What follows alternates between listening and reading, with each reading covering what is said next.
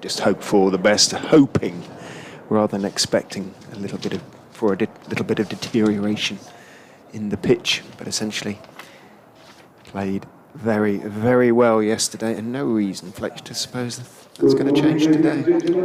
2017, Leicestershire 619, Derbyshire 533, Leicestershire 217 for 3. Thank you very much for coming. That's my major fear of this match. Leicestershire, if they're still batting at tea time today, can't lose the game.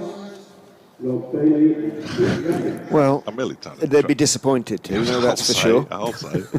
But you never know. You never know. You never know. And high praise for Neil Godrich, the Derbyshire head groundsman, in a sort of backhanded way from Wisden today, as they criticised the number of matches in which multiple wickets fell yesterday. I did write a little list somewhere, but I'm not entirely sure where it's gone. 20 at the Test Match Ground, Edgbaston.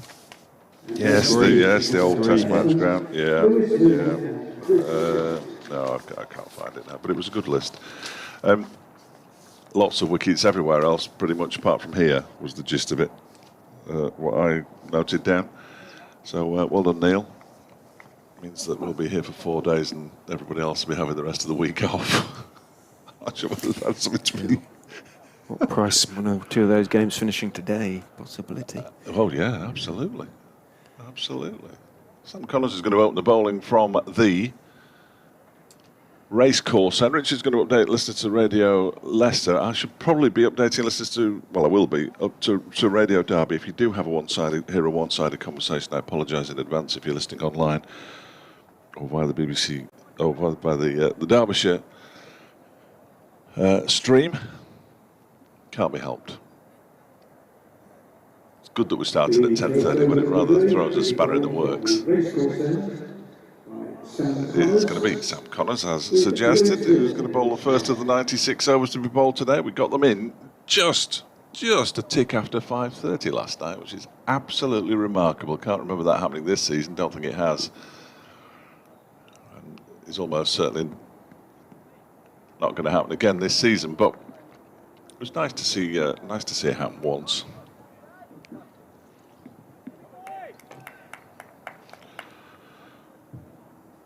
So Connors with the first delivery of the morning then from the racecourse, and he's going to be bowling to Lewis Hill, who batted really nicely yesterday. Hill pushes this one into the leg side, and they scamper through for a quick single as Tom Wood comes through to do the fielding. It brings Chris Wright onto strike, the night watchman. 13 from 21 last night, a couple of fours, batted okay. Presumably his job now is to score runs as quickly as possible as the night watchman. You would expect that to be the case, certainly.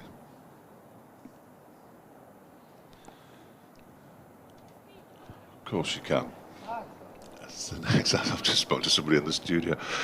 Yes, absolutely. Here is Sam Connors. I'm totally confused.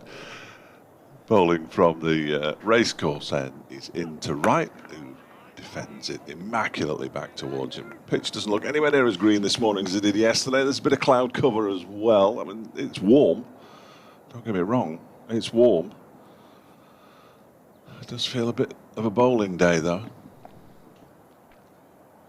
And the good news is that Richard's on his way back, so I'll be able to speak to Ian with impunity here, which is excellent news.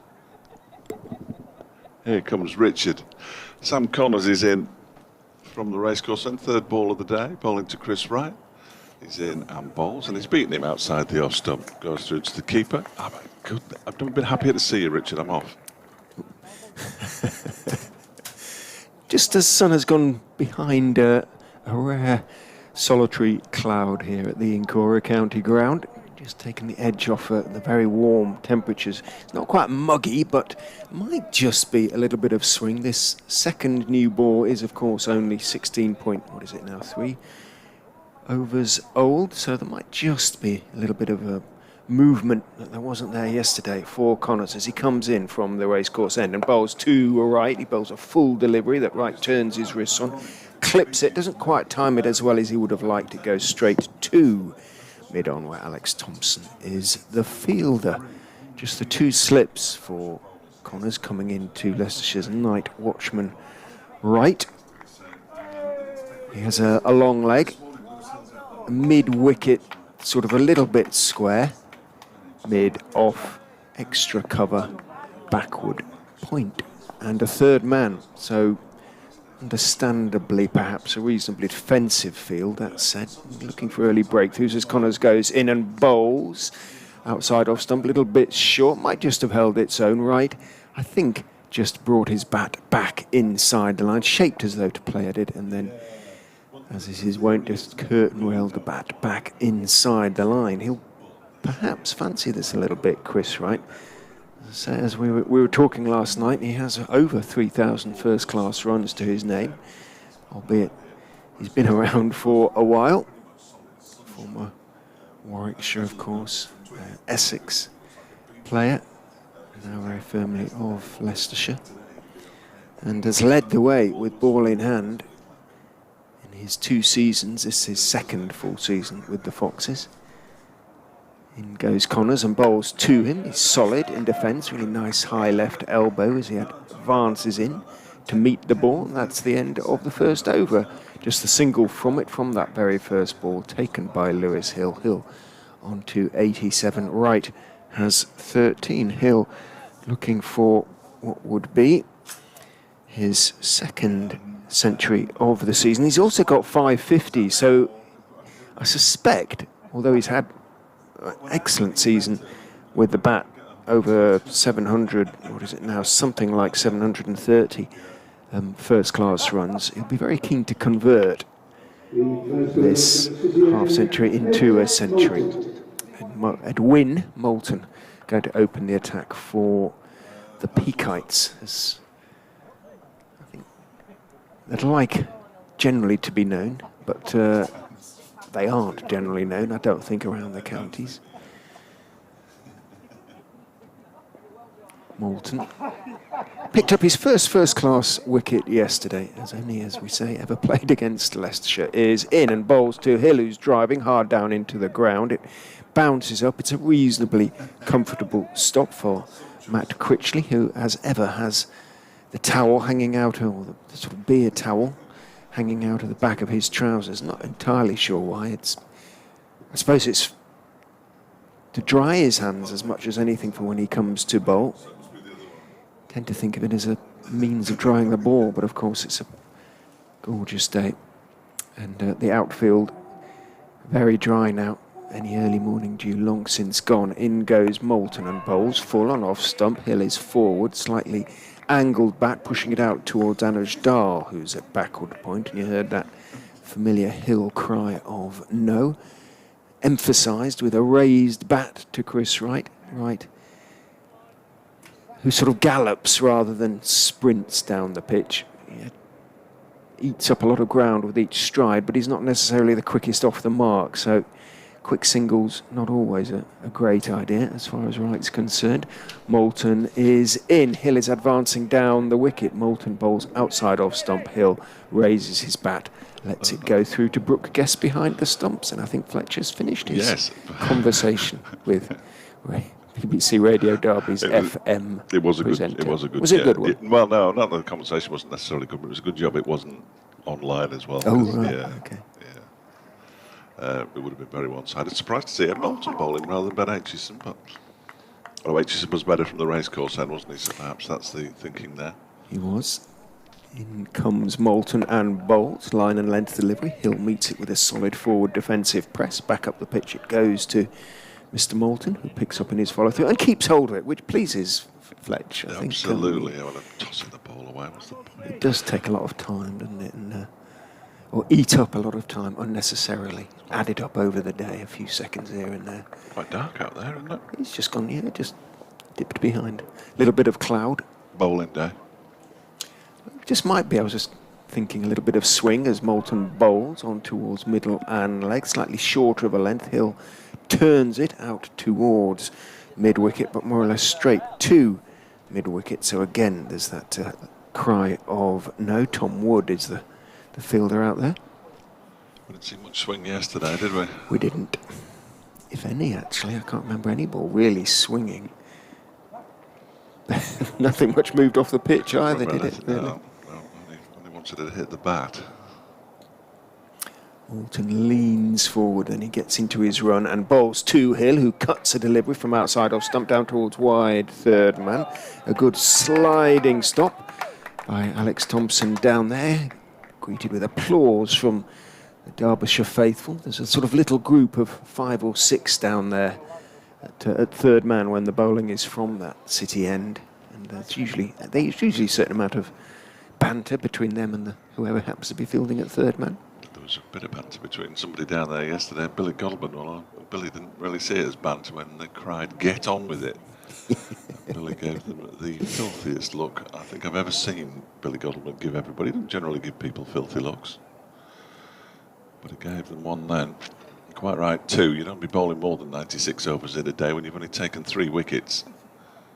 I would respectfully suggest, I have heard people criticising that even this morning, it was absolutely the right thing to do. Here's Sam Connors from the racecourse end.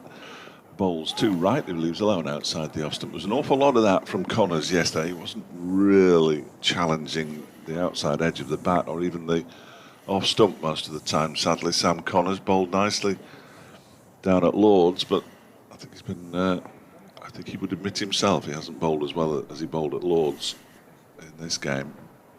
It's a real shame. He's still a young man, of course. People felt that more overs should have been bowled yesterday. Was that? Yeah, I heard one or two people suggesting that. Because it was, but even the batsmen were doing a bit of gardening. They didn't want to bat any longer either, I don't think, as Wright covers up this time and gets bat on ball, defends it back to Connors, and he's kept hold of the ball now. What's going on? They've not been listening, have they? That wouldn't be good if they'd been listening. Yeah, Evans seemed to run out of steam, didn't he? In as much as he ever built up a head of steam, he didn't really just maintained the same sort of very, very steady pace throughout, but they seemed to get a little bit tired towards the end, played a few loose shots. Once they'd sent out a night watchman, didn't want to bat more than 96 overs in the day, really, did they? I mean, that's the giveaway for me. Here is the night watchman, Wright, playing and missing at one outside the off stump.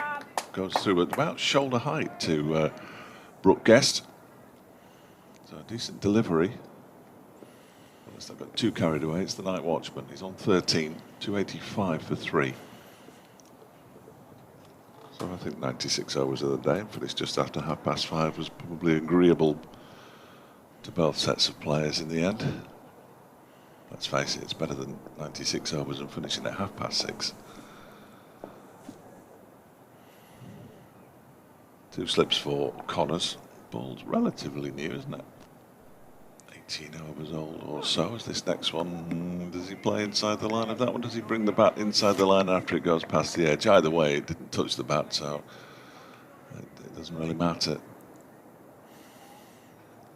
I was speculating. I think Wright might quite fancy this as a sort of opportunity, really. He's one of those sort of, from the opposition's point of view, annoying tail enders who can hang around for a long time. Batsman, is he? Well, he's starting to quite fancy it a little bit, so he'll be thinking, you know, I've got license to hang around here. Yeah, I thought he was going to swing the bat a bit and provide us with some much needed excitement. Clearly not, as he leaves that one alone outside the off stump to go through to the keeper. The amount of wildlife that's flying in front of our windows is entertaining at the moment. Huge crane flies, bumblebees, all heading away from Derby city centre. We saw a spider devour a crane fly in the written media. Well, not outside, it was outside the written media window this morning. That was quite gruesome. A long and slow death. A metaphor for this game, possibly, as that one is outside the off stump and goes through to the keeper. It's the end of the over, and it was a maiden over. They do sort of anaesthetise them first, do they not, as they wrap them? That's what one hopes. I saw them giving it gas and air. Nature read in tooth and claw. I know. David Griffin, the statistician and historian, made a good point, though, that we watch the wildlife programmes and a little caribou gets run down by a lion, and we all go, oh, the poor caribou. Nobody had a moment's thought for the poor crane fly this morning. Certain sympathy, wasn't there? Griff takes some lovely photographs of yes, nature, birds, doesn't he, over the winter? Yeah. Ed Moulton to continue from the city end is in to Hill, who's waiting for one side off stump and then just guides it neatly down to Thompson at third man through the gap at around about fourth slip, picks up a single, moves into the 90s. I was saying when you were having your conversation, Hill has had his best season with the bat in red ball cricket for Leicestershire in his career, but he's had 5 half-centuries and only once has he converted, so he'll be very, very keen in his own quiet way to go on and make sure he gets into 3 figures in this game. Moulton is in, bowls to Wright and beats him outside off stump. I think Wright has this sort of we've both said this a couple of times already today.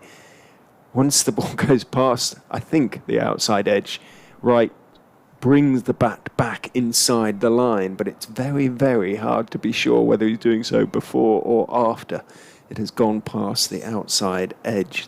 There was a total lack of reaction from Moulton or the slip, so perhaps it was beforehand. In goes Moulton and bowls onto the hip of Wright, gets up on his toes, turns it down towards fine leg, gallops the first, but there's no real prospect of a second as Connors gets quickly to the ball down there, running around from long leg towards fine leg, gets his throw away. So just a single, his first of the morning. Chris Wright, who resumed on 13 not out, moves on to 14, 287 for 3. I thought Hill had forgotten that we'd actually had a night's sleep in between. He kept appearing to want to get off strike and then let Wright guard him. Moulton is in. Hill is advancing down the pitch. It spears away down the leg side, bounces away down there. Hill lifts his bat over the line of the ball.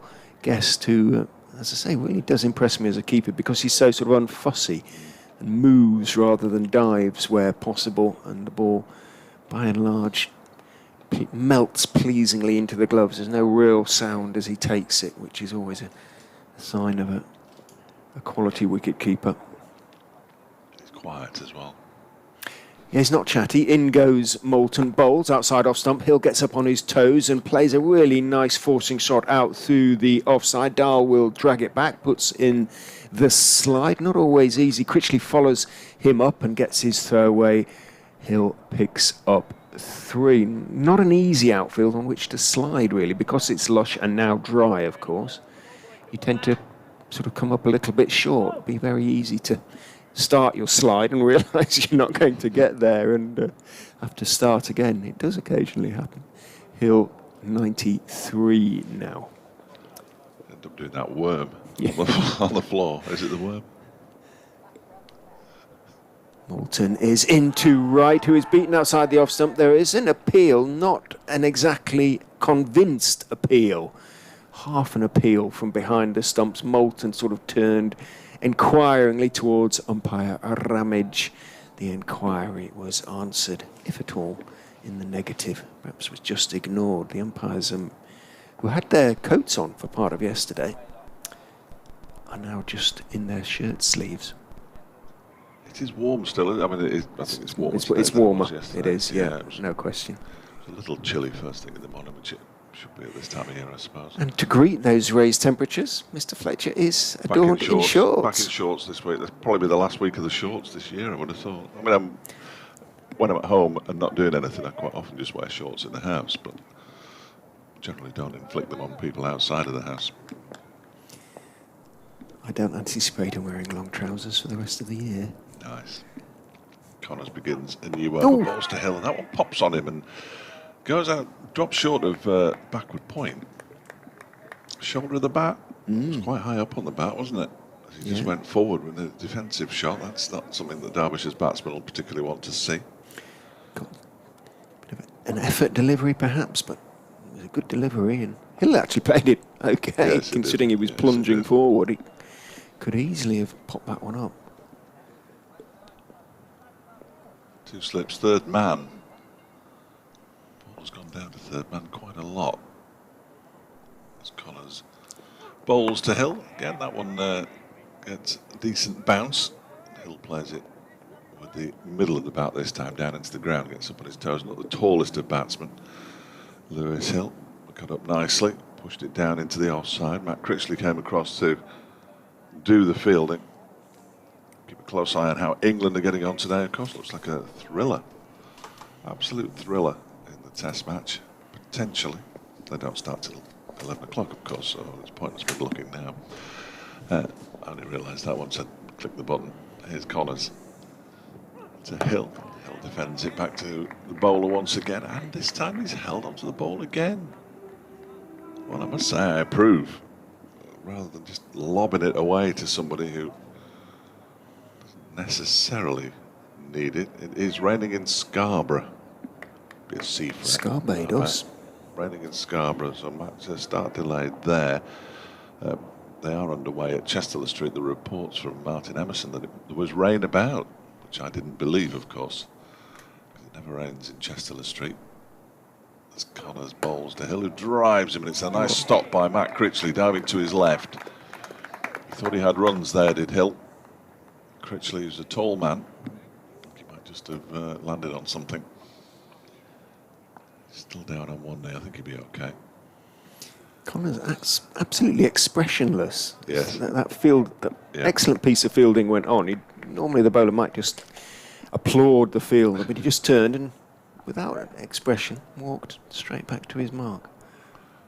Don't want to give anything away, do you? No. Don't want to give a good poker player. Bowls to Hill, who cracks him away for 4 runs this time. He might have he hasn't got an expression on his face of disgust. It was a fine shot from Hill. He gets a boundary for it out to the long boundary, the long cover boundary on the side away to our left in front of I think it's called the grandstand. Well, that's where David Griffin said he was heading, and he said it was the grandstand. So it will be away to our left-hand side in front of the players' pavilion. Nice shot. Really nice shot. Wasn't it? Hill within a shot of his century now.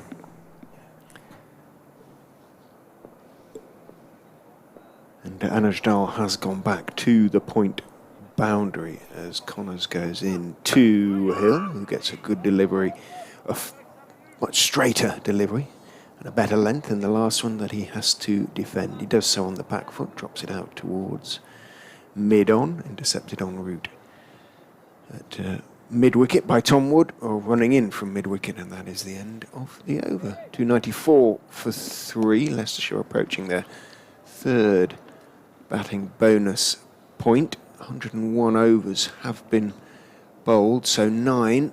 Will that be remotely on their mind? I suspect not, to be quite honest. Shall I keep going? Yeah, you might as well. Okay. Goes Moulton and bowls a slightly short of a length delivery to Chris Wright. With respect to him, lack of sort of menace from Moulton is marked compared to Connors. He's sort of half a yard slower, despite the fact he's coming down what slope there is.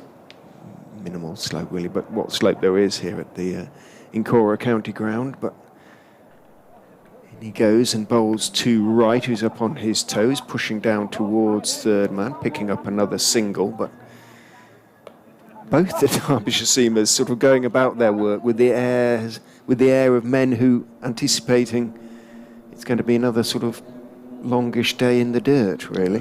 Feels like it, doesn't it? Well, we have seen Ed Moulton's first-class wicket, and we hope to see his first-class run at some point, because he got a pair in that game at New Road, including a first bowler. Yeah, he had a lovely debut, didn't he? Not really. No.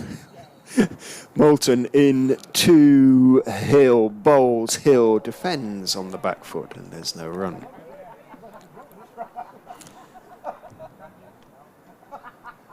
The Derbyshire faithful below us in jovial mood. Yeah, they are, aren't they? They must have been drinking early today. A little bit of something special in their coffees, perhaps? Or Yeah. who knows? There's not many of them. No. Will Davis is there in his pads. Having a chat to them? No, I think he's waiting for this century. Moulton is in. Hill is going to pick up 1, could be 2. It should be 2, and he is having to scamper, but the throw is high from Sam Connors. Had to leap high above his head to take that. Brooke Guest made Hill's scampering in the end unnecessary. He picks up 2, moves on to 99. close in on him a bit here, but I'm sure that's why Will Davies is waiting. He's obviously been for an. In fact, there's a whole gaggle of Leicestershire. Yeah, Callum people down Parkinson, I can see down there. Hassan Azad, George Rhodes. They are ready to applaud Lewis Hill, who composes himself. He's on 99 now, looks around, sees that third man has come up to gully, and there are no sweepers out. Long leg is still out, but otherwise it is a single saving field. Moulton turns. Comes in, bowls to Hill, who is dropping it out towards mid-on. He's going to have to scamper. He gets there. That is the single. Hill punches the air with delight. He has scored his second century of the season. A really impressive effort from Lewis Hill. He moves on to 100 not out of 298 for 3. He raises his bat to the pavilion. And he's going to get some congratulations from his teammate Chris Wright, who is out there. Well played, Lewis Hill. 143 balls, 11 fours. Reasonably positive then, as well, I think, for Hill. Yeah, no, it's been a terrific innings. 143, 8. I believe. 11. 11, beg your pardon, 143, 11. Don't know where I got 8 from. In goes Moulton, bowls to Wright, bounces and comes back in, hits him on the pad, but was a little bit high and probably going down the leg side, and there is no appeal as a consequence. End of the over, 298 for 3. Yeah, well batted, Lewis Hill. He's got 2 for the season, which is double the number that Derbyshire have got as a team. Which tells you pretty much all you need to know about the way Derbyshire's season's gone. As far as batting is concerned, it hasn't been good. And now that he's got that century, but perhaps step on it. Who knows? Perhaps Wright wanted to be out there when he scored his century. Might see these two batsmen start to tee off a bit. The sun has come back out, as if in celebration. 298 for 3. So here comes the batting bonus point for the next boundary, as that one is, well, it's not going to be a boundary, it's just going to be pushed out into the offside. Hill picks up a single already. He wants new gloves. Dear, oh dear, he's only been out there 24 minutes. Sun is back out. Well, I know, but again, amateurs asking for fresh gloves in a game on Saturday that I was watching. Oh, really? That's not entirely baffling. I don't think I ever had a pair of gloves when I played cricket. I used to just pick a pair out of the box and hope they were a matching pair. Because you wouldn't be allowed to do that at the moment. 299 for 3 then as Connors goes into bowl to Chris Wright, who gets one down the leg side. There's the bonus point, the next bonus point from 4 byes down the leg side. The 300 up for Leicestershire, 303 for 3. They now move on to 3 batting bonus points. They could get quite a decent haul out of this one if they can force home their clear superiority in the opening day and 25 minutes. Poor delivery from Connors, I'm afraid. Guest couldn't get across to it. This one's short, it's hammered away, but he didn't get hold of it as well as I thought he had. He might still get 4 runs for it because it's going up towards the players' pavilion and beats the chase of Matt Critchley. It was a short delivery and it basically just tennis ball bounced up to about head height, and Chris Wright clouted it away off the toe end of the bat, and it had enough on it to get all the way to the boundary. 307 for 3 now.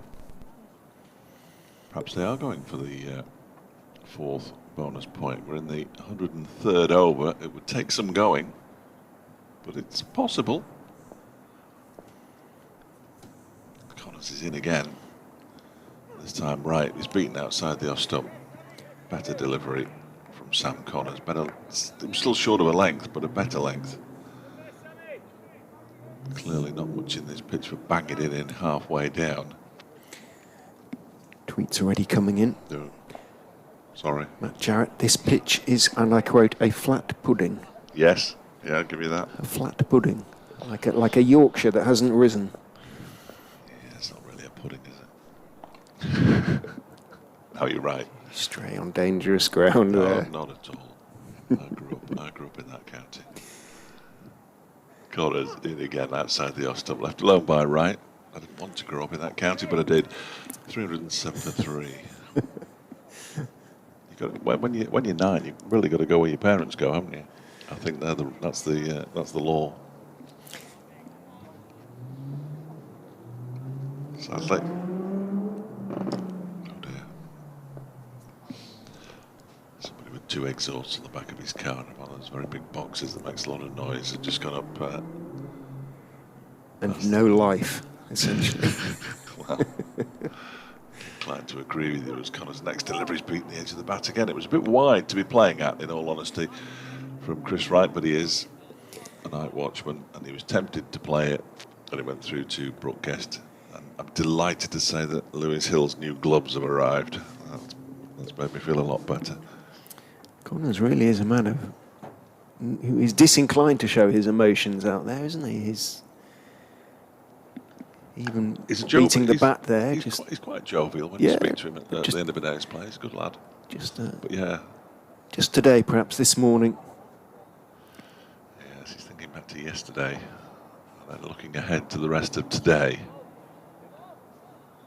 Thinking, oh dear. Make a start on this over, you think? Yeah. There's still play music. Yeah. There's a few headlines before they come to me. Although why there should be any news headlines before better than a century Lewis for Hill scoring 100, who can say? I could make an argument for a Derbyshire century being top of the news agenda.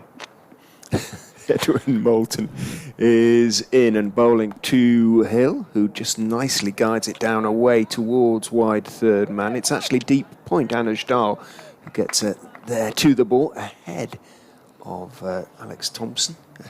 In front of him, running away to his left, keeps Hill to just a century.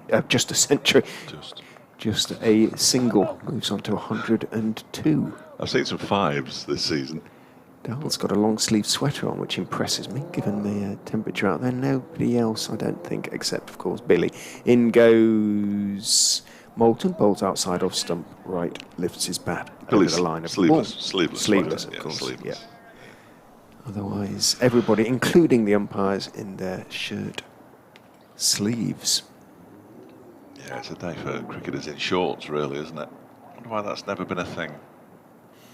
Did the women wear them for a while? They wore skirts, certainly, didn't they, when they first started? Dreadful, yeah. When they first started.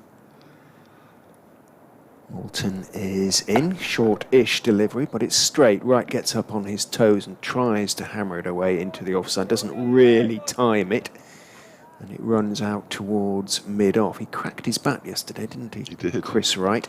And again, it's not the greatest sound when the ball hits the willow.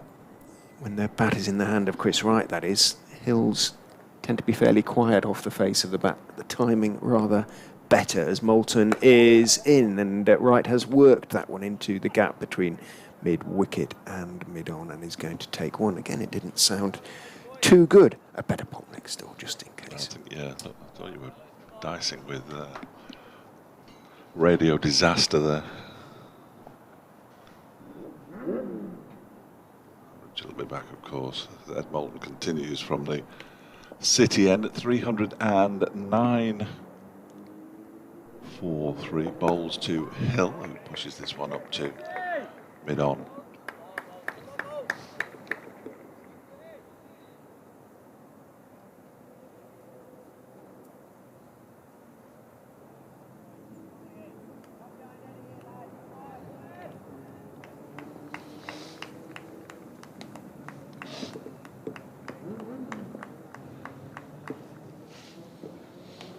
Moulton runs towards us, and Hill leaves that one alone outside the off stump to go through to Brooke Guest, the Derbyshire wicket keeper. It's the end of the over at 309 for 3. Lewis Hill on 102, Chris Wright on 20, the night watchman. Partnership worth 43, and they've added 27. So so far this morning. So they're on course for a 3-figure second day opening morning. Alex Hughes is out to sanitise hands. Update.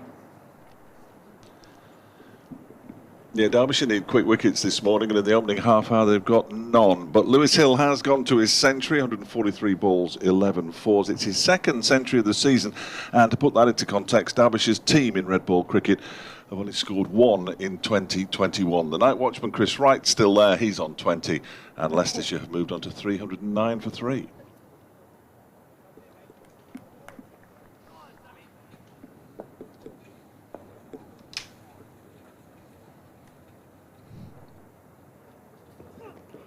First ball of a new Sam Connors over is pushed into the leg side by Lewis Hill for a single. 310 for 3. He moves on to 103. It's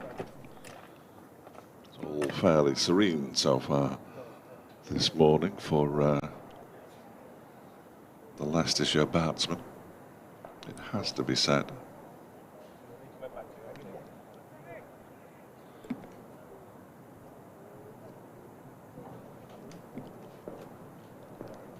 Particularly attacking from Derbyshire either at 310 for 3 with just the 2 slips in place as Connors bowls outside the off stump. It allows it to go through to the keeper, and there's no run. It's still +4 on the over rate. I don't know how on earth it could be +4. I've no idea, because we finished just after the time we were supposed to finish last night. So to be +4, unless the man who's operating the scoreboard is a golf fan. Just wanted to see +4 on the scoreboard. It was terrible. Yeah, I thought the silence was more apt. The Connors bowls and Hill pushes it out into the offside. Watched a bit of the Solheim Cup last night. I didn't realise it's Labour Day, I think, in America today, isn't it? Which is why the Solheim Cup is going into today. Is that a public holiday? I think, okay. Yeah. Yeah, Mel Reid from Derby, part of the Solheim Cup team out there. You were leading overnight, weren't they, by just a point or two? Just, yeah, so we're up to the singles today. Quite an exciting finish, I think. Ben Aitchison, the designated clapper today. But first slip.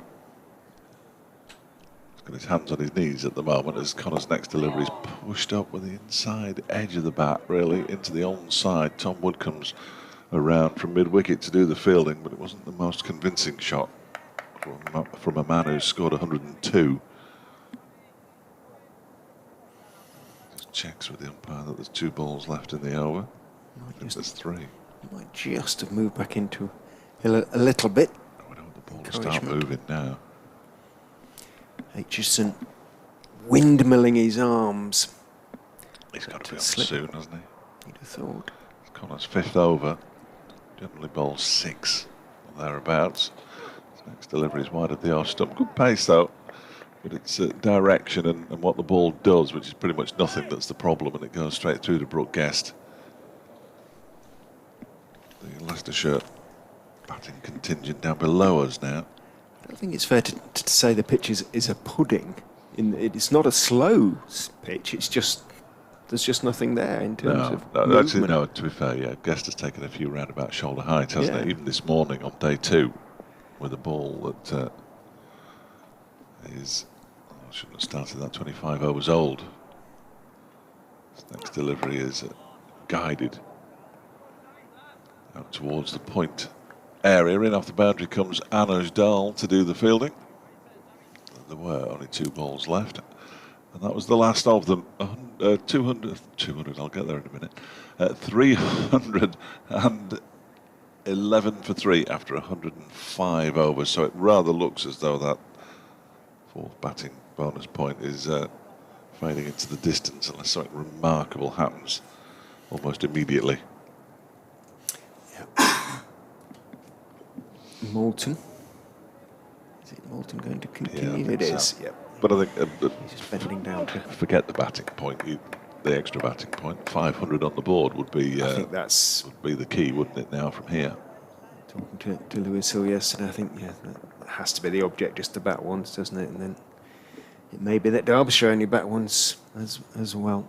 Moulton is in 2 Hill bowls, and Hill turns the face of the bat on that defensive push out into the onside, immediately calls Wright through for a single mid-on.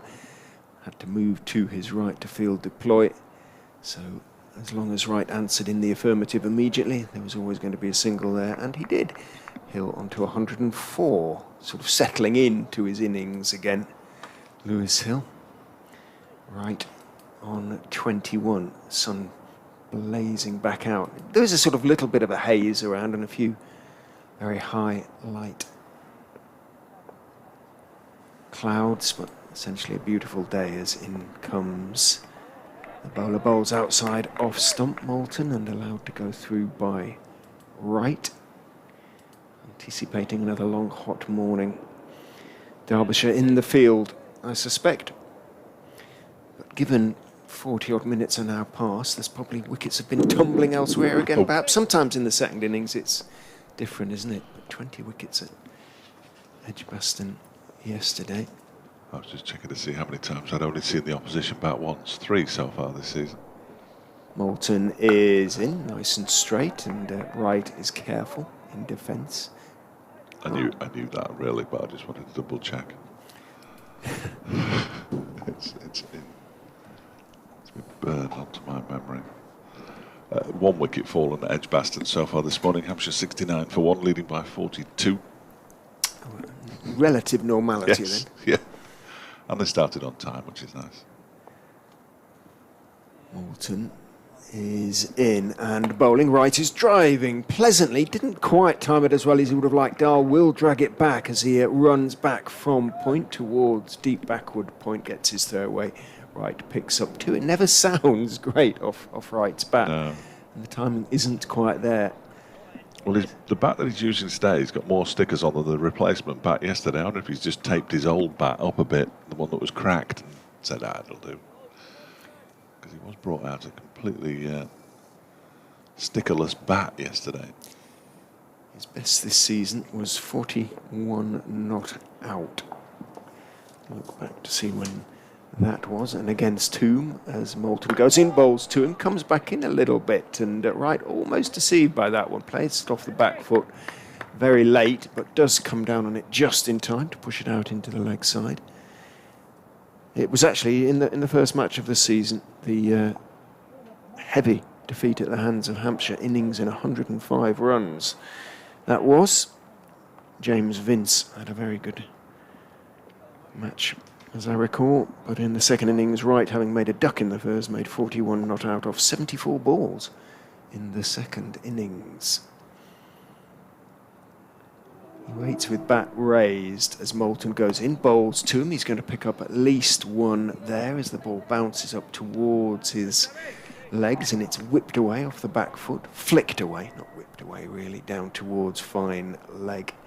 Connors picks up, comes in to meet the ball. You'd say he was lugubrious in terms of expression, but as you say, off the field, he's a jovial character. Yeah, he's okay, Sam, yeah. You can have a laugh and a joke with him.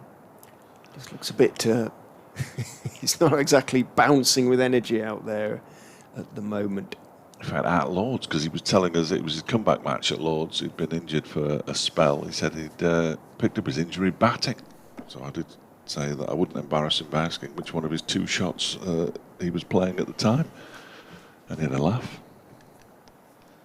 Not necessarily known for his batting, Sam Connors. There is another game, I'm delighted to say, that's only in the first innings, because they've only just started at Hove today. Middlesex taking on Sussex in the 3rd division. Middlesex are batting in that match, having won the toss. They're 45 without loss after 10. Here's Sam Connors beginning a new over to Chris Wright, who gets an inside edge on that one, down towards long leg. Ed Moulton has to come in and do the fielding, having hoped that he might just be able to rest his legs at the far end, but they pick up another single. 316 for 3 now. Remember Sparkney fairly well occupied, isn't it? Yes. Yeah. Fairly full. ish. It's a good place to watch cricket. You are very much on top of things over there. The crowd on day 2, with it being a Monday as well, it wasn't going to be as large as yesterday, and yesterday's was fairly disappointing, I thought. As Connors is in and bowls, that's driven nicely by Hill. There's a big run round here for Anuj Dal. Hill's going to get back for the second comfortably by the time Dal gets from the point boundary to the cover boundary to do the fielding. 2 more to the total, 318 for 3. Hill moves on to 106. Connors walks back as though what? Sort of conducting an orchestra, or yes, I do like it. You know, when the kids click their fingers. Yes. I wonder if he was doing that. Certainly looked like he was thinking of happier times somewhere. He's in his 6th over this morning. He's only conceded 13 runs. And Moulton's 5 overs have gone for 17. So it's been a similar pace to the cricket we watched for most of yesterday, in all honesty. Overall run rate just under 3 as Connors bowls to Hill, who pushes it out into the offside, and there's another one of those good diving stops from Matt Critchley in the covers to prevent a run from being taken. 3 and over is perfectly acceptable in the Championship as far as I'm concerned. Certainly if you're going to bat once and you score at 3 and over for 2 days, you've got yourself 600 runs, so that ought to be enough to make sure that Leicestershire don't lose the game. Connors is in again, and that one, he fishes for that one. I bet it was wide. It didn't bounce perhaps as much as he thought it was going to as he played the cut shot. And it goes through to Brooke Guest, but he didn't really get his feet moving there, Lewis Hill. It was a real afterthought of a shot, wasn't it? It sort of was out there and he was going to leave it, and then he thought, oh, see if I can dab it away or get it away down into that gap between deep point and third man. Derbyshire's bowlers could do with an error or 2 from the Leicestershire batsman. As Hill waits and drives this next one, which is he met it on the half volley and got it on the toe end of the bat. Good stop by Connors in his follow through. Tweets coming in. Hill's century. Bronte, who works in a hedgehog rescue centre, sometimes has been naming various baby hogs after Leicestershire Centurions this season. So Hilly has just been named. There's a little picture of him. Oh, very nice. Spiky little fella. Yeah. Are they called pups then? Hoglets, apparently. Oh, is it? Oh, good ball from Sam Connors. Beats Lewis Hill as he gets a decent stride forward and plays at the ball, but it goes past the outside edge through to Brooke Guest. He gets a pat on his back from Billy Godleman, does Sam Connors. Again, we'll not know until another 6 deliveries have been bowled whether that was a well done, Sam. Take a breather after 6 overs for 15 runs this morning, or only 1 more to go, Sam, then you can have a rest. Sticking with Ed Moulton at the moment from the City end, so we haven't seen Ben Etches and we haven't seen Anuj Dal either, or the 2 spinners who bowled yesterday. Alex Thompson, who's down below us at third man, or Matt Critchley, who's fielding in the covers. And it looks like we've dispensed with one of the 2 slips now as well. But Ben Aitchison going in close-ish at mid-wicket, sort of on the drive, a bit wider than that really, and further back there. Madsen doing a certain amount of directing of traffic out there. Bringing Tom Wood up. He was out on the mid-wicket boundary, but he's coming in. I think that's Woody. Looks like it to a conventional sort of square leg, just no, a little bit wider than that. As Moulton is in from the City end, bowls to Wright, who defends the ball down into pitch, bounces up. Did it hit him on the chin? I think it might have done, yeah. And brilliantly, he didn't pick the ball up either. I'm not a big fan of that. So everything's going right today, apart from the fact they're now passing the ball around. But when the bowler gets the ball back, he keeps it. When the batsman plays a shot, it doesn't go very far, he doesn't pick it up. I'm entirely in favour of what's happened so far today. 318 for 3. There are still 3 overs to go before bonus point allocation is completed in terms of this innings, as Wright steers rather than drives that one off the front foot. Good length delivery out towards mid-off, and there's no run. Aitchison, who's been warming up for much of the last 20 minutes one way or another, continues to do. Quite a lot the last 24 hours, in all honesty. We can anticipate his imminent arrival at the crease, as it's a full-ish delivery from the bowler that Wright again is a little bit late on, as he waits on the back foot, steers it out wide of mid-on, but again with no timing, so Deploy can move across from mid-on and make the stop comfortably enough. He is coming on, he's just signalled to the 12th man to come on and get his cap. Ben Aitchison. Moulton turns, is in, bowls outside off stump. That was there to be hit away. Wright tried to do so, but peers down at his bat for letting him down as he hit it hard down into the ground, and it bounced up. And in the end was a reasonably comfortable stop for Critchley, running to his left in the covers. Wright continues to search for a certain amount of fluency or timing. Thompson does some interesting little stretches down below us, over the shoulder, as he squatted down at third man. Moulton turns and in, and it's going to be he's going to be in action in there. Thompson running away to his left as it took a thick outside edge, ran down more or less on the ground through about 2.5 or 3 slips, and not particularly quickly across this lush Incora County Ground turf. Thompson made the stop comfortably enough. Wright picks up another one. Hill just checks his guard with umpire Ramage, gets a nod of the head, looks around him, sees no real change to the field. Just the one slip now. Standing slightly wide, Madsen there. Shouldn't go between the two of them though. If there is an edge, Moulton goes in. Outside off stump he bowls. Hill got in position to cut it away, didn't play the shot. End of the over. The toiling Moulton gets a sort of fist bump from Billy Godalman. His work for the morning, for the time being, in terms of bowling, is done. 19 overs, 1 for 65 in this innings. He was beginning close to about 200, his average, wasn't it now? Just trying to remember what his average was from that.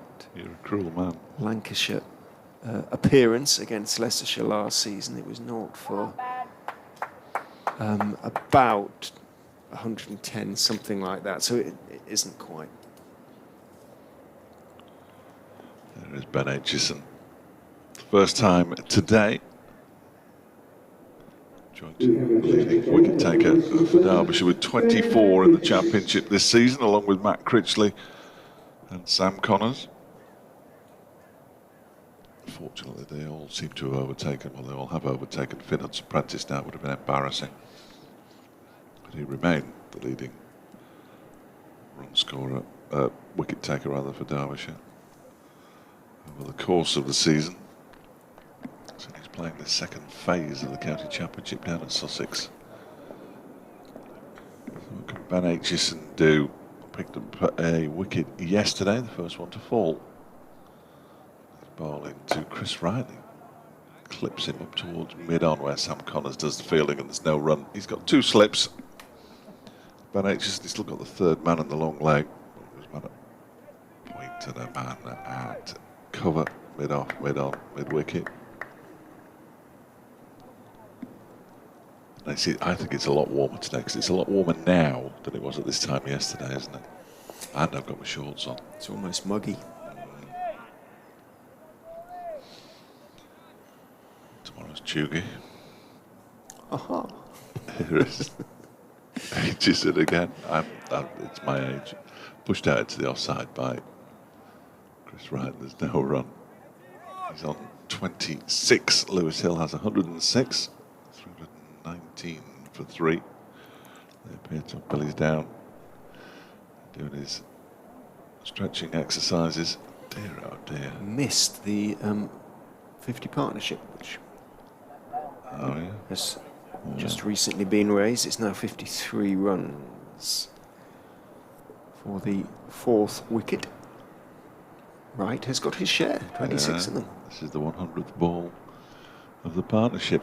Made ball by Ben Aitchison to Chris Wright, who gets a leading edge, and it goes in between the man at cover and Billy Godleman at a wideish mid-off, and they'll pick up 2 runs for it. False shot lands perfectly safely in between Thompson and Godleman. I thought that was going straight to Alex Thompson. So did I. The score moves on to 321 for 3. Wright moves up to 28. Just shows you, doesn't it? If you're not picking wickets up, even the half chances don't go your way. He just must have thought he picked up a 2nd wicket there. 1 for 46, his figures now. He's in, and that one beats the edge of Chris Wright's bat. Goes through to the keeper. In fact, it's 1 for 48 because the computer's just updated with those 2 runs off the leading edge out into the offside. Those early wickets that Derbyshire were desperate for this morning simply haven't materialised, and Leicestershire just going along there on their merry way. They have now started in Scarborough. As you say, maybe just a little bit of it. I would have saw Inzamam ul Haq nearly freeze in a Scarborough sea, Fred. Aitchison bowls to Hill, who defends it up to Billy Godleman at mid-off. He really did look like a potato, the amount of clothes he had on that day. Don't blame him, though. Everybody had their sort of woolly hats on as well, and the works. It is glorious up there, though, isn't it? What a place to watch cricket. When the sun is out, yes, it is. It is. You see the moors away to the north and west, obviously. But you can't see the sea. No. You have to go across the road, don't you? There's the park at the back where they do the Trafalgar reenactments. There's Aitchison in bowls. That's a shortish delivery. Doesn't really get up. Wright just sways out of the way of it as it goes through to Brookcast. End of the over, 2 from it. 321 for 3 after 109. Wright 28, Hill 106. I'm going to have to correct you there. It's actually the Battle of the River Plate that Okay. gets enacted. Yeah, There's sort of more modern ships, you see. Yeah, absolutely was. Trafalgar having been galleons, sailboats essentially. But, the River Plate, they are easier to. I imagine so. Yes. Radio-controlled destroyers than sailboats. Feel free to correct me at any time. I watched my first cricket in Scarborough. First-class cricket, obviously. David Bairstow hooking Michael Holding onto the pavilion, dislodging tiles.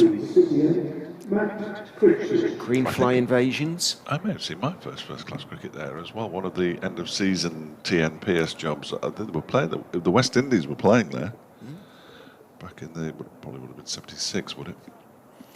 We were probably at the same time. Yeah, probably sitting next to each other. Spin. Already. Relatively early in proceedings. Matt Critchley coming back on at the city end with not an entirely defensive field in that Wayne Madsen is at slip, otherwise a couple of men on the push, but essentially a defensive field. Critchley is in and bowls. Hill is driving hard, a really good diving stop away to his right by the impressive Anuj Dal, pushes it behind the bowler, who quickly seizes on the ball to make sure there are no singles, shakes his right hand. I don't blame him. In goes Critchley and bowls to Hill. It bounces a little bit and Hill has to be careful. There's no spin, but he has to adjust and just push it out into the offside. Connors comes in from backward point to field. Critchley in, bowls, drops short, comes off the edge and goes just over the top of the leaping Wayne Madsen, who's probably pulled a stomach muscle there. His hand immediately went to his stomach muscle. He went for the little paddle sweep. It bounced again a little bit more than he expected. Lewis Hill came right off the top edge of the bat and looped over Madsen, who flung himself into the air. Now, with his left hand, he's rubbing his tummy and waving at the physio. Or is he just reenacting lifting his left arm up? He doesn't appear to be too much in distress. He's staying out there. He's not running off or anything like that. We had a similar sort of incident with Dahl yesterday, didn't we? He seemed to have done something to a stomach muscle, but he's fine now. In goes Critchley and bowls. Wright is studiously forward, bat meeting ball and pitch at roughly the same time, playing it out towards mid-wicket, and there's no run. As you say, it's one of those innings when the ball does take the edge, it's not going to hand really. In goes Critchley and bowls, very wide outside off stump. There's bounce and a little bit of turn, but from wide going wider. Wright has nothing to do with it.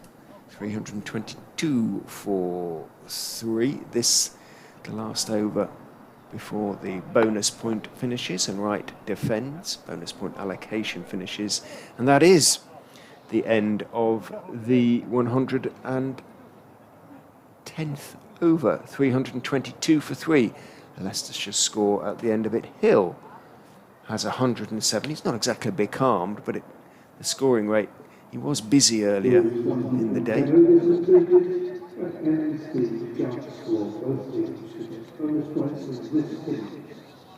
What's he saying? About the bonus point and 110. So that ends the bonus point allocation. So it's 3-1 in the first innings, essentially. 3 wickets taken by Derbyshire, and 3 batting bonus points for the Foxes. And it's going to be Ben Aitchison. No, I was going to say to continue. He looked like he turned at the top of his mark, but then Billy Goldman wanted a quiet word with him, so he just had to stop momentarily, but he's on his way in now. And bowling to Lewis Hill, who clips this up to mid-on. Sam Connors will pick up and have a shot at the stumps. Hill was home comfortably, as it turned out. And he moves on to 108 now, and Leicestershire to 323 for 3. There'll be various updates coming up.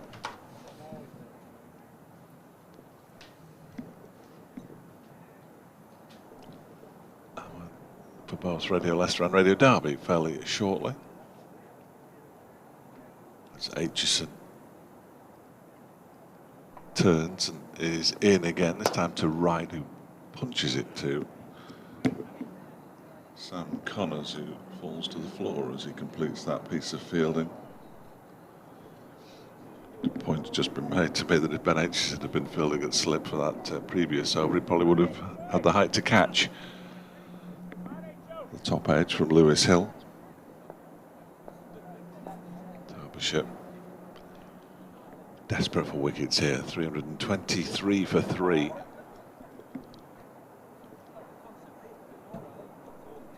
Aitchison is in again, and this one is driven, but you can hear from the noise that it makes off the bat. There's no timing there for Chris Wright. The ball dribbles up to Billy Godalming. The Derbyshire skipper in his sleeveless sweater on a sweltering day here at the Incora County Ground. Really is very warm indeed. That heat wave we were promised has arrived.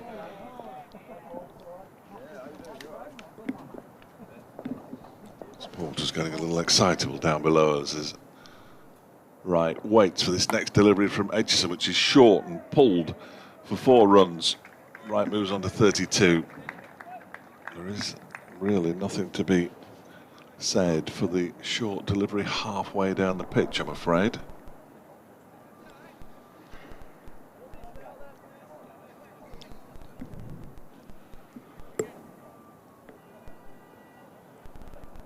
I can tell you that Derbyshire needed quick wickets this morning and haven't got any.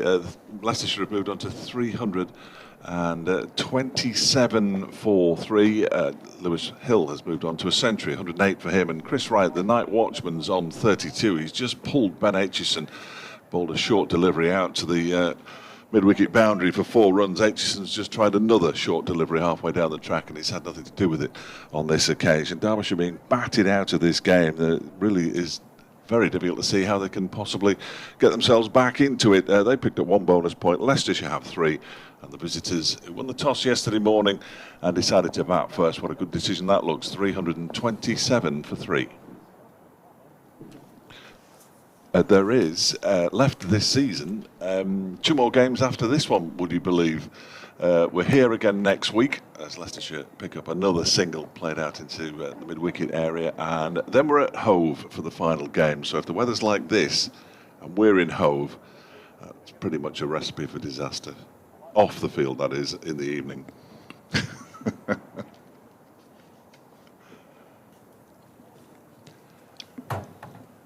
Oh. Well, Sheryl Crow. All day long. Thank you very much. Thank you. It's the duel at noon on Ian Sky. He's doing the Bee Gees or Sheryl Crow today. It's the end of the over, incidentally. That single into the mid-wicket area was the last ball of the over. They've moved on to 328 for 3. With Wright on 33. Played the first short ball really nicely and then played the second short ball as nicely by not having to go at it, because Aitchison was desperate for him to miscue, wasn't he? He was.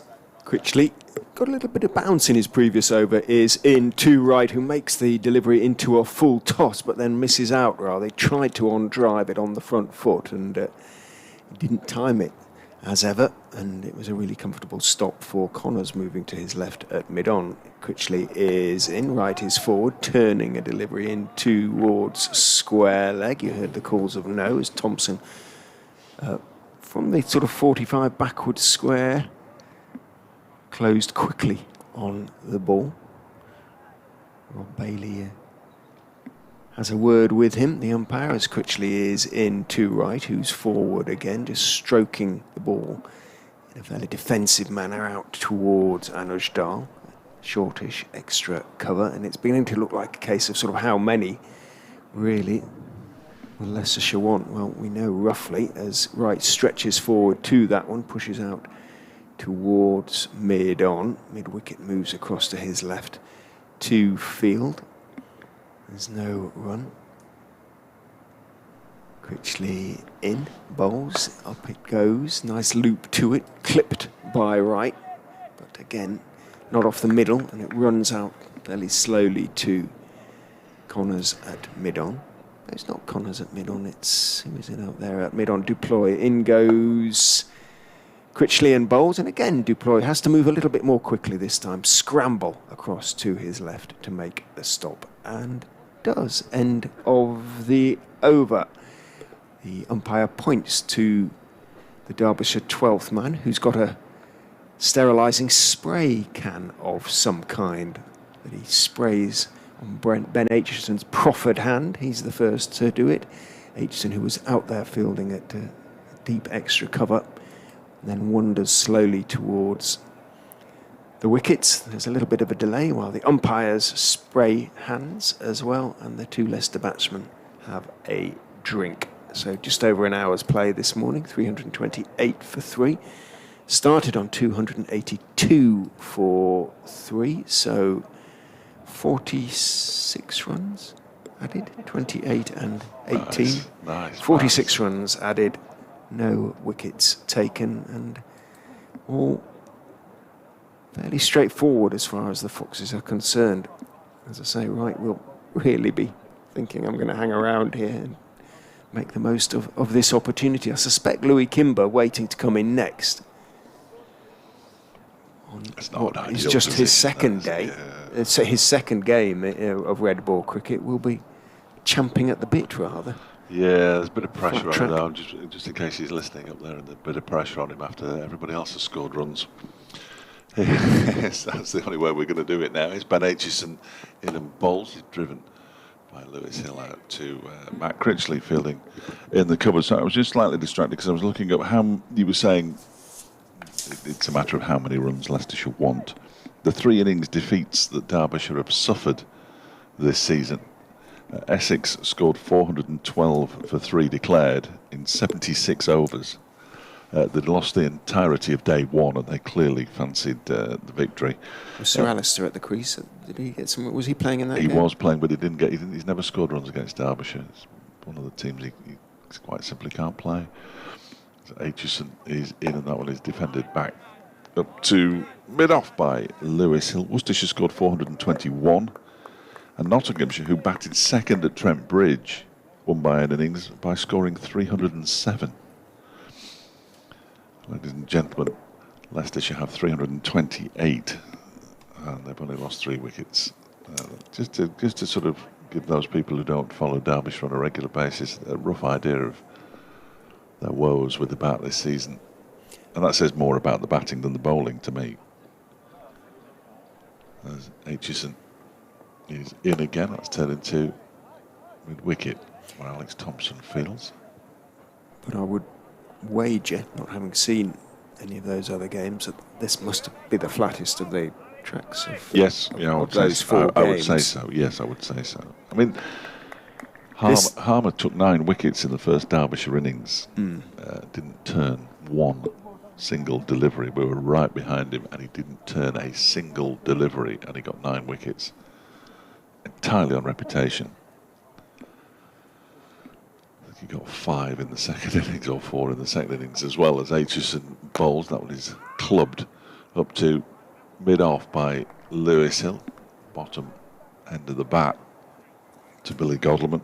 The pitch at Worcestershire at New Road seemed okay. They were all away from home these games, where they've lost by an innings. Trent Bridge was Trent Bridge.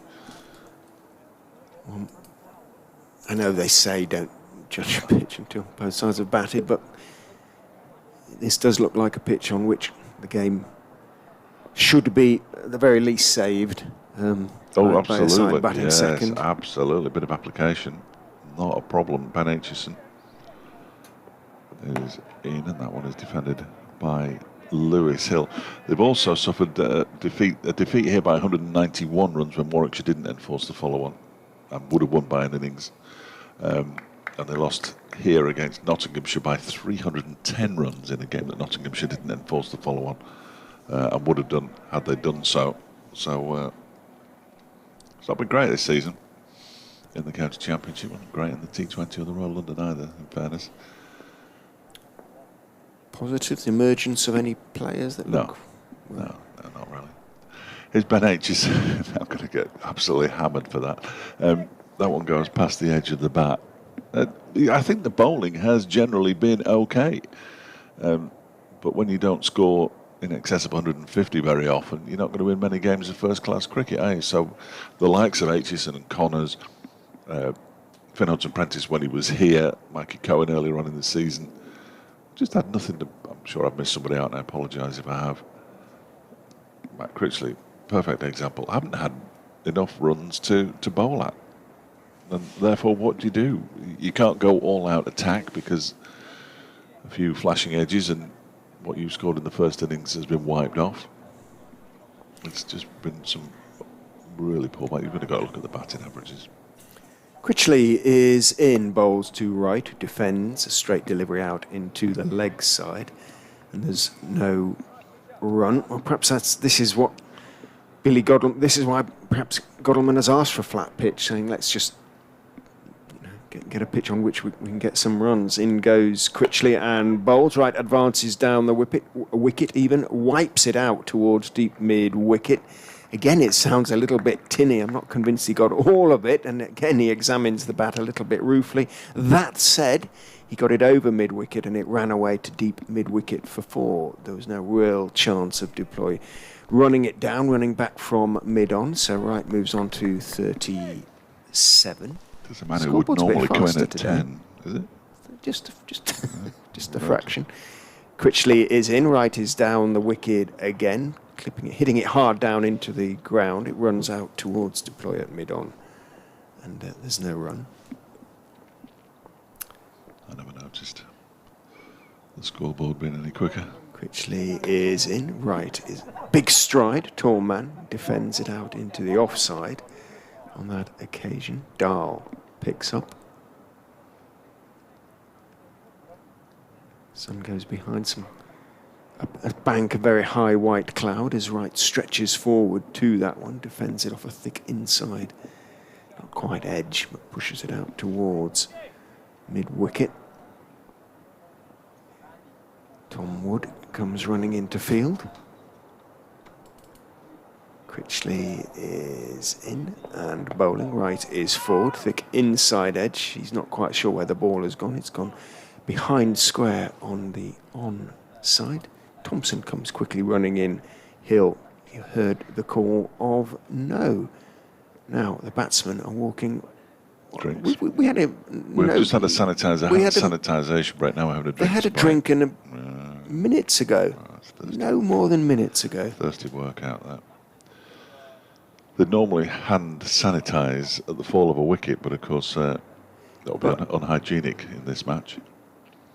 But this is a drinks break, isn't this it? is an actual drinks break. Could they not combine the two? You would have bottles thought. get a bit slippy when you've got your gel on your hands. Richard, I'm with you, mate. I have no idea. This seems. Perhaps they think they've got through enough overs at this point today. What did we start on? 96. I can't work it out. 96, 78 remain. So we've had 18. And it's 45 minutes till lunch. 1 hour and sort of 12 minutes. Yeah, see, they're close to the threshold. Umpire's talking to the scorer, who's not listening. Not responding at all, is it? I'll give them the universal signal for he's not listening. Do you knock on? We knocking on the window. It's a huge sort of vacuum, isn't there? So. I think so. Yeah, I think it's supposed to be. Let's say airtight. That's not the right phrase, is it? It's supposed to be. I'll give them a wave. But no, I don't care that you can't see. No, they're trying to talk to you. It's a walkie-talkie.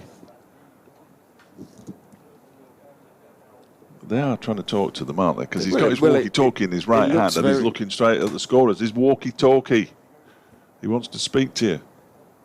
He's waving it at you. Well, we haven't got. Well, we'll be there in a minute. We'll be there in a minute. You're all right. Don't worry about it. Yeah. There we go. Rob Bailey's doing the universal sign for the scorers are asleep, and I think he might be absolutely right because I don't think he's even got his walkie-talkie with him. There we are. He's got it now. He's got it now. Everything's all right. Do you want a drink, Richard? There's a very kind gentleman just offered us a beverage. Thank you, Nigel. Thanks, Nigel, but no, we're good, thank you. But the delay is now going to be longer than it would have been because they could have had this conversation on the walkie-talkie 5 minutes ago and the scorers had the walkie-talkie with them. It's a good job we're here, Richard. It's a very good job we're here. This game would have ground to a halt, which it pretty much has anyway. We were making all sorts of signals to the scorers who can see us through a side window in their box, and they were sort of waving back and signalling. We're pointing to the umpires and making walkie-talkie signs. I think they were saying they didn't need to see the action because the blind is down. Right. To shield their eyes from the sun. But what quite the scorers, why they thought we were suddenly trying to engage them in conversation is anyway. Staggering. I would have should have written it down, really. Is it me? It is. It's Ben Aitchison bowls the first over after the drinks break, and it's clipped very nicely by Lewis Hill out towards the straight mid-wicket boundary where Tom Wood does the fielding. The batsmen get a couple of runs for it. Hill moves on to 110. Hill wasn't known for his aggregate run scoring, big scores, if you like. Before this season, he had only one century to his name, but his best is actually 126. So he's not actually that not far away, is he? Too much further to go. Okay. In terms of a first-class career best. The landmark for Hill. So he's 2 centuries this season. He's one more than Derbyshire combined. As his next delivery is chopped away down to backward point for a single by Hill.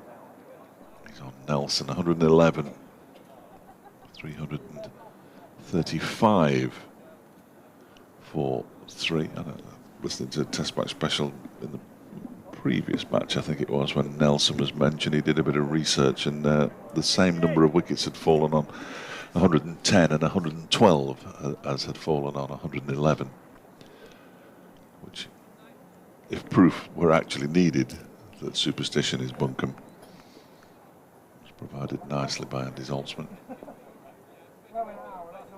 who I personally think is a terrific addition to Test match special. Absolutely. I think he's very much on the same wavelength, humour-wise. As Wright waits, turns the next delivery from Aitchison up to Alex Thompson, who's at a sort of straight mid-wicket, because there is a mid-on as well. By barely scratching his head, moving his hat to scratch his head. I bet it's sweaty under those hats. You'd need a fresh one every season, wouldn't you, really? I'm sure the umpires are adequately looked after. There aren't so very many days when it's probably no, that's true. Though. Under Usually pop the bobble hat underneath it, couldn't you? Yeah. As Aitchison's in again, and this one is driven straight back to him. Fields it on his follow through, and there's been an edict. If you catch the ball and you follow through, do not pass it to anybody else, because Ben Aitchison has done it now. That's all three of the medium pacers, quick bowlers who've been used today who've done that. They got him in conversation with Sam Connors. But Aitchison splits that up by walking straight through them on his way back to his mark. He hasn't got the same smile on his face now as he did have when I was speaking to him last night at the close of play. Ben Aitchison, who's in, and this one is keeping it a little bit low. Yes, I was just thinking that. Leicestershire won't be entirely displeased. They won't. Anything that misbehaves now is good, isn't it, for Leicestershire, with 335 runs already on the board. Well, Lewis Hill said there are quite a few sort of indentations on the pitch. He said they haven't really done anything, but he said that gives us a little bit of hope that something may happen in due course. We've had a bit of rain this summer. I mean, if it's a used pitch, it's difficult to roll those indentations out at the surface. It's the one slip for Ben Aitchison now, as Wright ducks underneath a short when it goes over the head. I think he might have just got a paw on it there. Brooke guessed, but not enough of a paw on it to stop it from going for 4 byes. Tipped it over the bar, didn't it? Disappointing end to the Aitchison over. Those runs don't count against him. 1 for 57 from 23, but they do go on to the total. 339 for 3 now, with Hill on 111 and Wright on 37. What did he say? 38 was his high score? 41 this season. 41 not sorry. out this season. That's his best in the first match of the season. Well, certainly fancy that. Well, fancy a half century from here, won't he? As a minimum requirement, you would have thought. Leicestershire probably wouldn't be too upset if, as I say, Kimber were to be at the wicket before too long. If it were to be Wright who were dismissed rather than Hill. The run rate, though, overall at 3 has stayed the same throughout, hasn't it? So it's not like he's slowing it down out there. No, indeed, and he's done a good job for his side, not only as night watchman, but in terms of sort of seeing off the second new ball. As in goes Critchley. Hill is forward. He's going to pick up a single. He's going to have to just get a little bit of a shuffle on there as running to his right, Tom Wood picks up and turns and throws the ball at the stumps at the non-striker's end. It was quite a late call from Chris Wright, but he'll not only probably made his ground, you'll never know, because the throw from Wood missed anyway. Hill just does a couple of little extra stretches, having completed that unexpectedly quick single. Moves on to 112, so an innovation from Godalming. He's brought in a short-ish mid-on, almost all the way back at the other crease. Played in the air, dropped, caught and bowled chance for Critchley, diving away to his left. He went for the drive, Chris Wright, as ever, didn't middle it, and it went in the air about a foot off the ground. Critchley, I think, will be disappointed. It was a difficult chance, but it was a chance, and it was pretty catchable, really. It was obviously one-handed, but he'll be very disappointed he didn't quite manage to hang on. Wright drives along the ground, which is what he was trying to do previously, out towards Godalming at deep. Well, actually, he's at long off now, and in a way, him going back there perhaps sort of engineered that chance, because Wright tried to push it away through the vacant mid-off area. Critchley is in to Hill, who's pushing through that vacant mid-off area, taking the single. So Leicestershire are exploiting that gap, but it very nearly, but it's just the way the innings has gone, hasn't it? It very nearly resulted in a wicket. Put that in the second of Wayne Madson's dropped catches yesterday category. It was a tough one. Critchley is in, bowls very full to Wright, who leans forward and just clips it out towards mid-wicket. So he was on 37 at the time. Score was, what, 340? Yeah. Critchley is in. Wright goes back and turns a slightly short of a length delivery around the corner. Critchley, having conceded the single, kicks at the ground, not with any great anger, just in the general disappointment, examines his left hand, then he raises his eyes to the heavens as he walks away to his fielding position. Could have had a wicket, nearly did, couldn't quite cling on.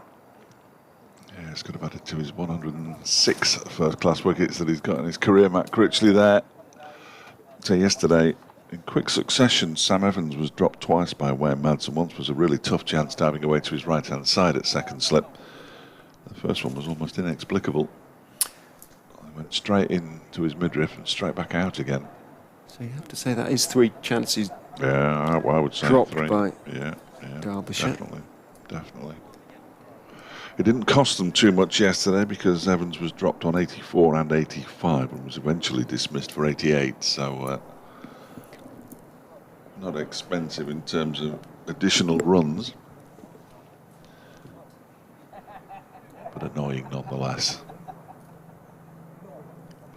For the players, that is Aitchison in, bowls to Wright, who clips this very pleasantly out to the straight mid-wicket boundary. Is it going to go all the way? Connors is chasing. Connors doesn't get there. He put the dive in and went over the boundary rope with the ball, as the momentum took both him and the ball over the rope in front of the marquee down to our right-hand side. And Chris Wright moves on to 43, which is his highest score of the season. Slowed down extraordinarily in the last few feet there, didn't it? Perhaps it goes uphill there. I can't tell where slopes are. You can see the slope at Lord's, obviously, but everywhere else I'm clueless. I'm not even sure where the slope is here, although I have been told I think it goes that way. So it's an optical illusion. As Aitchison is into Chris Wright once again, who just turns this nicely down backward of square on the leg side. Then Moulton trots in off the boundary's edge to do the fielding. And he moves on to 44, 348 for 3 now in the 117th over.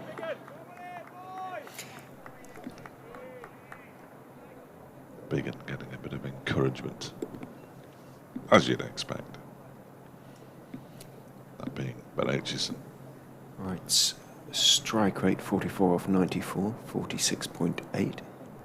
Hill's 113 off 173, 65.3. Yeah. One of the umpires put his arm out because Alex Dowell's going back to the backward point boundary. Lewis Hill hadn't spotted it. Hill wasn't bothered, was he? He was hadn't the spotted umpire. it at all. It It was Rob Rob Bailey. Bailey who decided it wasn't fair on the bats, which is a fair point. He may well have already had a look around the field and thought, right, I know where everybody is. I know if he uppercuts one out there, that would be remarkable. So Aitchison is in again, balls a full length delivery that takes the edge and goes through to the keeper. That is, well, out of absolutely nowhere, he's produced a Jaffa, Ben Aitchison.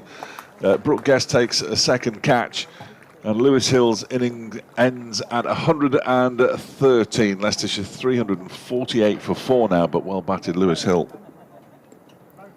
That was a remarkable delivery, wasn't it? Bounce and movement a little bit there of Hill. Faced 174 balls and hit 11 fours for his 113. It was a good innings, wasn't it? Really good innings. It was positive. Second wicket for Ben Aitchison, 2 for 62 for him now, and has bowled really nicely. Deserved that, did Ben Aitchison. Warm applause deserved for Lewis Hill. But it rather surprised me because we haven't seen any balls do anything. All of a sudden, one has.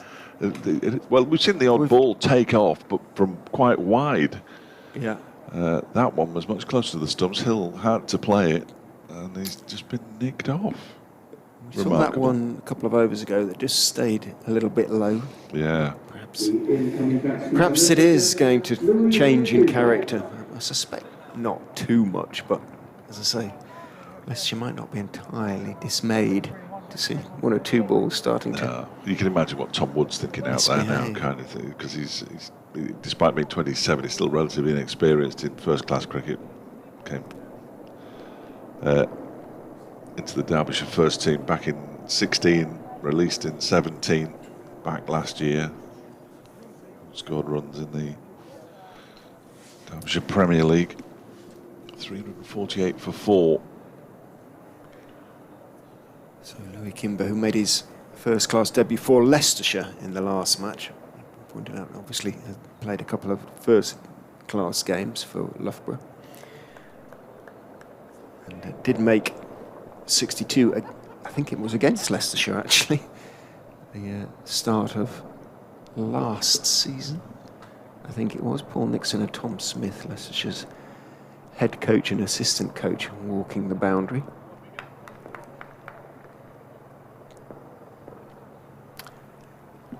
Very visible. The coaches at Leicestershire and the coaches at Nottinghamshire are always very visible when they come here. There's Aitchison to Louis Kimber, the new batsman. Bowls to him, and he pushes this first delivery up to Billy Godleman at mid-off. Be pleased to have got bat on ball to his first delivery faced. A couple of balls left in this 117th over. Kimber last time out 13 and 4 against Kent. As I say, first class best is 62. Poor old Kent having to come all the way up here again in next week. A few days' time, yeah, next week. Aitchison into Kimber, leaves alone outside the off stump, goes through to Guest.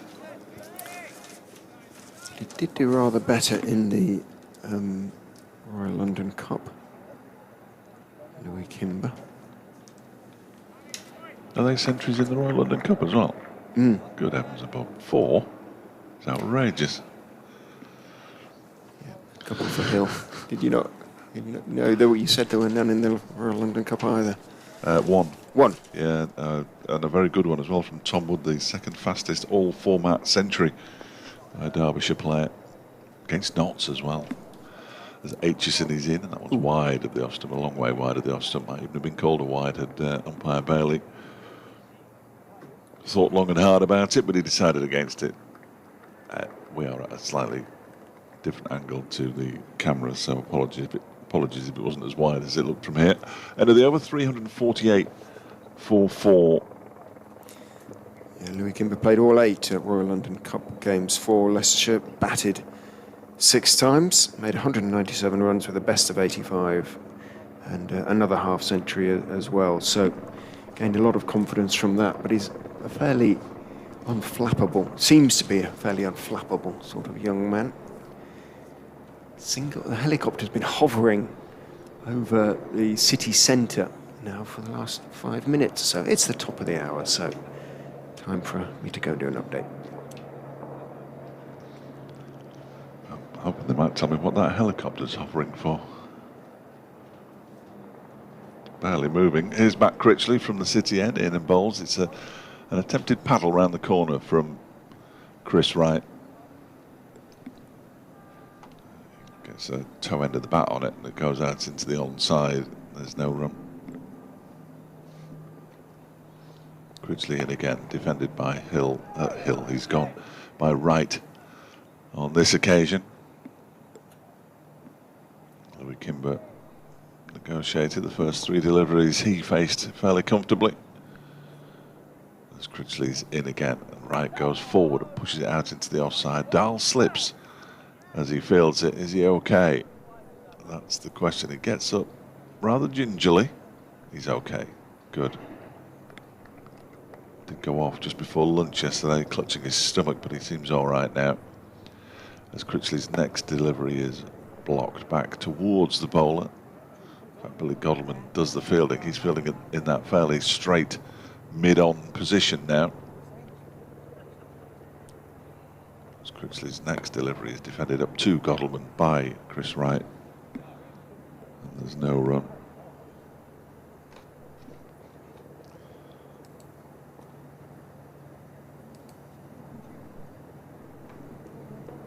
Critchley in again, defended once more by Chris Wright, made over from Matt Critchley, his third.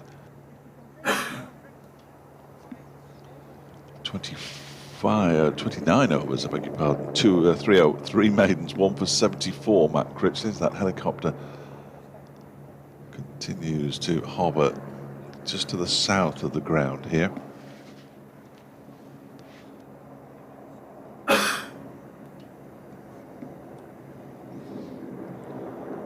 Both batsmen doing a bit of gardening.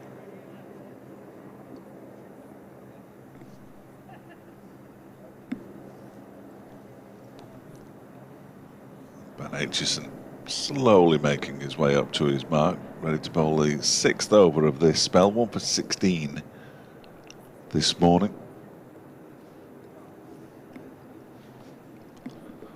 Well, Derbyshire have finally taken their first wicket of the day, the 4th of the match. It took them the best part of 90 minutes, but Lewis Hill was caught behind by Brooke Guest off the bowling of Ben Aitchison for 113. It's Aitchison's second wicket, and he certainly looked the bowler most likely. Before that, Chris Wright was dropped. Tough chance, caught bowl chance by Matt Critchley on 37. Wright has moved on to 44. He's been joined by Louis Kimber, and Leicestershire are 348 for 4.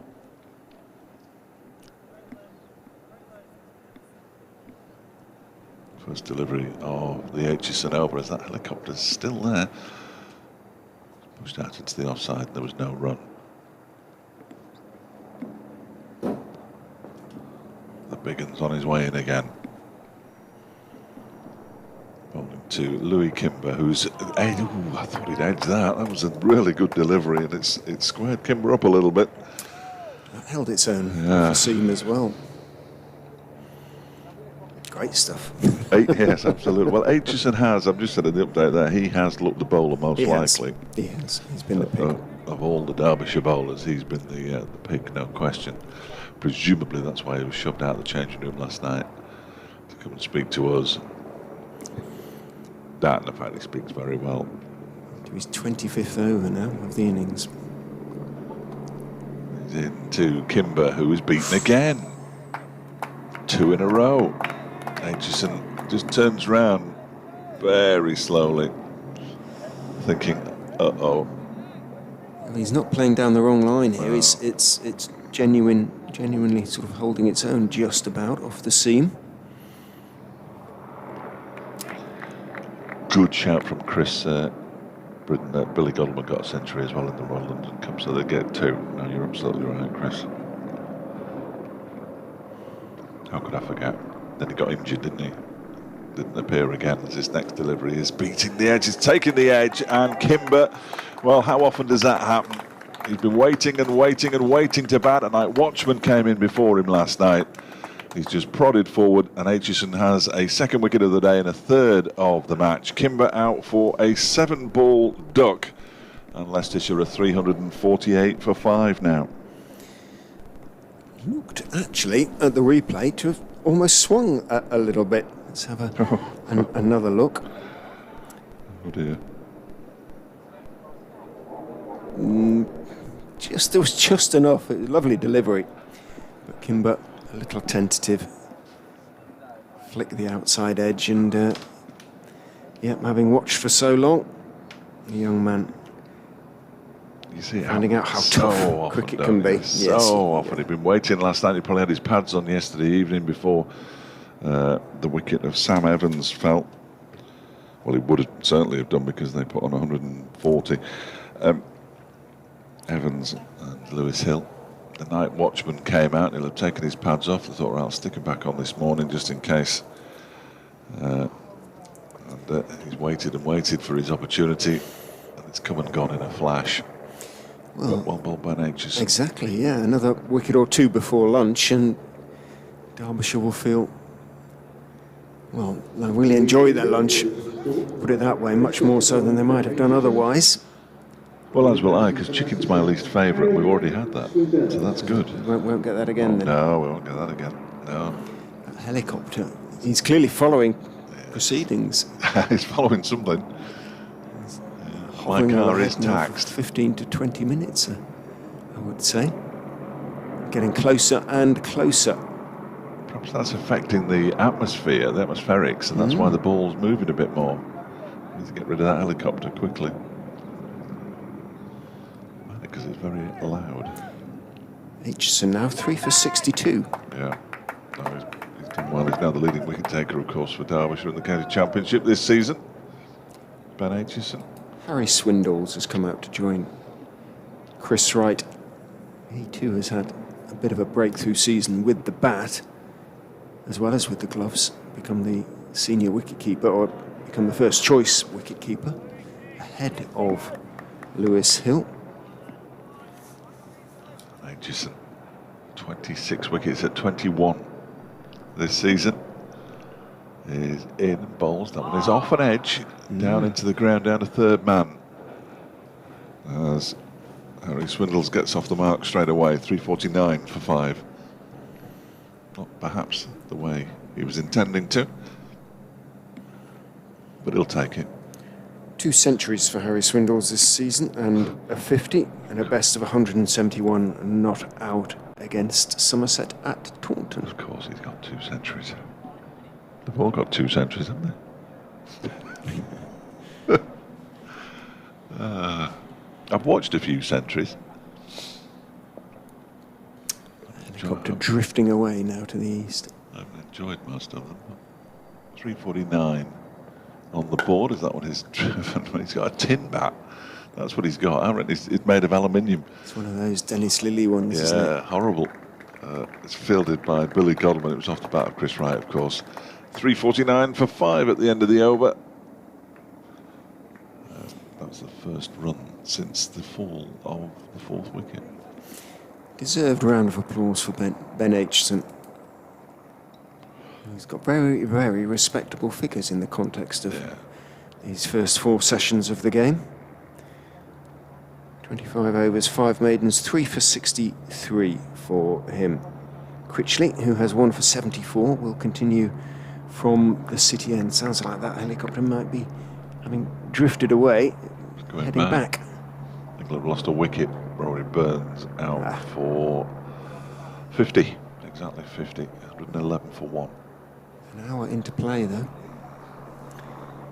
Critchley waits for Swindles to settle. First time he'll have faced him, he is in. He bowls him a bit of a long hop. Swindle goes back and plays it firmly out into the offside. The ever athletic and enthusiastic Dahl flings himself to his left to make the stop in the covers. Does keep Swindles, the new man, on strike. Changing the field as almost a short extra has come in as in goes Critchley. Bowls. That one is a little bit short as well. Swindles stays on the back foot, plays it off the pitch. It sort of a bit of a nothing delivery, doesn't really turn, but Swindles nonetheless just defending it out towards that short extra. That's a follow delivery in the air, just short of Connors. He went for the drive, Swindles. Thick outside edge, looped in the air towards Connors at a shortish backward point, fell about 6 inches short as he fell forward to try to scoop it up two-handed. Could so easily have gone to hand, and once again it didn't. Unlucky for Critchley and for Derbyshire. Fair play to Connors for giving it a go, though. Yeah, flung himself forward. He managed to pick up a single as in goes Critchley. Bowls a full toss. Wright misses out on the front foot, clips it straight out towards the man who's on the almost short mid-on, level with the crease. As another full toss. This time he's put that one away, probably for Ed Moulton at deepish mid-on, can't get there. The first time that Wright has actually managed to put away one of the full tosses, or made a delivery into a full toss and managed to put it away, and for once it sounded all right off the bat, didn't it? I didn't think it was right for a moment. As Critchley is in again to Wright, who, having hit the floor, is all care and attention in forward defence, pushing the ball back down the wicket to the Derbyshire leg-spinning all-rounder. End of the over, 354 for 5. Swindles with a somewhat fortunate 2. Wright with a less fortunate, hard-working and extremely valuable now, 48 not out. Right above us, that helicopter. Now, I've already told you the England score. Lancashire 92 for 5. There's a conference going on here between Wayne Madsen and Billy Godalming, incidentally. 92 for 5 in reply to Nottinghamshire's 272, so they trailed by 180. Yorkshire 213 for 6 against Somerset at Scarborough, leading by 79. Hampshire have an 85-run lead at Edgbaston. They're 112 for 2 in their second innings. That's untold riches, after they were dismissed for 89, and Warwickshire for 116 in the first innings of that game. Durham are 315 for 5, leading Glamorgan by 218. They've probably got enough. Essex 236 for 8, leading Gloucestershire by 160. As Ben Aitchison begins a new over from the racecourse end, and the first delivery he bowls is defended stoutly by Harry Swindles. Back towards him. Northampton 73 for 2, trailing Surrey by 179 at Wantage Road. Kent 262 for 5. That's in this division, of course. That means they lead Worcestershire by 129 at Canterbury. And in the game that started today, well, it's a bit like this one. Middlesex 119 without loss, having won the toss and decided to bat against Sussex at Hove. 354 for 5 here. Leicestershire, as Aitchison is into Swindles, who defends it back towards him. He doesn't field in his follow-through. Cross comes Sam Connors to pick the ball up. Billy Godalming and Sam Connors now both looking at the helicopter. It's a bit tedious, isn't it? Is that half an hour now? Yeah, well, it was here before the news, certainly a long time before the news. Matt Critchley's having a look at it. Tom Woods just turned round. What are you all looking at, he said. What's that buzzing noise? Aitchison is in again, and Swindles gets one that lifts and almost takes a glove on its way through to Brooke Guest. He did well not to get anything on that, did Swindles. Doesn't always look comfortable against the short ball. No. Swindles. It's the shorter batsmen generally do, though, don't they? They do. Yeah. There's a rule. I know that's a bit of a sweeping statement, but he is diminutive. Still finding his way sort of against it, so to speak. They did well not to get anything on that last delivery from Aitchison. 3 for 63, his figures. Halfway through his 26th over, he's in again. That one is, well, it's of a thick inside edge down to long leg, where Ed Moulton, who spent most of his Derbyshire debut down there in front of the permanent temporary stand of the Old Calf, does the fielding. Swindle moves on to 355 for 5. Morning to Martin. Sorry, just seen your tweet. Who tuned in just in time to see Lewis Hill complete his century. He's hoping to see Leicestershire plough on, which is probably the right verb, actually, to 500 and beyond. Well, there's a chance. 145 runs away now with 5 wickets remaining as Aitchison is in. That one is turned into the leg side. I'm not sure if it came off his bat. What's the umpire going to signal? He's not going to signal anything, so it did come off his bat. And, or his gloves indeed. Wright moves on to 49. Swindle actually called no, didn't he then? And Wright, who was 3/4 of the way, just kept coming. I think you find the answer is yes. Yeah, absolutely. Yeah, there is one actually. Yeah. What do you mean no? And so Swindles had to go, and then realised there was a very, very comfortable one there indeed. Well, they've basically given them the entirety of the leg side, haven't they? They've got a long leg and a deep backward square leg and a mid-on. It's interesting, isn't it, that they're giving a single to the batsman and the night watchman. Trying to get the night watchman out, you see. There's a plan, I think. Here's Aitchison, Ian and bowls. He just turns it into the leg side where there is no fielder for miles and miles. And they get the comfortable single. It's the end of the over, which means that the batsman will be on strike at the start of the next over as well. Swindles 4, Wright 49, 357 for 5 with 14 minutes to go until the lunch interval. There is a sort of logic there, isn't there, with Swindles having skied that drive and almost given Connors a catch and top edge that attempted drive. Swindles will the proximity of the lunch interval notwithstanding, he'll try to be positive. It's partly the way he's played, and I think Leicestershire, conscious of the amount of time they potentially would need to bowl Derbyshire out twice, will want to maybe have a good few overs at them. Day and a half. It's very pessimistic. Something like that. Day and 3/4. Very pessimistic. Ingo Critchley will continue from the city end. Thankfully, that helicopter does now seem to have gone bowls and defends. Not much foot movement there from Swindles on his off stump. Who's a typical wicket keeper because he's the first batsman who's actually shown with his right hand what the ball's been doing. And you watch Brooke Guest, he does it all the time. Harvey Hussain always does it. Critchley is in. This time he's forward, defending out into the onside. No run.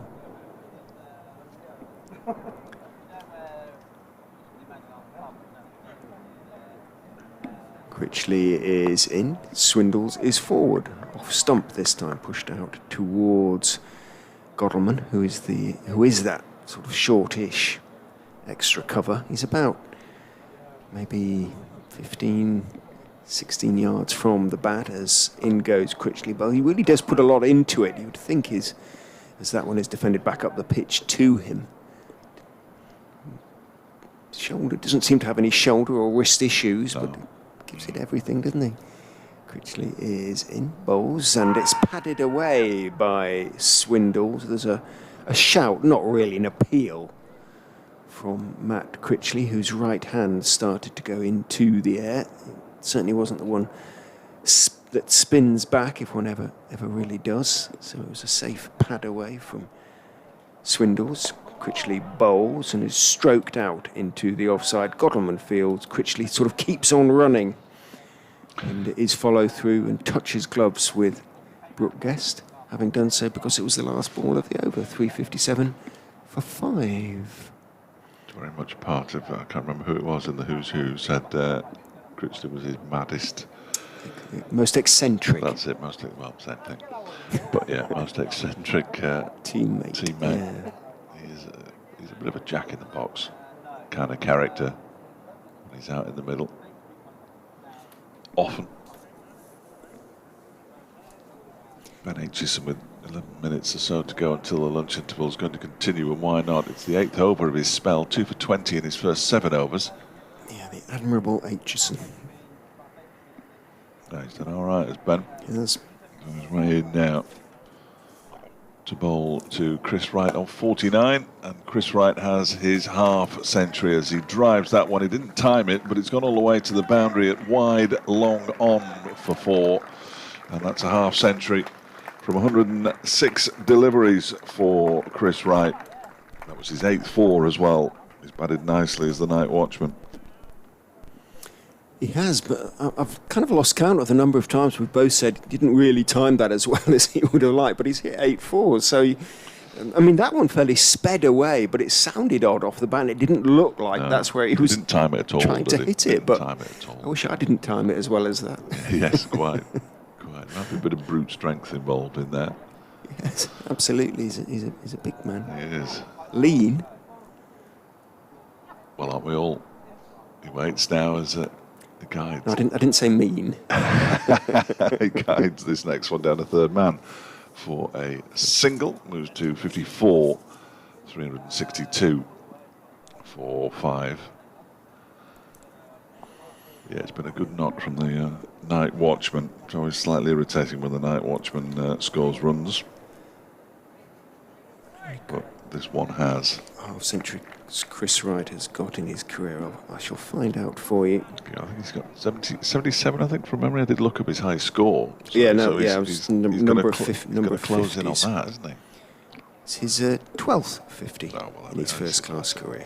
That's a decent amount. He's at the non-strikers, and now Harry Swindle's back on strike. Aitchison Bolsterman gets an inside edge onto his pad. You can hear the ball hit the inside edge, and it's just put him down on his haunches momentarily. So that was quite a quick delivery, I think, from Ben Aitchison. Would you'd like a speed gun inside grounds, wouldn't you? could see how quickly the It bowlers. would. It would be great, I'm not sure I entirely always trust them. No, but yes, it would. Approximation. It'd be a really good it innovation. Would. Very much really good, especially for one-day cricket. Surely it can't be that tricky. No, I agree. Aitchison balls to Swindles again against his bat on this one and pushes it out into the offside. Matt Critchley with the fielding in the covers. Settling down at the test again, 119 for one now. Asib Hamid had gone past 50 again. Watching him earlier on this season playing for Nottinghamshire and all the chat around him, of course, that he should be back in the England squad, and he just saying, I hope they don't get him back in there too soon and ruin him for a second time. They didn't really ruin him, it was his fingers that ruined him, and then Lancashire, well, his form just deserted him completely, didn't it, as Aitchison bowls wide of the off stump. Through to the keeper, but he looked back on form when Derbyshire were playing Nottinghamshire. And his look is sensational, the long hair. I mean, he looked like a completely different person. This sort of weedy opening batsman, and all of a sudden with the lustrous hair, he seems to have grown a bit as well, filled out a touch. Really good batsman. And there was a photograph on social media in between his test return and is this his third match? I think it is, in this test series. He was on the public tennis courts at not far from Bradshire Cricket Club, which isn't far from where he lives in, or his parents live in Moulton, facing some throwdowns with a tennis ball on the tennis courts. Remarkable. Aitchison is in bowls. That's played out and swings away from Harry Swindles, who really didn't need to play it, in all honesty, and it's taken by a tumbling Brook Guest to end the over. 362 for 5. What was he doing playing at that one? He's got 4. Wright has 54. Almost a 4th wicket gifted to Ben Aitchison there. He'll say he was trying to set him up. Yeah, 7 minutes before lunch. Chris Wright's probably wandered down as the senior man at the crease to have a word. Don't be doing that, son. He'd be absolutely right too. Wasn't the greatest shot in the world, but he's still there. Watching as Billy Godalming wanders up to Matt Critchley to have a word with him. The overs as Critchley bowled now 31 in the innings. It's been a sterling effort. It's like the first innings, isn't it? On his part to lighten the seamer's load. In he goes and bowls. Wright leaves outside off stump, leaves his bat raised as he watches it go through into the gloves of Brook Guest. Rehearses a sort of right-handed chop away through the offside. I'm doing an early one, so I'm going to disappear. Critchley is in. Forward goes Wright, defending out into the onside. And there's no run as Guest comes out from behind the stumps to field. Sun has gone behind cloud again, which wasn't really forecast, but will be a relief to the fielders. And that is a thick inside edge from Wright as he leans forward and defends that one. And it runs gently down towards Alex Thompson, who's down there at long leg. He comes running in to meet the ball. Wright takes one, moves on to 55. 363 for 5. Started the day Leicestershire on 282, so 63 plus 18, 81 as Critchley is in. Swindles again, a little bit trapped on the crease, works it out into the offside in defence. Still far from settled out there, Swindles. He's faced 20 deliveries now for his 4 runs. Critchley is in again to him. Again, he's plunging forward rather there. Doesn't bounce or turn too much though, so he can cover it off. Pushes it out to Godalming, the Derbyshire skipper, at that short-ish extra cover position. Critchley is in. Wright is pushing it to try to push it past Godalming, who plunged to his right to make the stop. Stuck out his right hand and managed to push the ball towards Critchley. End of the over. Just confirmation of Wright's figures there. 106 balls, 8 fours, which you were given absolutely immediately by Mr. David Fletcher alongside me. Didn't have to wait for the end of the over. 363 for 5. And I would assume the workhorse Aitchison will continue to bowl what will be his last over of the morning session from the racecourse end. The last over. And it will be also his 28th, 3 for 71, his figures at the moment. He and Critchley have done an admirable job really for Godalming, for Derbyshire, in terms of, well, Aitchison has taken wickets as well, but both have restricted the batsman. Leicestershire could be on another sort of well over 400 by now. They are not, as Aitchison goes in and bowls to right, thick inside edge onto his front pad. As he defends that one out into the offside, comes off the pad, runs out towards Anujdal at point, slightly backward of point, and there's no run.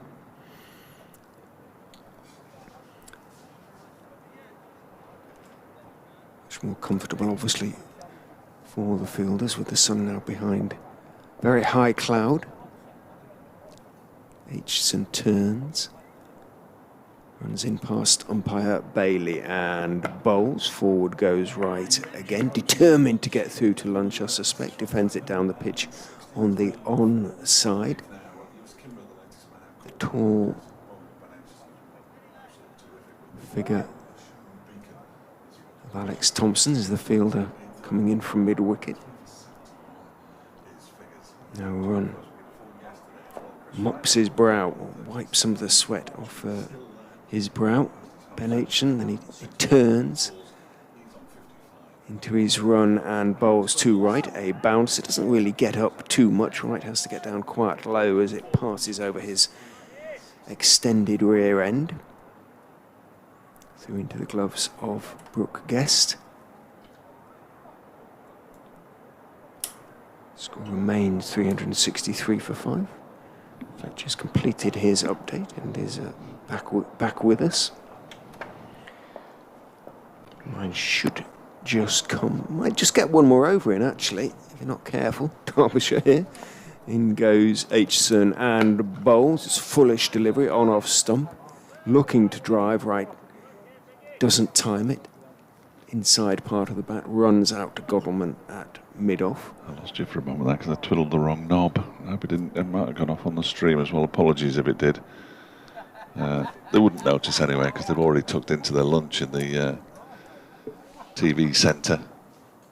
Can of beer between them as well. Nice. Or it might be Diet Coke.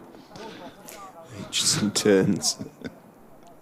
Is in and bowls short of a length this time and on the back foot. Right, defends that back down the pitch on the onside. It will be the last over, so I think better pop it next door. Yeah, we're approaching 12:30 and he's got one delivery to go as Ben Aitchison to get his 6th maiden, and it will be thoroughly deserved as well. He's bowled really nicely this morning. 2 for 25 in this current spell. It's his 9th over of it. 363 for 5, 125 overs in as Aitchison is in bowls. That one is turned into the leg side. It's going to be fielded there by Alex Thompson, and the umpires say we'll have a little spot of lunch, please, fellas. So there we are, lunch 363 for 5. Leicestershire. Chris Wright on 55, Harry Swindles on 4. The men out this morning: Lewis Hill caught Brooke Guest bowled Ben Aitchison for 113, 174 deliveries, 11 fours in Hill's innings. And Louis Kimber lasted just 7 balls before being dismissed in the same manner, caught by the keeper off the bowling of Aitchison. He made naught. Chris Wright, who started the day on 13, the night watchman, as I say, has moved on to 55. Harry Swindles is there on 4. And Derbyshire, well, they're up against it. We knew that at the start of the day's play, of course. They're even more up against it now, I fancy. 365, 3 for 5 if you're watching on the stream, listening on the BBC Sport website. We will return in around about 35 minutes' time.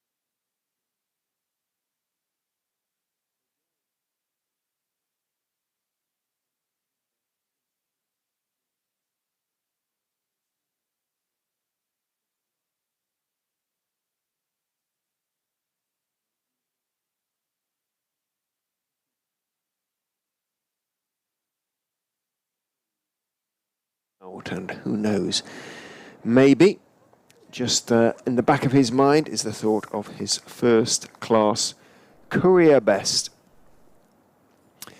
which would be some achievement to pass at this stage of his career. 35 now, I think Chris Wright, I'll have to check that, could be 36 now. Matt Critchley is going to bowl, and he's going to be bowling to Harry Swindles. The two batsmen not difficult to tell apart. There's best part of a foot difference between them in height. Critchley is in, bowls outside off stump. Swindles steps forward, lets it go through into the gloves of Brooke Guest, and there is no run. 2 wickets for Derbyshire this morning. Well, Leicestershire added 81 to their overnight score. Critchley is in and is not caught behind. He went for the big drive, Swindles. It presumably came off his front pad. One-handed take at the second attempt, high up to his left by Wayne Madsen at slip, but no appeal. I thought for a minute he'd hit that into his boot. He's got his back to us as he goes forward there, Swindles. Excuse me. Defends out into the leg side. We're at almost sort of first stroke, second slip position when the bowling is from, well, fine third man, obviously, but we're looking over Wayne Madsen's head as Critchley goes in and bowls to Swindles, who gets a thick inside edge as he defends that one out into the leg side.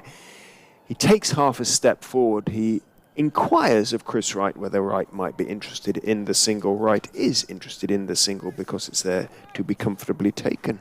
And he does. So we're up and running in terms of the scoreboard post-lunch.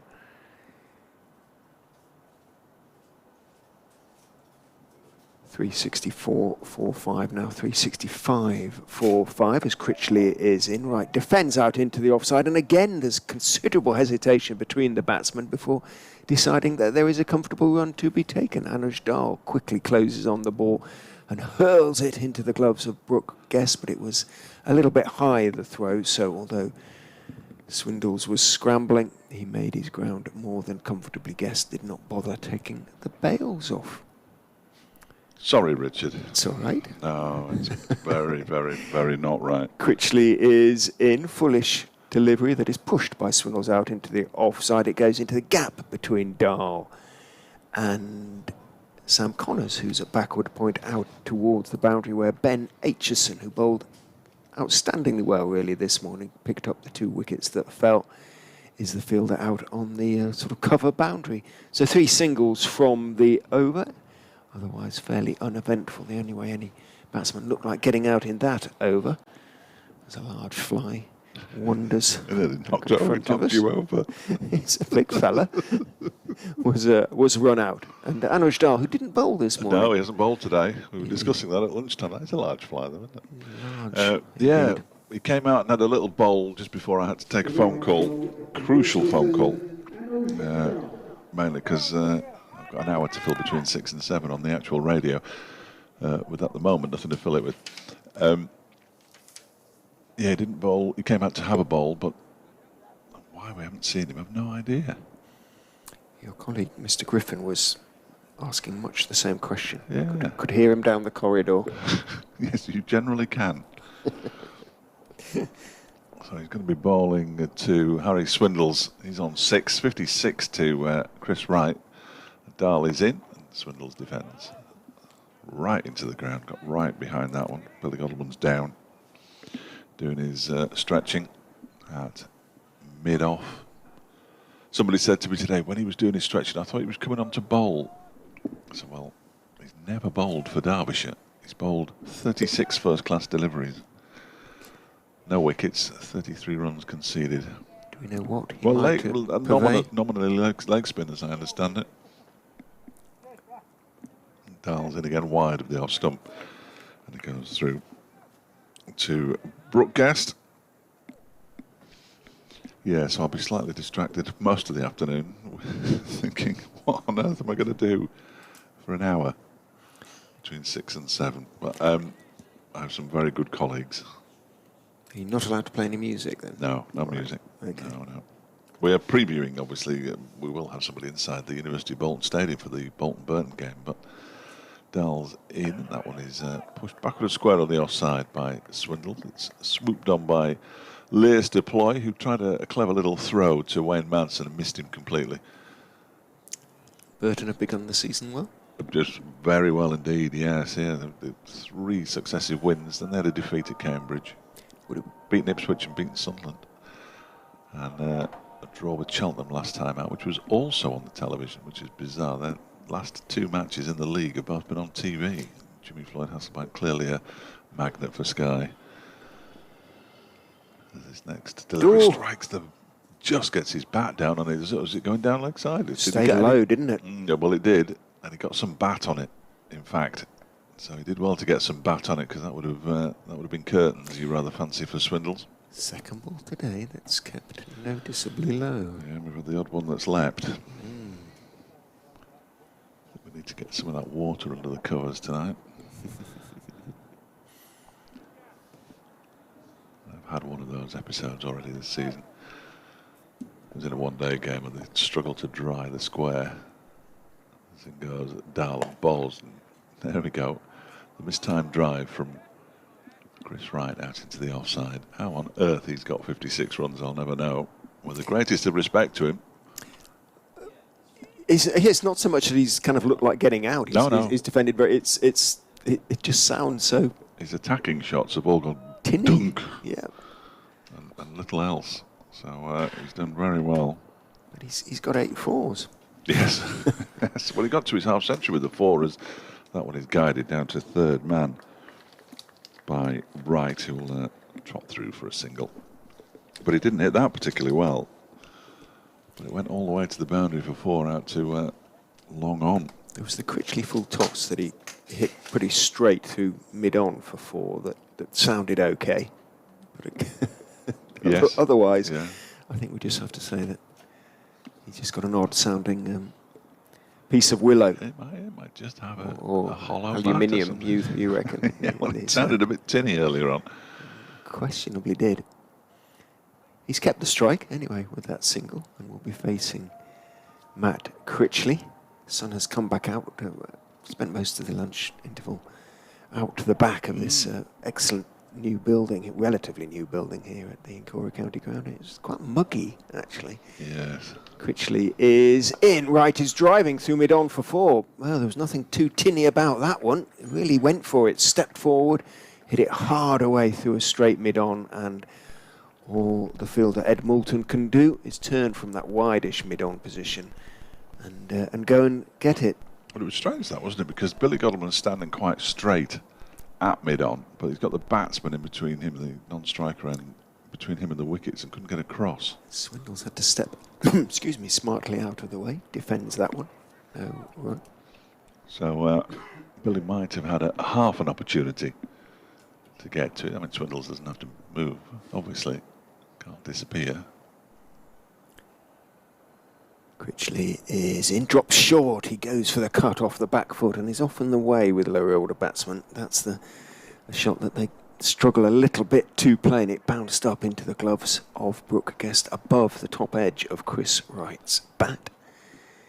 Critchley is in. Wright hits in the air just over the sort of leaping Godalman. It wasn't a convincing leap to his right. Stuck his right hand up in the air and it bounced, 2-3 feet short of Moulton at that deepish mid-on position. Critchley is in, and Wright, infuriatingly, I'm sure, as far as Critchley and Derbyshire are concerned, it defends that one perfectly, in a perfectly orthodox manner. But I think the way that Wright has gone for those shots as Critchley is in, and he does a nice little paddle sweep around the corner. He should pick up 2. Has it gone all the way? Yes, that was I couldn't quite see what was going on there. Alex Thompson. Down there, Thompson put in the slide. Should have got there comfortably. Got there. Did get there. Pushed it over. But didn't manage to stop it crossing the rope. So Wright moves on to 65, but in the short period we've had since lunch, he's been noticeably more aggressive. And I think Leicester have, if we're going to have a chance of, bowling Derbyshire out twice on what is an essentially flat track, we are going to have to be bowling maybe before tea. Before tea? Do you think if they want 500 and then They could get it before tea, Yeah, they quite, could. you know, if they Yeah. are prepared to go for their shots. And I think having seen that, Godalming and Derbyshire will now look to really slow things down Oh, yeah. because Godalming in conversation with Wayne Madsen. they now have nothing to gain at all by sort of bowling their overs with any sort of urgency whatsoever. Well, we will still carry on, which isn't necessarily good news for everybody. We go beyond 6 o'clock. Here is Anuj Dal over the wicket and bowls and beats Swindles. Good delivery again from Dal. Each good delivery just sees the shoulders of the likes of Godalming and Wood and Madsen deploy. Just slump a little bit, you would have thought, because they've got a bat on this yet. We may have seen the best of it. Callum Parkinson's a genius. He won the toss and decided to bat, and everybody went, "Are you sure?" Defended by Swindle's back to Dahl. Well, clearly at 3-7-6 for 5. It was absolutely the right decision. You don't know whether Leicestershire might have bowled better and got Derbyshire out on it, but it looks a pretty good decision from this distance. What Leicestershire would dearly like to see is Thompson come on and turn a couple. I think that's why they're not bowling. Well, maybe. Here's Dahl, isn't bowled today. Only chops it down into the ground, and it goes through to wicketkeeper Guest. Yeah, we haven't seen, this is the first we've seen of Dahl. This is his second over of the day. It's only his 13th over of the match. And we haven't seen Alex Thompson today either. Ice cream van. Should be doing good trade today. If there was anybody in the ground, he would be, wouldn't he? What was a fair few? That's a disappointing turnout, really. Penultimate home game of the season. Glorious weather. Dahl bowls, strikes the pad of Swindles, and they think about going for a single very belatedly. If one of these two isn't run out soon, Yeah. it's it won't be for want of trying. They Put only it set that off way. for the single once Deploy had picked it up and then realised and scurried back to their respective ends. But that's 4 now. Clear hesitation. Shall we? Shan't we? Yes. No's. 3.5, 4 overs. As Dahl goes in again, and Swindles gets his bat on that. He does go back, pushes it out into the offside. It's fielded by Deploy, who scrum half style almost tried to pass it to, I want to say Matt Critchley. I don't know why. It might be Alex Thompson. Again, for me, it stayed a little bit low. It is. It's Ben Aitchison. Yeah, it's a concern for Derbyshire now, I think, this. It has definitely started to keep low as this next one is turned into the leg side by Swindles. Nicely down towards Ed Moulton. They think about a second. Oh. And where's he thrown it? He's thrown it straight up in the air, and he is going to come back. Well, they are going to come back for 2. I hope they've got that on camera, because that was one of the more bizarre pieces of fielding you're likely to see. He apologised straight away, but as he went to throw the ball, it's one of those, it sort of slips out the back of your hand and you've no idea where it is. It got almost directly above his head, and all that was required for that was for that to actually land on his head, wasn't it? Just to make the sort of tableau complete, really. And well, he's having a amazing first-class career so far. He's Edwin Moulton. Bless him. Bless him. 378 for 5 at the end of the over. 129 overs. Wright has 65, and Swindles rather fortuitously has 9 now. He's standing with his hands on his hips. He wipes his hands on the outfield. Clearly sweaty out there, but it was a wonderful moment, really. And all the Derbyshire fielders, hands on hips, looking at him in semi-disbelief. He's trying to work out if he's cut out for this first-class lark. Things can only get better Well, for Ed Moulton. Well, they have. He's already got his first class wicket. Poor lad, as Eddie Waring would say. Did say, was it a Fox when he missed that it was conversion? Don Fox. Yeah. Critchley is in to Chris Wright, who is forward, defending a good length delivery on off stump, back down the pitch to Matthew Critchley. Don Fox spent the rest of his life kicking that very same conversion with his slippers on. Critchley is in, down the wicket goes Wright, hits him back over his head all the way for 6. So Wright, well, that sounded good from the point of view of ball on bat. There was nothing tinny about that. He got hold of that nicely. Will Godalming send anyone back? No, he says, go on, Wright, do it again. And Wright does do it again, hits it hard through mid-on and picks up 4, moves on to 75. Now his first-class career best is 77, Chris Wright. Remember, this is his 174th first-class game, so this potentially a big moment. Godalming wanders up to have a word with Matt Critchley. Do we post a long on? I would suggest now might be a decent time so to do. And indeed, after a long consultation between Godalming and Critchley, well, it doesn't go all the way back. No, Ed Moulton just takes 4 or 5 steps back, as does mid-off. Critchley is in to Wright, who is plunging forward rather there. Angled bat, deflecting it towards backward point, picked up by Sam Connors, and there's no run.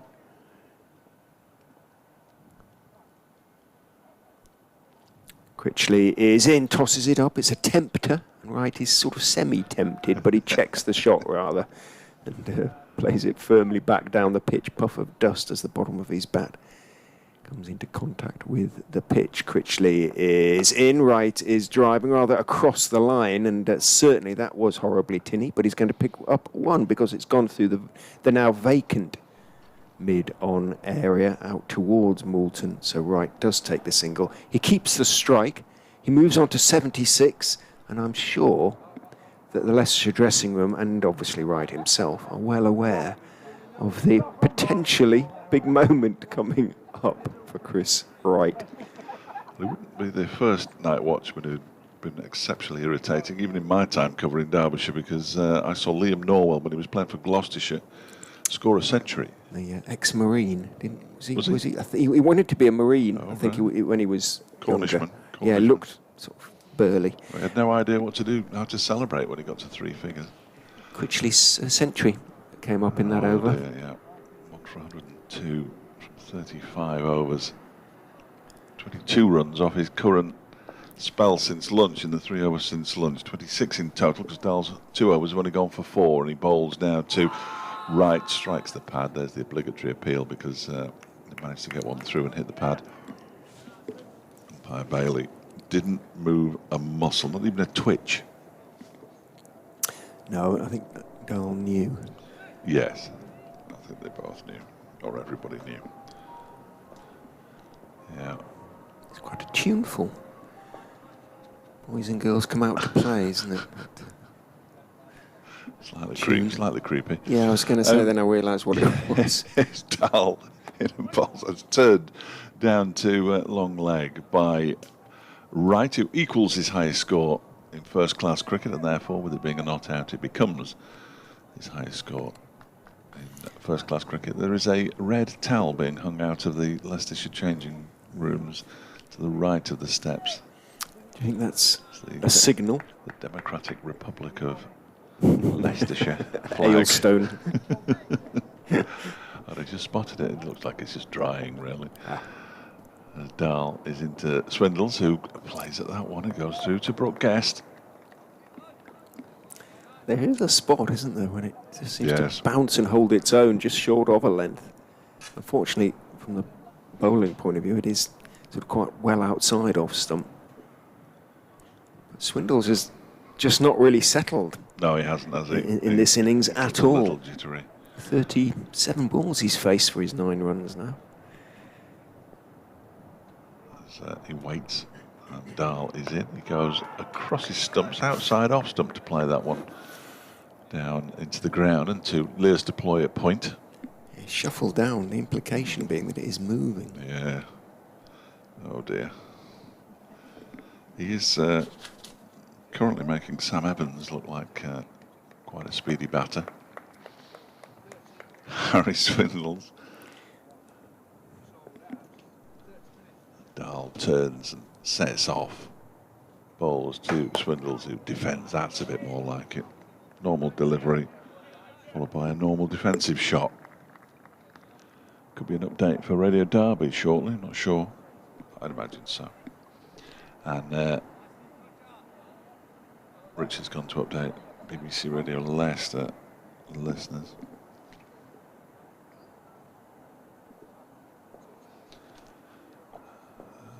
No, there isn't one, clearly. Arno's Dahl is in and bowls. That one is guided down to third man. They go through for a single, and that is his high score. No, it isn't. It's Swindles. Forget that. Scratch that. Scratch that.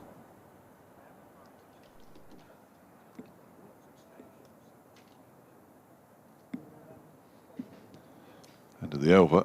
391 for 5, with 77 to Chris Wright, who's just lost a strike, and 10 to Harry Swindles. 10 from 41 balls, mind. So he's hardly been speeding along, bless him, but he has pinched the strike.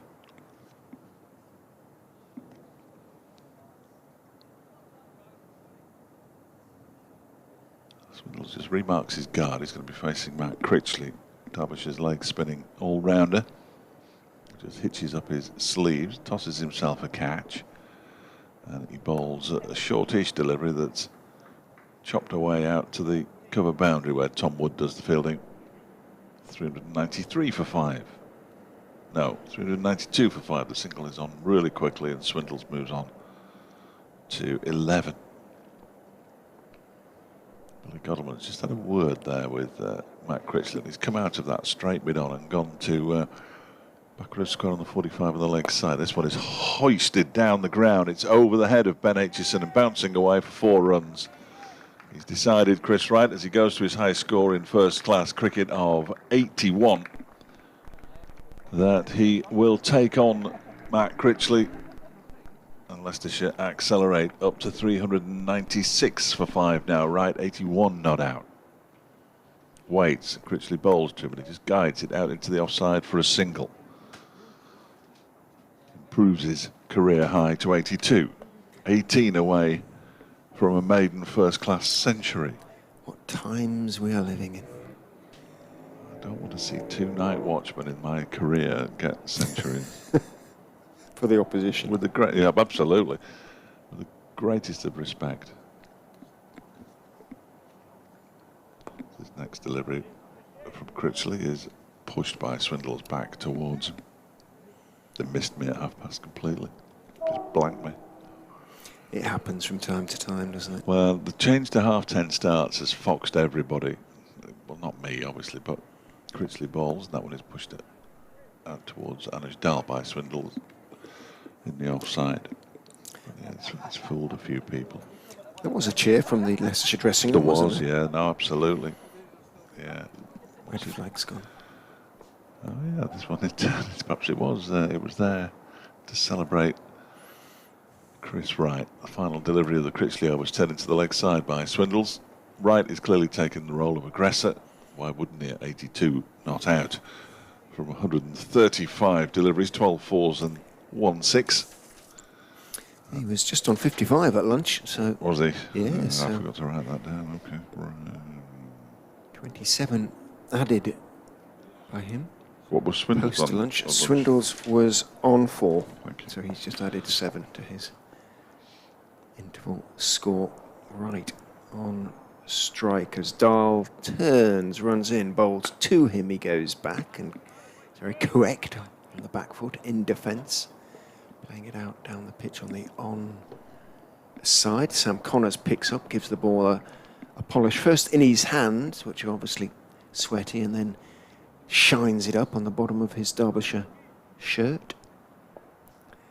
Tosses the ball to Dahl. Hot work for the bowlers. Now it is hot and, as I say, almost muggy out there. Dahl is in to Wright, who is driving. It goes through the hands of Ben Aitchison along the ground at mid-wicket, but he's got enough on it to slow it down.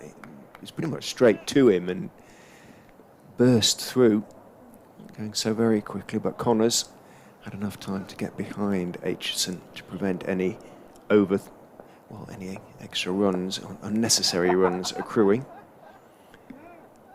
397 for 5. Dahl is in to Wright, who defends nicely on the front foot. Had to adjust, looked like it may just have dipped back into him a little bit. A little bit hard to tell. We aren't quite behind the bowler's arm, so sometimes I have to glance at the screen, which is a good few seconds behind, just to confirm impressions. Sometimes you sort of take your cue from the batsman's movements, and it isn't always necessarily reliable. They aren't always necessarily reliable. In goes Dahl and bowl, stick inside edge, I think, onto the pad, and then trickles out behind square. Will be a single for Wright, overthrown by man coming in, Tom Wood, who's pretty reliable normally from deep backward square. It's getting a little bit ragged, isn't it, out there? It's getting ragged earlier than it got ragged yesterday. We've seen Moulton throw the ball straight up in the air. We've seen that miss really from Ben Aitchison. It was entitled to be tired. Tom Wood's just overthrown the wicket keeper. Dahl is in to Swindles, who's advancing down the pitch again before defending the ball back down the pitch. And Dahl is not inclined to hang on to it and do the polishing himself. He again throws it to Connors to do the polishing. Change in policy, perhaps, or just personal inclination. Alex Thompson, who we haven't seen today, is warming up. We haven't seen Dahl prior to this spell post-lunch. Dahl bowls. Again, may just have kept a little bit low as Swindles defends that one. Head right over the ball. Down the pitch it goes on the onside. Connors picks up, and that is the end of the over. Dahl mops his brow. Excusably, I think, given the conditions at the moment. 398 for 5. 132 overs have been bowled. So they've dragged the run rate up a little bit, Leicestershire. It is almost exactly 3 now.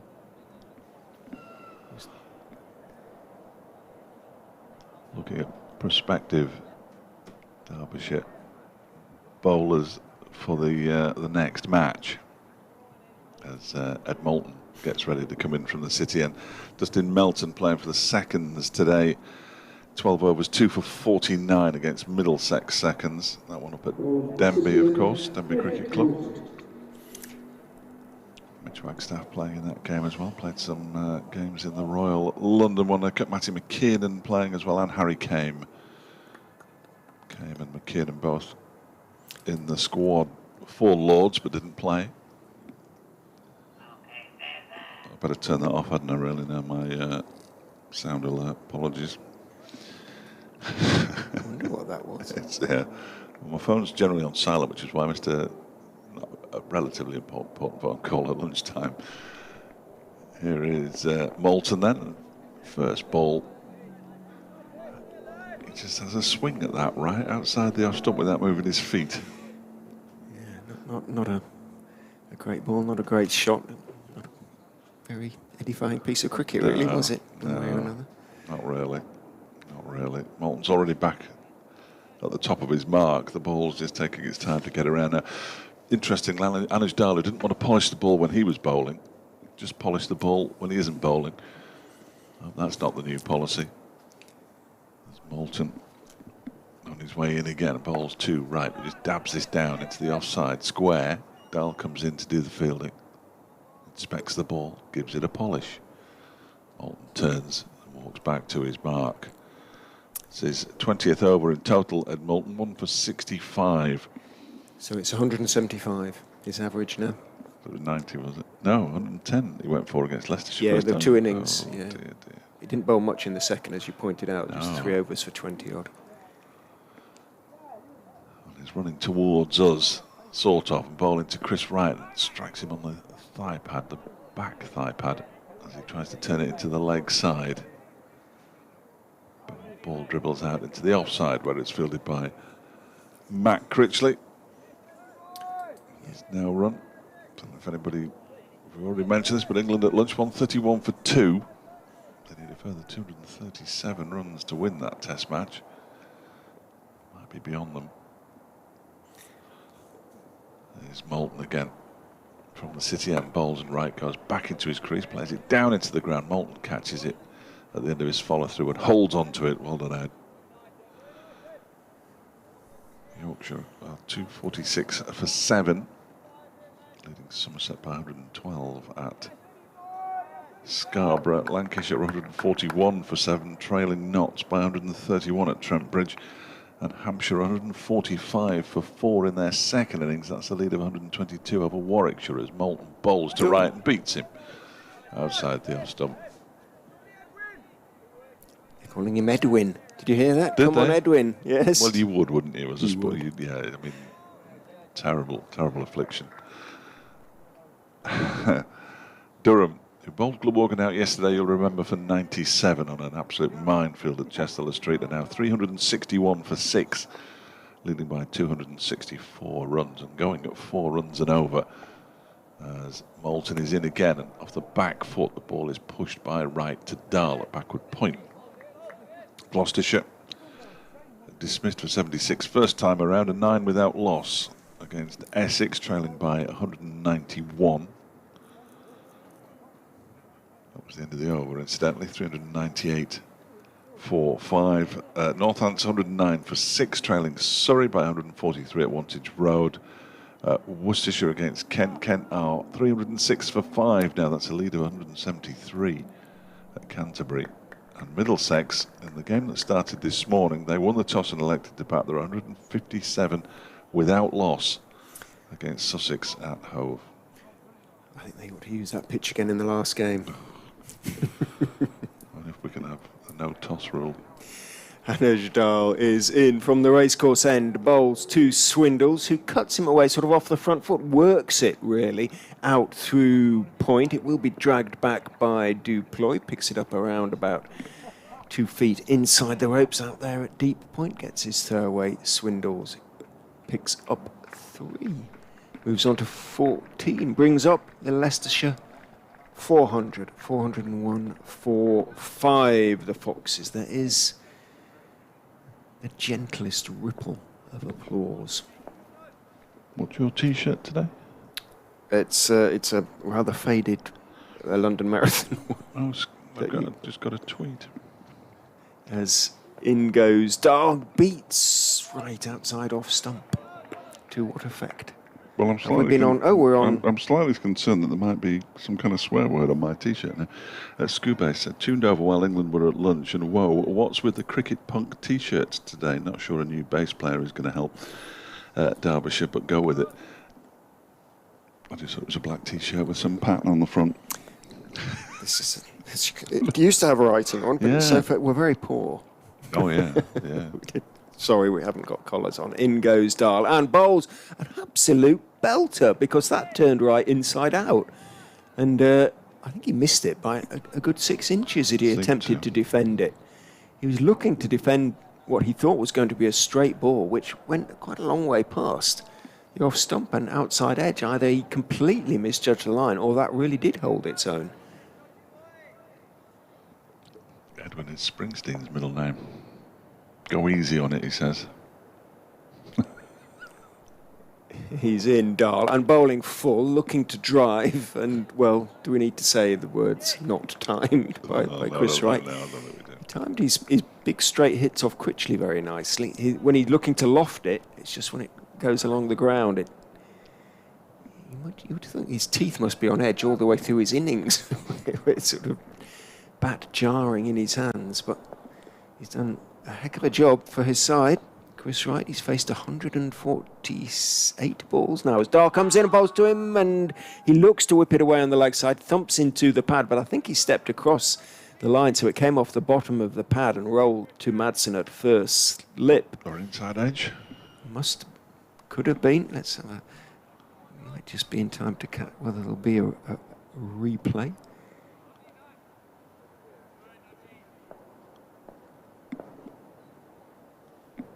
No. No. Oh, no replay. Not sufficiently exercised by that interesting delivery. As in goes Dahl and bowls. Wright defends suspiciously on the front foot. I think in fairness, Elliot just wants an easy life in there. He's even stopped listening to us now. I know he is listening. He's just giving me the eyes. Elliot, I think they're called directors on TV shows, aren't they? We need to be able. Well, we can talk to him because he is listening to the commentary. Oh, yes, and the great thing is we can talk to him and he can't talk to us. So that's, just make faces. Yeah, that's even better. It doesn't work with the scorers, though, does it? They think that was we're just gurning at them. Absolute madness this morning. Trying to contact them via the walkie-talkie, and the only people who hadn't spotted that's what he wanted to do were the scorers, and they didn't have the walkie-talkie with them. Had a brief break there. I missed the 400. Come on, did you mention it? You must have done it. I thought you must. Yes. Sorry, Richard. Yeah, 401 for 5. I thought you would have done. Being the professional of this outfit. Right on there. 83, 17 away from his maiden first-class centuries at the non-strikers end at the moment. As well, Leicestershire are staying up in Derby for this game. Indeed, they are staying at what is now a... Are they? Yes. Wow. At the hotel on the ground. Good for them. Good for them. It's a good hotel. So I thought there were a lot of cars here when I left last night. What's going on here? Matt Critchley's coming back. It's now a travel lodge, isn't it? It's been one or two. Has it been It's been other things, hasn't it? It was a Holiday Inn for a while. Yes, it I was. think. Yes, yeah, it was. That's the green one, isn't it? Yeah. It was something Has else. it been a purple one? Has it been a Premier Inn as well? I don't think so. It was a Days Inn. A Days Inn. At one point, which is a bit old school. Look at this. The Ed Moulton experiment is over. One over, one maiden. Thanks, Ed. I think it was that fielding. Well, that seems a bit bizarre to me. Anyway, here's Critchley in again from the City end, and that one is pushed out into the offside. Good fielding, as you would expect from Anuj Dahl, as he just grazed something there. Though. Skinned his elbow a bit. On an old pitch. But it's a good piece of fielding. So he's bowling from one end and fielding brilliantly when the ball is at the other end. Here is Critchley again, bowls to Swindles, who pushes it out to Anuj Dahl. This time he can just bend down and pick it up very comfortably. My theory that Leicestershire might be going on the attack is not being... Well, Wright has, hasn't he? Yeah, Wright kind of has. Swindles continues to accumulate.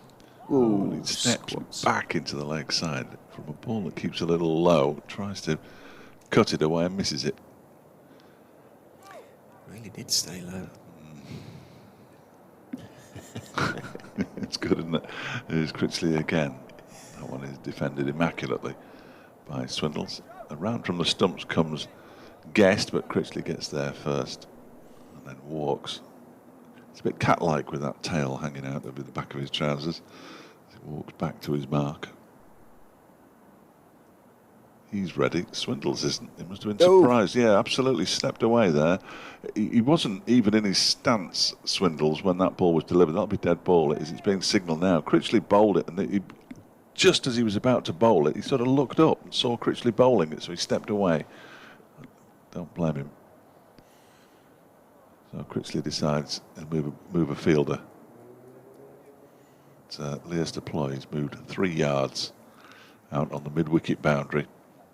Critchley tosses himself a catch. Harry Swindles is ready, and this time he just shows it the pad. It doesn't hit the pad. It's not taken cleanly by Brooke Guest either. The last couple of minutes have not been great. Yeah, no, I'm not quite sure what. Critchley's in again, and Swindles defends it back to him. So the Critchley return, having allowed Ed Moulton 1 over, which was also a maiden, is a maiden. No idea. 37 overs, 5 maidens, 1 for 108. Matt Critchley now. Perhaps Ed Moulton's going to come on from this end. He is. So Anuj Dahl's going off. He's going off. Why is he going off? Get his elbow sorted out because he grazed it. So Ed Moulton's going to come on from the racecourse end. An end from which he hasn't bowled, I don't think, in this match. I think he's bowled all his overs from memory from the City end. But I wouldn't swear to it because I don't keep that kind of information written down, or I don't write that kind of information down, really. I should. You'd end up writing most of the time, though, wouldn't you, trying to keep across everything that's going on out on a cricket field. One slip for Moulton coming in from the racecourse end. Bowls to Chris Wright, outside off stump. Wright steps forward, leaves his bat raised, lets it go through to Brooke Guest. I think Derbyshire pretty much settling into containment mode, but concerningly, from the point of view of the game, and indeed its entertainment value, Leicestershire seem sort of content to let them contain up to a point. Right, as we've mentioned, has played some aggressive shots against the spinners as he goes back to that slightly short of a length delivery from Ed Moulton, and turns it, but only as far as mid-wicket, where Alex Thompson, fair hair glinting in the sun. Well, he was clearly told he was going to be bowling at some point because he's removed his cap. Alex Thompson. Yeah, looks a little bit sort of despondent now. Mr. Godalming may have changed his mind. Moulton is in, back goes Wright, turns it out to mid-on. If the throw hits, he's gone. It didn't. It didn't. Sam Connors picked up, he had time, he only had sort of 1 and a bit stumps to aim at. He was almost square on by the time he was ready to throw, but Wright had given it up. The throw missed. You're in your 80s. Yeah, on 83, right. Never scored this many runs before, and you're taking a single to a fielder. I mean, he got a good bounce, did Sam Connors. It was straight into his right hand. You don't want to throw it away here, surely. Will he ever get a better chance? Moulton into Swindles, who's beaten outside off stump. Delivery that just leaves him, perhaps. A few have done today from this end in particular. Yes, you can start to see where the problems are going to come from for the Derbyshire batsman. Thompson continues to vigorously swing his arms at mid-wicket, so perhaps Billy Godalming's gone into a one per bowler mode. Perhaps he's going to replace Matt Critchley now. In goes Moulton, bowls, full and straight. Swindles back down the pitch it goes to Ed Moulton. Harry Swindles has faced 55 deliveries now for his 14 runs. Well, as you said, his strike rate is now below that of Sam Evans. Well, it's making Sam Evans look like Kevin Peterson. Moulton is in, looking for the Yorker. Swindles equal to it, waiting for it in the crease, jamming it out into the offside. End of the over, 402 for 5. Leicestershire, we have had 137 overs in the innings. 55 overs remain to be bowled today, so we've had 41 overs of the day. If Leicestershire sort of want 450, 500, and I'm sure they do, before Derbyshire, they need to just maybe just look to be a little bit more positive than they have. And, well, Critchley's going off now. It is going to be Thompson. 3 different bowlers in 3 successive overs from the city, and that's what we like to see. And a long delay. Well, Critchley, Madsen, I think they need somebody to put some, I was going to say fielding pads on, but that's clearly not the case. It was the 3 captains this season all in discussion. It will surely set long on and long off back for maybe deep mid-wicket as well. The man at mid-wicket's coming in. With Alex Thompson's first bowl of the day. Well, there is a deep. There's a deep and a close, deep and a sort of shortish mid-wicket. There's a long on. He did this yesterday, didn't he, bowl round the wicket? Yes, he did. He did. He must be being asked to, you would imagine. Hopefully we won't get a succession of deliveries being padded away, but... Thompson has a couple of practice bowls to Ben Aitchison. How many overs did he bowl yesterday? 11. 11 overs, 2 maidens, none for 25 yesterday.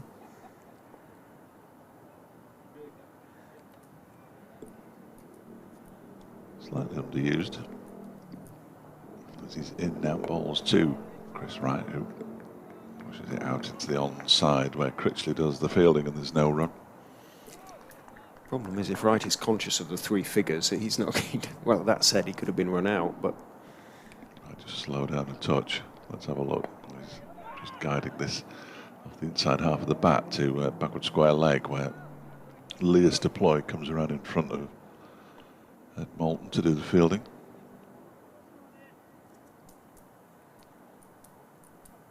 So not fully out at the moment as Thompson bowls and is driven, but not timed by Chris Wright up to Billy Godleman at a deepish mid-off. He's sort of halfway back, not quite halfway back. Billy Godleman, the long on is all the way back in the far distance. I think it's Sam Connors, as this one is. No, it's Alex Hughes. That one is defended by Chris Wright. To the onside. There's no run. Can't be Alex Hughes. Well, I suppose it could be, but it looks like he's going to come on to bowl. Can't do that. Here is Thompson again. This one is turned into the leg side by Wright. And we're going to see 3 successive maiden overs from one end by 3 different bowlers, which will be unusual in a 4-day game, I venture to suggest. We had Andrew Sampson. This next delivery is defended straight back towards Thompson, and we have indeed seen 3 successive maiden overs bowled by 3 different bowlers from the same end. No idea what's going on.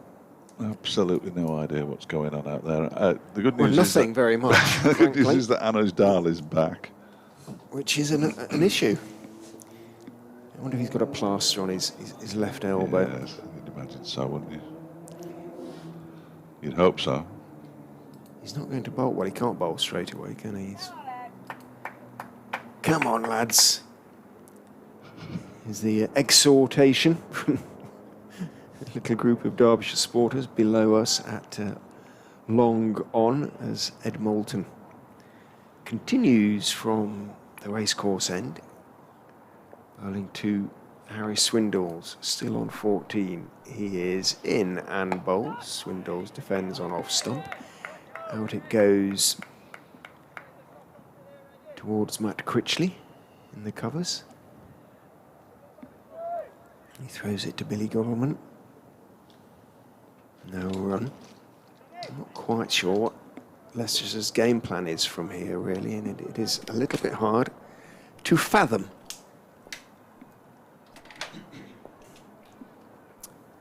Moulton is in to Swindles, who tries to sort of chop it away on the offside, off the front foot, a wristy shot that does not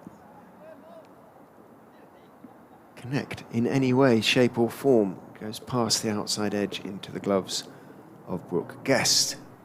And that may be Swindles' attacking shot for the next four overs. He might feel he doesn't want to give it away, having worked so hard to get to 14. Moulton is in, bowls to him, back foot defensive shot out to Critchley. It goes. No run. Can tweet us at Rich M. Ray, R-A-E, at Fletch Sport. That is your preferred means of communication. BBC Radio's Derby and Leicester. That will declare a T and not lose the 2 overs.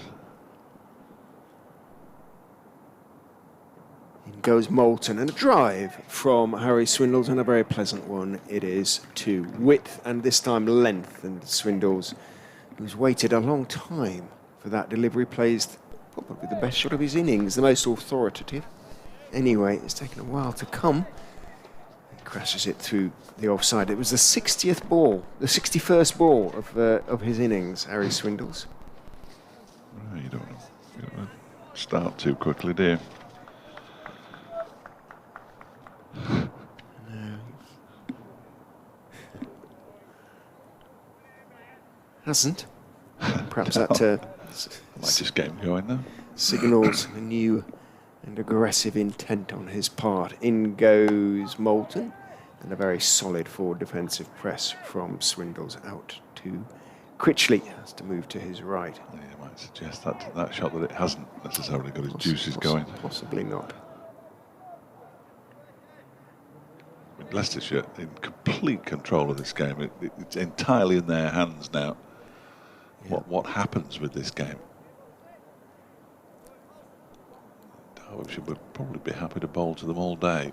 Well, they're not necessarily accustomed to having the initiative, as in goes in Moulton, and on the back foot neatly defended down through the vacant fourth slip area, deflected down by Harry Swindles, down towards third man. Deploy overthrows Guest, but Thompson is backing up, and then he keeps hold of the ball because it is the end of the over. Swindles has kept the strike, and Wright, having had the majority of, or felt like he's had the majority of the strike post lunch, has now not had it, or doesn't seem to have had it for a good few overs. Not much of it. Well, the game has stagnated a little bit. A little bit, yes, a little bit. We're going to see the same bowler bowl successive overs from the City end for the first time in a decent while. Alex Thompson, who bowled his first over as a maiden. And he's going to continue from the end furthest from us.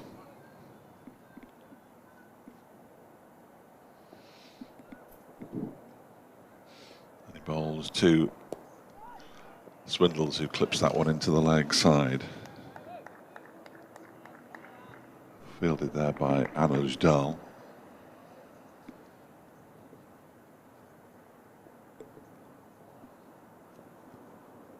He's on 19, Swindles, and dances down the track and lifts that into the air, out into the leg side. It's gone over the head of Anuj Dal. I don't think it's going to go all the way to the boundary, is it? Dal will not catch it, in fact. And he moves on to 23. 411 for 5 now, Leicestershire. Just for a moment. He is hitting with the spin, of course, out into the leg side, but just for a moment it looked as though it might not clear Anuj Dal, but it did.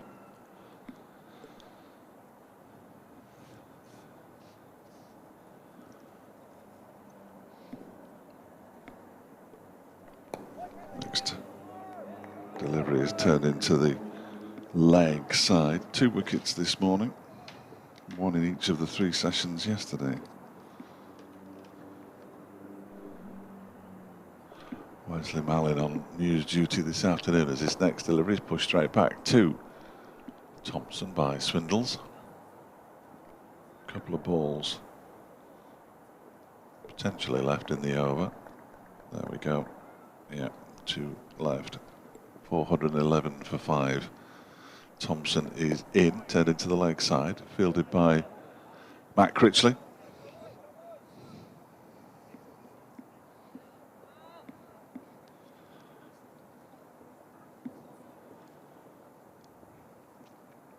Yes, they still need wickets, Wesley. Leicestershire 411 for 5 now. Harry Swindles has 23. The night watchman who came in yesterday evening, Chris Wright, is on to 84. It's a career high score, so he is 16 away from what will be a maiden first-class century. Just 2 wickets this morning, both to Ben Aitchison, but Leicestershire on top, 411 for 5. That over ended with a little ball clipped around the corner for no run, so just the 4 off the over from Alex Thompson. 13 overs for 29. He's bowled now. Ed Moulton 1 for 71. Career average of 181. Come on, Edwin.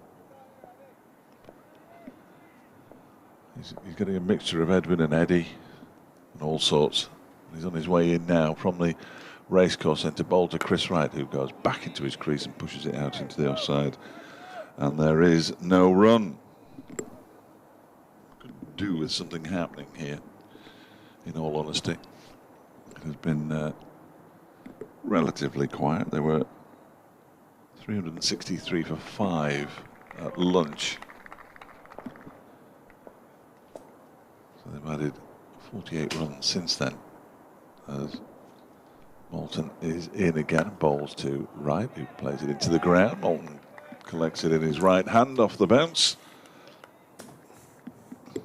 And there is no run. Billy Godwin just practiced a leg spinner there, good grief. Go on, Bill.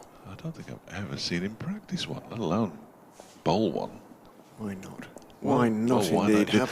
Have a go. Well, they've got Tom Wood, who bowls spin, and left armour Lears deploy, as well as back into his crease goes Wright to the next delivery from Moulton. Pushes it up to mid-on when it's fielded by Sam Connors. Swindles does have to take this on, doesn't he, now? If Wright is slightly conscious of not wanting to give it away. Somebody does. Yeah. Well, he looks to have been a little bit more positive in the last over or two, Harry Swindles. As Moulton bowls again, that's clipped nicely into the leg side, backward of square off his hips off his pads really, for a single by Chris Wright, who moves on to 85, 412 for 5 now. Chris Wright, strike rate still just over 50, which is perfectly acceptable. The overall run rate has dropped from 3 to 2.9, which tells you, given we've had as many overs as we've had, 140, tells its own story. He's got 18 off his last 39 balls faced. This next one is edged down towards quite a fine third man. It'll only be a single. Lears deploys the fielder down there in the far distance. Another one to Swindles, who moves to 24, 413 for 5. Partnership worth 65 from 133 deliveries. I think you do need to interview Ed Moulton at the end of today. I need somebody who can talk for a long time, in all honesty. I don't care who it is. Talk about first-class cricket with him, and well, it'd be genuinely interesting. Take a seat. It would be a first for him, and might not happen again. Wow. He's in now. Bowls to Wright, who drives. Again, it sounded a little bit unpleasant off the bottom end of the bat, but he's going to get 2 as Billy Godleman eventually catches up with the ball out there on the cover boundary. A terrific throw from Godleman. Right over the stumps taken by Moulton. 2 from the final ball of the over. I was just checking that it was the final ball of the over. 414 for 5, right up to 87, now 13 away. Oh, it's a very unlucky number, 87. Moulton looks like he's going off. He threw the ball away with some asperity. Well, he hasn't been fielding out there, has he? I don't think out at the... Deep backward square for the... would make sense for the... he's walking backwards now, so I assume he's not leaving the field. Would make sense for the off-spinner coming around the wicket to the right-handed Swindles. He just looked like he was marching off. Top-edged slog sweep. He might be in the game. And Ujdal might be as well at deep-ish mid-wicket.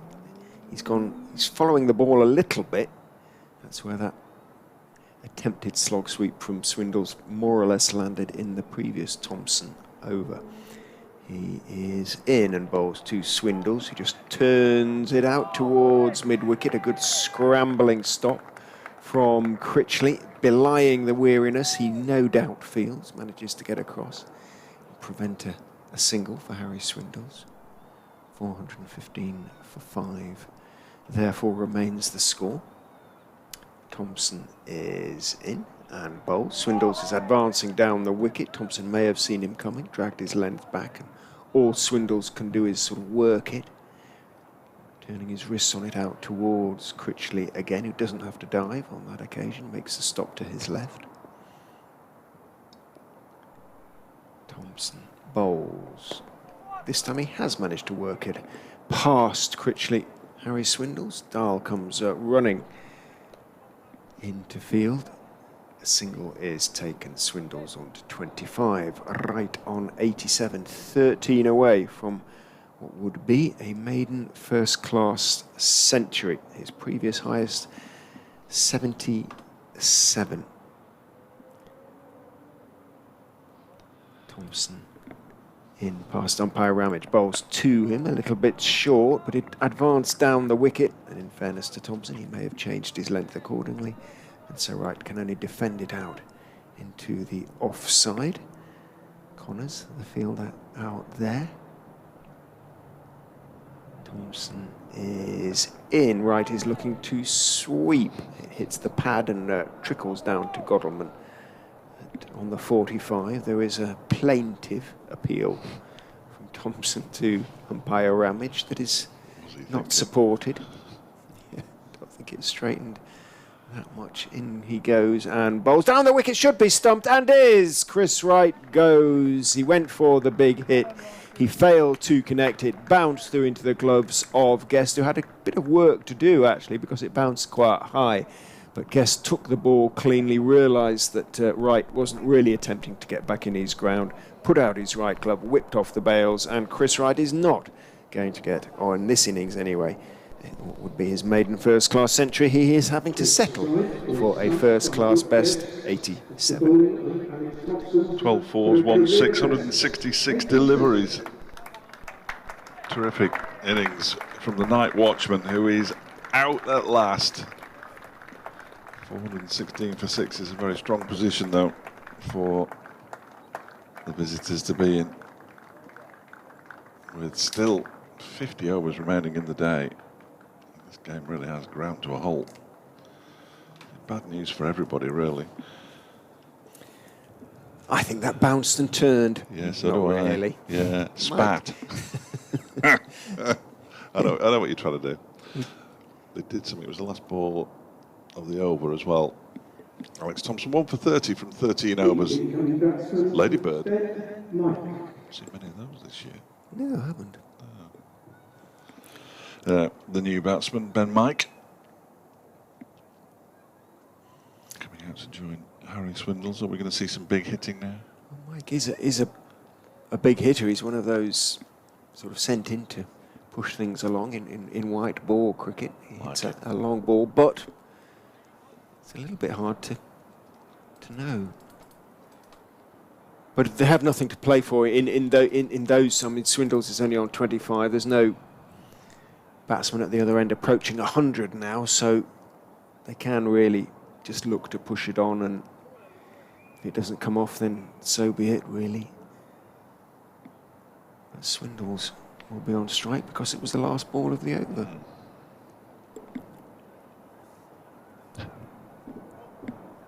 What? Nothing, carry on. No, it must be you. Oh, it's me? Yeah. Yeah, that's all right. You Okay. carry on. You look like you were switching your microphone on. I thought I was about to sneeze, but happily I'm not. Okay, So. good. It's Ed Moulton in bowls to Harry Swindles, beats him outside the off stump. Good delivery from Moulton. He hasn't had a terrific amount of luck, in fairness. No, not at all, really. No. You need a bit of luck as a seam bowler on a pretty decent pitch. He hasn't had any at all. Ben H has bowled nicely for his 3 wickets, 2 today, 1 yesterday. 185 his average is up to now. What he doesn't need is somebody barracking him from the sidelines like you. He did bowls to Swindles, and he's pushed out into the offside, back Critchley. Perpetual motion himself, comes across to do the filling, even he's slowed down now.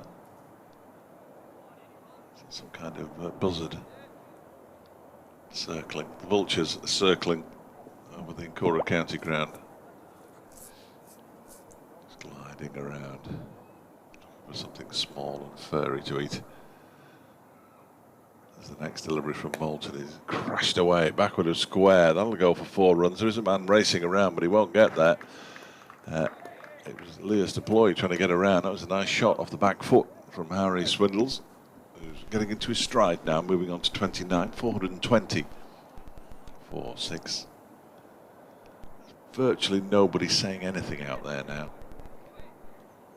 Virtually nobody. There'll be some tired bodies, won't there? Oh. I mean, among the bowlers, obviously, but batters as well. It's going to be tricky for. Just wait They till need Billy to do one of his really obstinate. the press officer innings. asks them to come round here to do the interview rather than stay over there. They're not going to be happy, are they, really?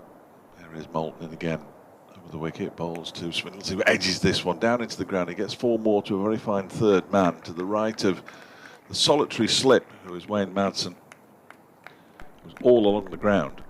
Swindles moves on to 33 now, 424 for 6.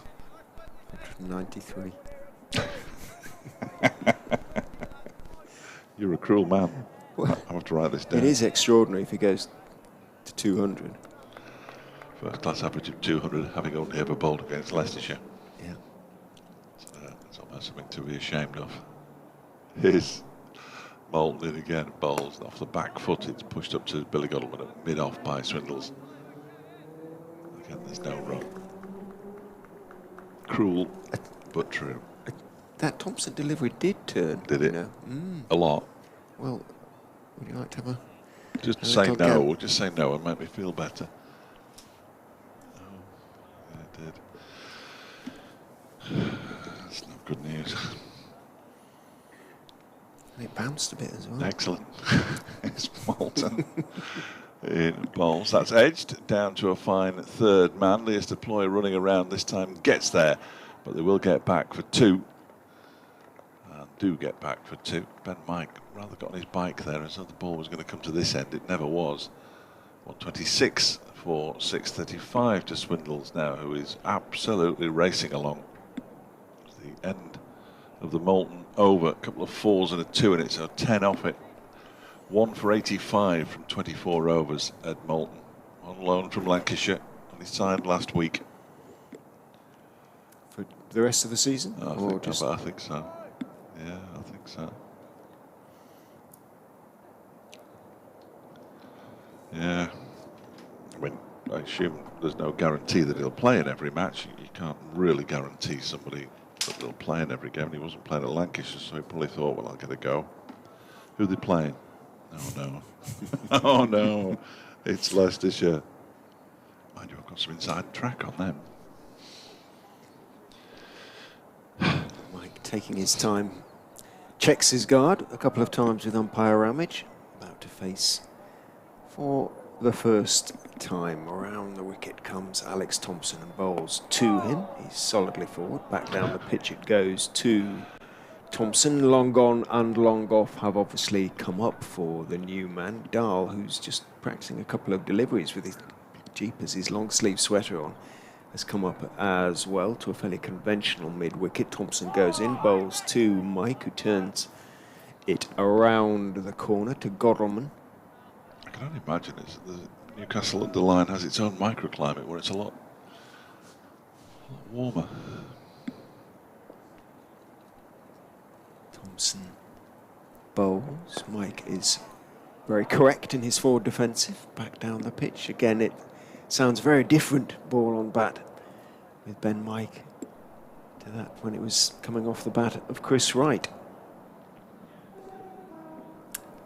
Thompson is in. Mike is down the pitch, hitting over mid on. Did it go? No, it didn't go all the way. It is signalled 4 by Leos Deploy. Bounced just short of the long on boundary. Bounces over the advertising hoardings.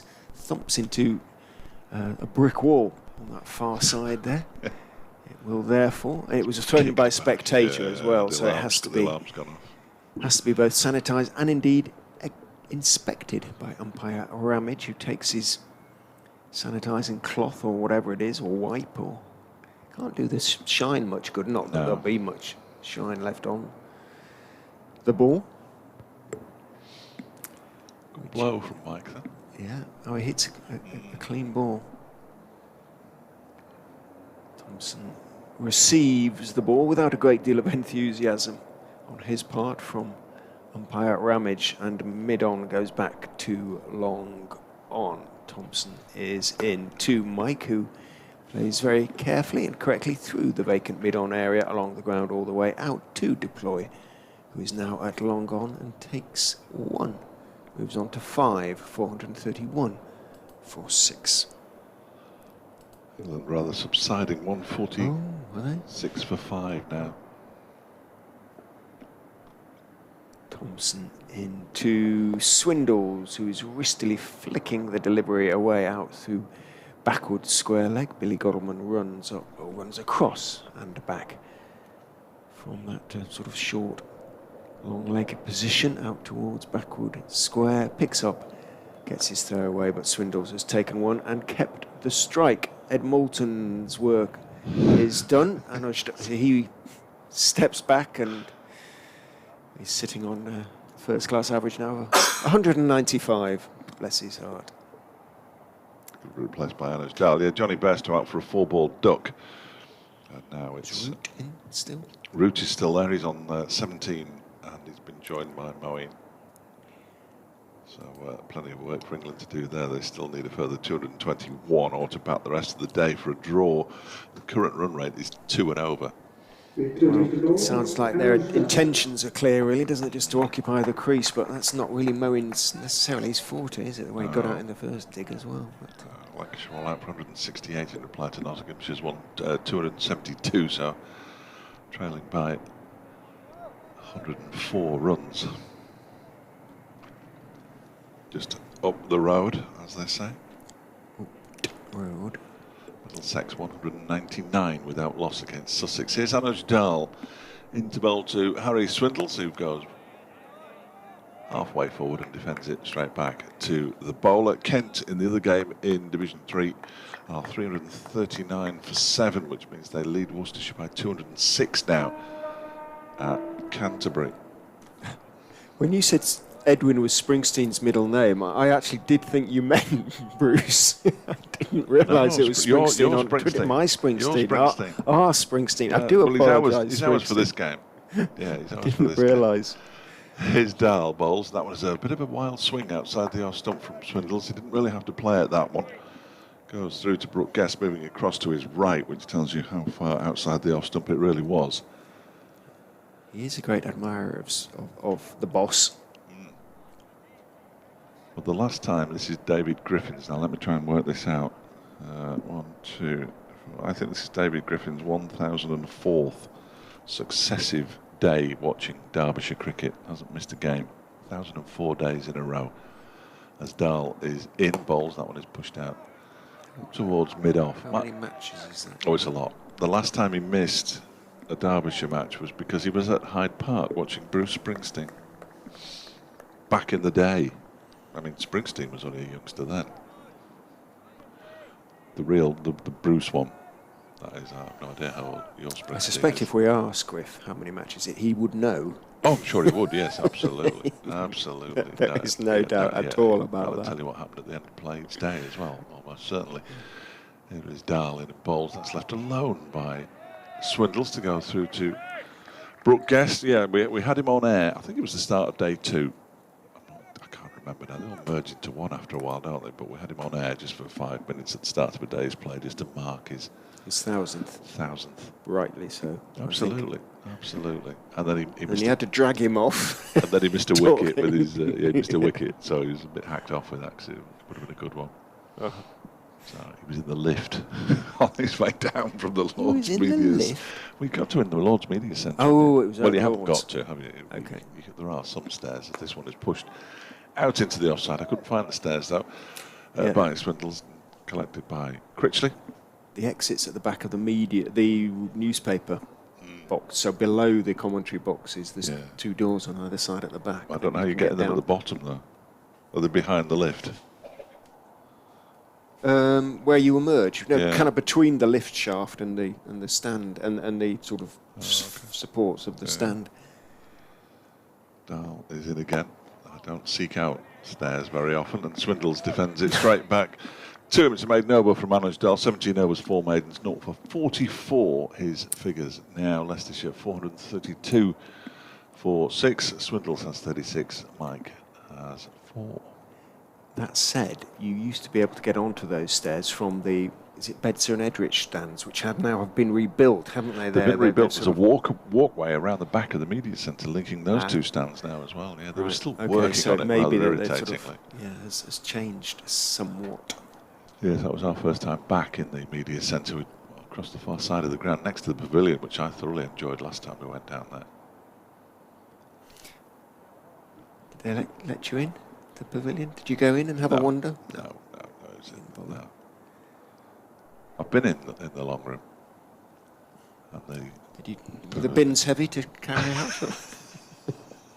collecting the empties. Thompson is in. Down the wicket goes. Ben Mike clips it out to mid-wicket. There's no run. You do get that. Sorry. You get that feeling. You do get that feeling. At the Oval, they don't insist on any sort of clothing, but you don't. Well, I was taken through the long room by Stephen Fletcher, the media guy, and I said, I can't go in dressed like this. This was the first time I went to Lord's. He said, oh, don't worry about that, you're with me. And we walked through the long room and then up the stairs with the some magnificent portraits, some slightly dodgier.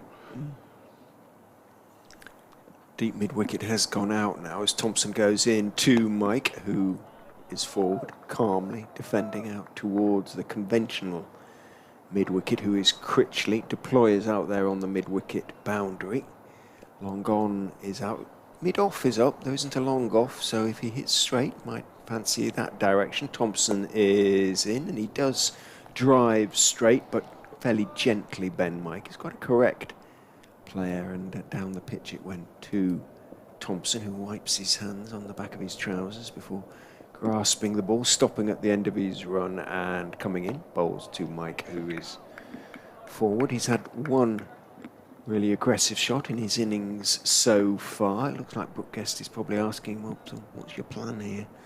432 for 6. Oh, he shrugged his shoulders. As Thompson is in and bowls, and Mike is just defending it around the corner. And there's a momentary confusion between Messrs Godalman and Dahl. Dahl is the man who actually picks up, moving to his right from backward square. And again, there's no run.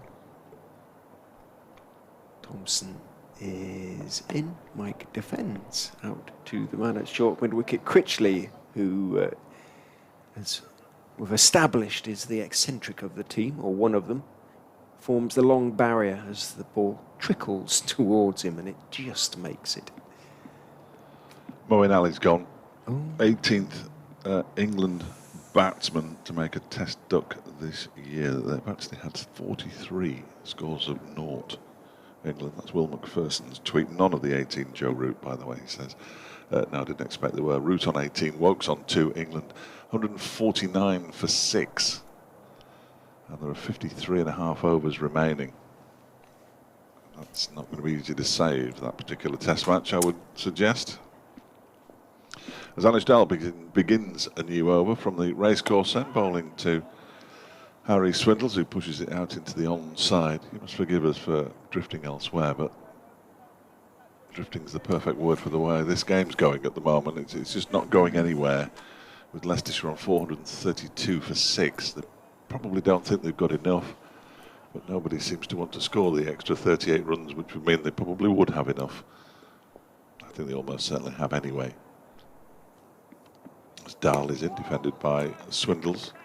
My eye keeps getting caught on the live scores page by the big international that was taking place today between Papua New Guinea and the United States of America, for goodness sake. USA, a 50-over contest. The USA won by 7 wickets. I believe I think it was Papua New Guinea. I saw them beat the United States at Rugby League. Yes, potentially. Next one is, a wild drive. Perhaps that's why he's playing defensive shots, Swindles. He had a wild drive at that one outside the off stump. It's because it's the only country in the world, Papua New Guinea, where rugby league is the national sport. They're mad about it. I tell you why I particularly remember it, because it was played at Castleford, which at the old Lock Lane ground, which isn't the most Weldon Road, yeah. It isn't the most salubrious of, no, it's not. of venues in the first place, but it's a genuine rugby league place. Oh yeah. And they'd forgotten, the RFL, to bring a record of the American national anthem.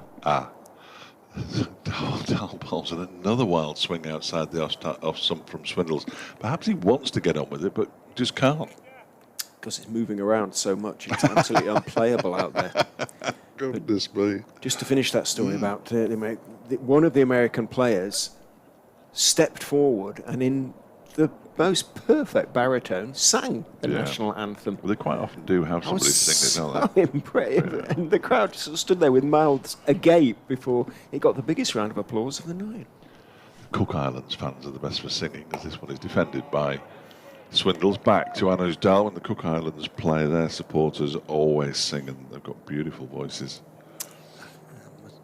20 odd years ago, so it was one of the very first sort of World Cups in the UK. Yeah, Rugby League World well, there's Cups. supposed to be one this autumn, but of course it's been called off. We had tickets for a number of games, and I assume that those tickets have just been carried over to next year when they've announced the dates, but not the venues yet for the tournament. Oh gosh. This next one is driven out into the offside. And that'll be 4 runs. That was a really good shot from Harry Swindles. He adds 4 to his total to move up to 40. 436 for 6. End of the over. Swindles 36, Mike 5. 45 overs to go today. Game continues to drift. Billy Goldman's left the field now to be replaced by Alex Hughes.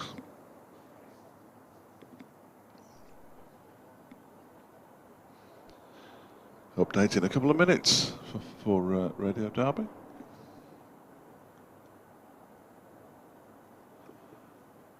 I'll get to follow Ed Dawes.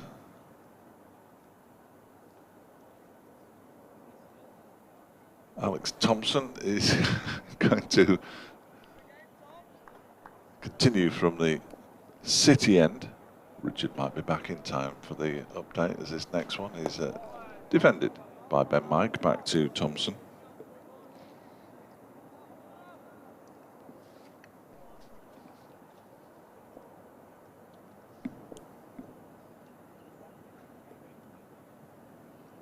Next delivery takes a couple of steps down the track, does Ben Mike, and just punches it up to long on in the far distance. Looks in the far distance like Sam Connors is doing the fielding. 437 for 6.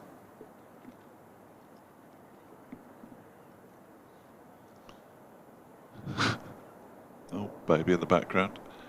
As next delivery is, oh, it's an attempt to pull it, hoik it really, as much as anything. I think it's on Charlie Palmer's audio in my ears rather than outside. As it's heads. This next one is hoiked into the leg side for 4 runs by Swindles. And it was a hoik, but he gets in 4 runs. He moves on to 44, 441 for 6 now.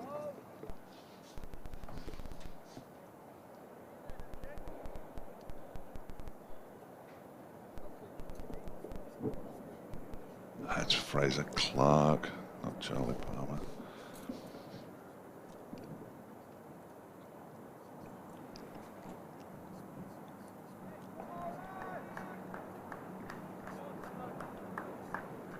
Update.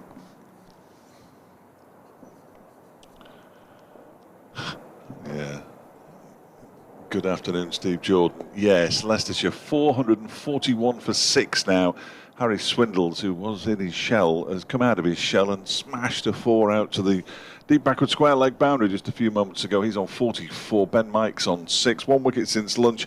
It was Chris Wright, the night watchman, came in yesterday evening, got all the way through to lunch.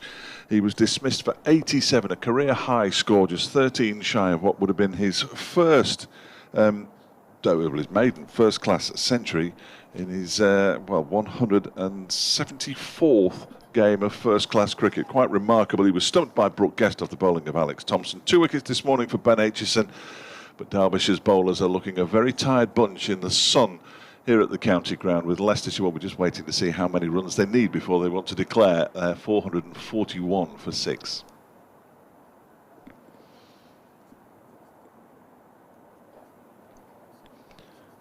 So that over from Alex Thompson comes to an end. 1 for 41 from 17 overs for him, 5 off the over. And it's going to be Anuj Dal to continue. He's in conversation with Sam Connors, whereas Matt Critchley's in conversation with Billy Godleman. Is he going to show the umpire the ball at the insistence of Matt Critchley? I think he is, you know. Looks at his watch, does Rob Bailey. And Rob Bailey has a word back with Billy Godleman. He didn't show him the ball. And we just play on with the ball that we were using. No idea what was going on there. Whatever it was, it's finished going on there. And in comes Anuj Dal and bowls, and it's pushed out into the offside by Mike. Harry Swindles wants a drink. He wants a drink that you have to pull the ring top off. The way he's definitely. It's like an episode of Give Us a Clue out there. What's going on? We saw umpire Bailey very deliberately look at his watch for something or other after a very lengthy discussion between Matt Critchley and Billy Godleman resulted in absolutely nothing changing as Dahl is in again and bowls to Mike, who pushes this out off the back foot up towards the cover boundary. Leicester Ploy is giving chase. They've run 2. It's gone for 4. So they can save their legs now, and Mike moves into double figures. He's on to 10, 445 for 6. And we've now seen Harry Swindles signalling for a drink, but not just any old drink. No. Harry Swindles wants a drink with a ring pull on it. He's just... Something fizzy. Yes, I'd have thought so. Something, well, or with electrolytes in it. No, I have no idea, but... A ring pull, yeah. I'm not sure you can... Yeah, I suppose you can get one in a can. Those balls that are red... Perhaps. I can't remember the exact name of the drink. Oh, yeah. An energy drink. Yes. Yeah. He's running out of energy, which is a bad thing on 44, not out. Well, he's going to have to keep wicket eventually. Perhaps that's why he's not cracking on with his batting. Yeah. I didn't want to be out there squatting down any time soon. We've only had 2 deliveries of this over so far, and it's lasted about a quarter of an hour, it seems. Here's Anuj Dal. Runs away from us now, past the umpire and bowls to Mike, who defends it out into the offside. And there's no run. Talking about spiders devouring crane flies earlier, there's one that's built a web on our window now, and it's just devoured quite a little fly. Horse box is leaving, if it is a horse box. Looks a bit like one, doesn't it? Yeah, sort of arrived this morning. Some sort of horse box with living quarters in the front. Very nice piece of tackle, that. Police horses to control the crowd, I think. Yeah. Dahl is in. Mike pushes it back with a square on the offside. They run the first one really quickly. In off the boundary comes Ed Moulton. And they get back for 2. Mike moves on to 12, 447 for 6.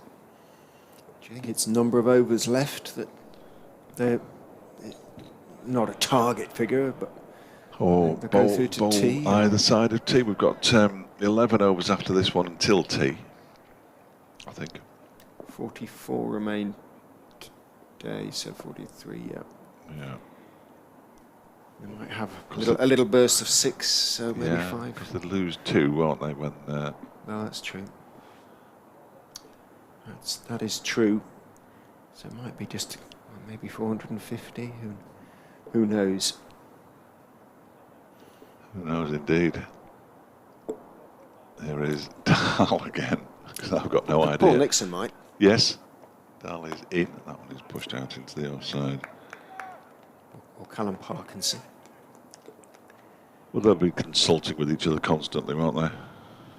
Yes, Parkinson strikes me as a sort of young man who will have his own opinions and be quite firm about them.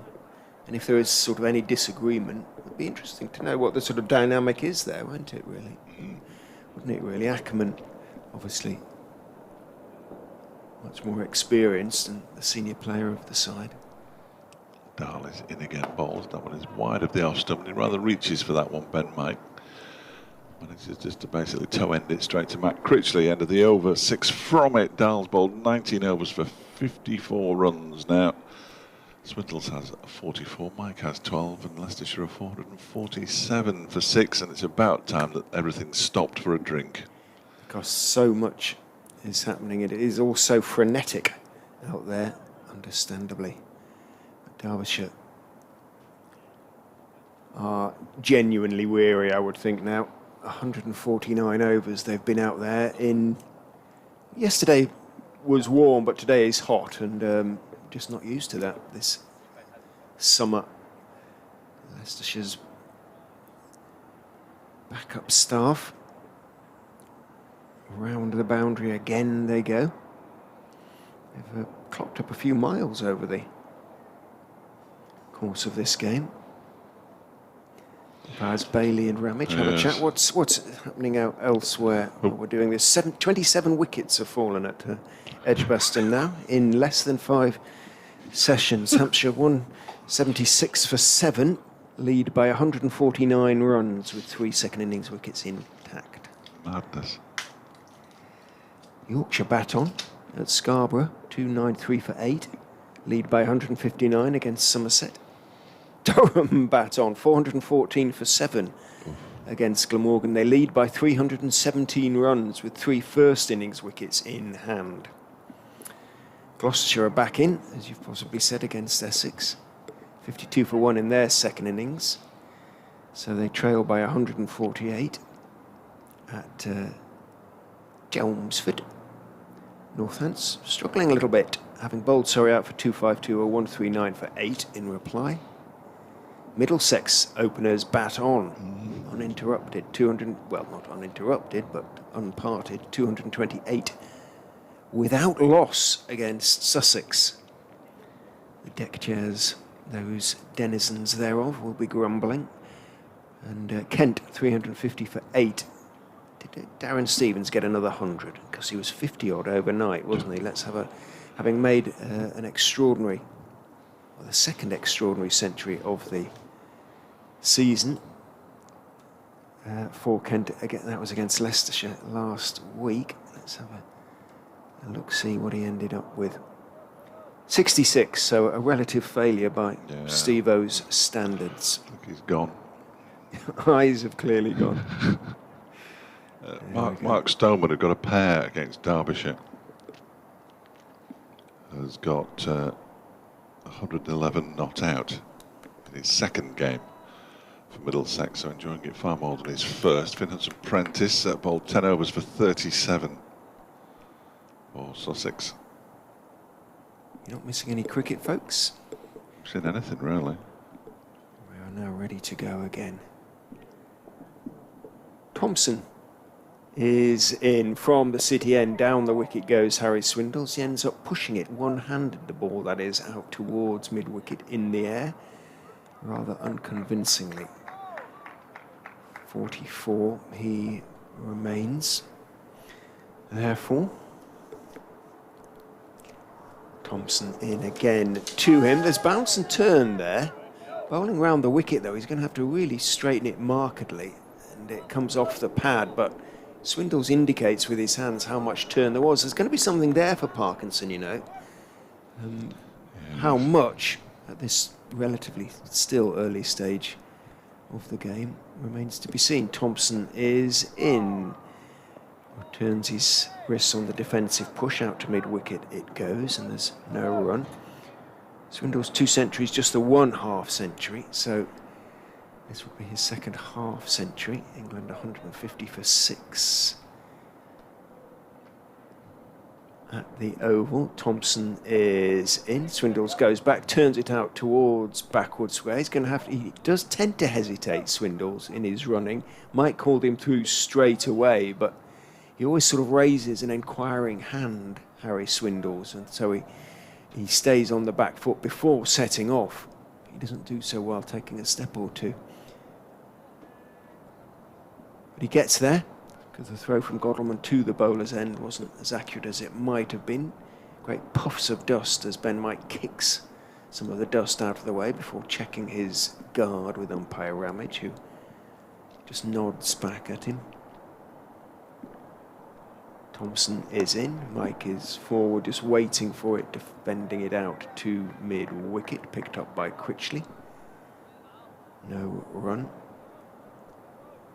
England under-19s against West Indies under-19s. I think Mr. Wheatman is playing in that. Leicestershire's young leg spinner. Let me just check as Mike clips that one from Thompson away past Critchley out towards deep mid-wicket. and takes the single. Did he get a game? He's certainly in the squad. I'll have to check the scorecard. Yeah, nobody from Derbyshire in the squad this time round. They have had representatives in recent years, but he's playing, and not only is he playing, Rian Ahmed, he's at the crease at the moment. Yeah. He's just gone in, not out, naught. He went in, he's gone in at number 6, I think. So West Indies were all out for 180 with Rian Ahmed, none for 42 off 7. Easing himself into the series. And as Dahl, 4th over of this spell, 20th in total. 10 overs to go until tea. He's in now, bowls to Ben Mike, who defends it out into the offside. And there is no run. And time is actually standing still. I can't work out how long everything's going to take. So if they take 10 overs to go until tea, it'll be about 25 past 3. You're getting concerned about your 6 till 7. Well, I'm just trying to work it out. Then it'll be 20 to 4 when they come out, so 20 to 6 they might finish. So that might be quite decent. Yeah, it's all. I'm the only thing that matters really. Dahl is in. That one is driven up to Alex Thompson at mid-on by Mike, and there's no run. Yes, in case anybody didn't know, I'm presenting Sports Scene at 6 between 6 and 7 from the cricket ground this evening, as Chris Coles has gone up to the University of Moulton Stadium. He and Charlie Palmer will bring you commentary of the big one, Bolton Wanderers versus Burton Albion, from 8 o'clock this evening. Dahl is in, and that one's wide of the off stump and going wider. Well, in which case, I think we'll have to get you an interview with Callum Parkinson, who is a absolutely mad keen Bolton Wanderers supporter, well, yeah, and will be able to fill you in absolute forensic detail on the state of the Bolton Wanderers squad. If he wants and to come up team. here and just do me a quick one, that'd be sensational. Maybe. He might be batting by then. It's a possibility, you know. Yeah. Talk Well, about, a little bit about his brief time at Derbyshire as well. I think I'd rather talk about the football, if you don't mind. That one is driven and goes through Matt Critchley's hands. They're going to get one. They're thinking about a second. Billy Godalman's already there. And throws it back quickly to prevent them from going back for the second. Ben Mike moves on to 14. That's 450. It is the 450 up to a rapturous applause. Well, it might do when it comes up on the board. Let's see. Let's wait and see when it comes there. Rapturous, having to hold the crowds back. I don't think, well, now that the police horses have left, I'm not sure whether they want to be too rowdy. It's Dahl in again, pushed out into the offside by Swindles. He's just faced his 101st ball in this innings of 45, 6 fours. So he's miles in front of Sam Evans on the fours front at this stage of his innings. United States have beaten Papua New Guinea by 7 wickets. Big win for the USA. Big win. Here's Dahl again. Ball's a full toss that's clipped into the leg side, fielded one-handed, right hand, bending down by Tom Wood and preventing a run from being taken. Just one from that over. 9 to go until tea. Swindles has 45. Mike has 14. And Leicestershire are 450 for 6. 101 balls for Harry Swindles. 25 for Ben Mike. So Swindles has, having had a run rate for a large part of, or the early part of his innings, in the 20s, a strike rate that is. He's got it up into, well into the 40s now, so rather more respectable if respectability is judged on strike rate, which it isn't necessarily, of course. No. It is the county championship, 450 for 6 Leicestershire. So 301 needed by Derbyshire to save the follow-on. Down the wicket goes Ben Mike. Were Leicestershire to declare at this point, which is haven't. a lot. Yeah. He clips it away through mid-wicket, avoiding the grasp of Matt Critchley out towards Wide long on it goes. Single taken. Mike onto 15. Thompson is in to Swindles, who is turning it away through the square leg, the vacant square leg area. Anuj Dahl comes in. Lovely sidearm throw over the stumps from Dahl, who I'm kind of reassured to see is no longer wearing his long sleeve Derbyshire sweater. He's finally got warm enough. He's finally warmed up. Thompson is in. Outside off stump and looking to dab it away into the gap on the offside. Ben Mike gets a thick inside edge and it bounces out towards short leg. Guest comes out from behind the stumps to field. Thompson is in. Down the wicket goes Ben Mike and trying to clip it away fairly straight. Another thick inside edge. This time it goes to Dahl at pretty much square leg, just backward of square, alongside umpire Bailey, who's making notes at the moment. Note about something, yeah. I think he's writing a poem. He's got time. In goes Thompson and bowls outside off stump. No turn goes on with the arm taken by Guest. Mike lets it go through. Has he ever done a memoir? Has he done his autobiography, Ron Bailey? Legitimate if he's played for England, hasn't he? Quite a few games. Absolutely. So I'm Absolutely. sure he's got a few stories to tell. I bet he has. In goes Thompson, driven in the air, but plenty of it. Ben Mike through the offside, wide of mid-off, who Ben Aitchison rather jogs wearily after the ball as it thumps into the advertising hoardings out there in front of, just wide of the East Midlands Demolition Limited stand in front of what is now the boundary bar. It's had a few different incarnations, that little building down there. Let's get my chips from there at lunchtime. Mike picks up 4, moves on to 19. 456 for 6. Glancing at the pavilion, no sign of any imminent declaration. That doesn't look like it, does it? So Anuj Dahl and Alex Thompson will be sharing a cap for some time, it would appear. Dahl gives Thompson, who is capless, his cap. Thompson, he's not going to wear it, he's going to shove it down the back of his trousers. I'm not sure I'd want to put it back on if I was Dahl. The new overall starts soon. They look exhausted. They do, don't they? Derbyshire now. They absolutely do. It has been very warm. Dahl, 21st over of the innings, in and bowls to Swindles, who pushes it up into the leg side. It's deflected by Tom Wood, but the left hand of Tom Wood, and picked up by Thompson. 3 more members of the backroom staff from Leicestershire doing a lap of the ground. They've done, as I say, several miles worth over the last couple of days. Those boys, Will Garvey, Alex Cowie, Tom Smith, former Lancashire bowler, of course. Assistant coach and main responsibilities for both of the bowlers. Dahl bowls, defended by Swindles, down on one knee. Implying that it's, I don't think it did really stay low. I didn't think that much.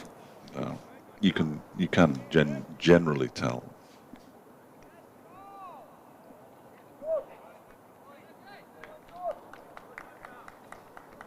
You can generally tell.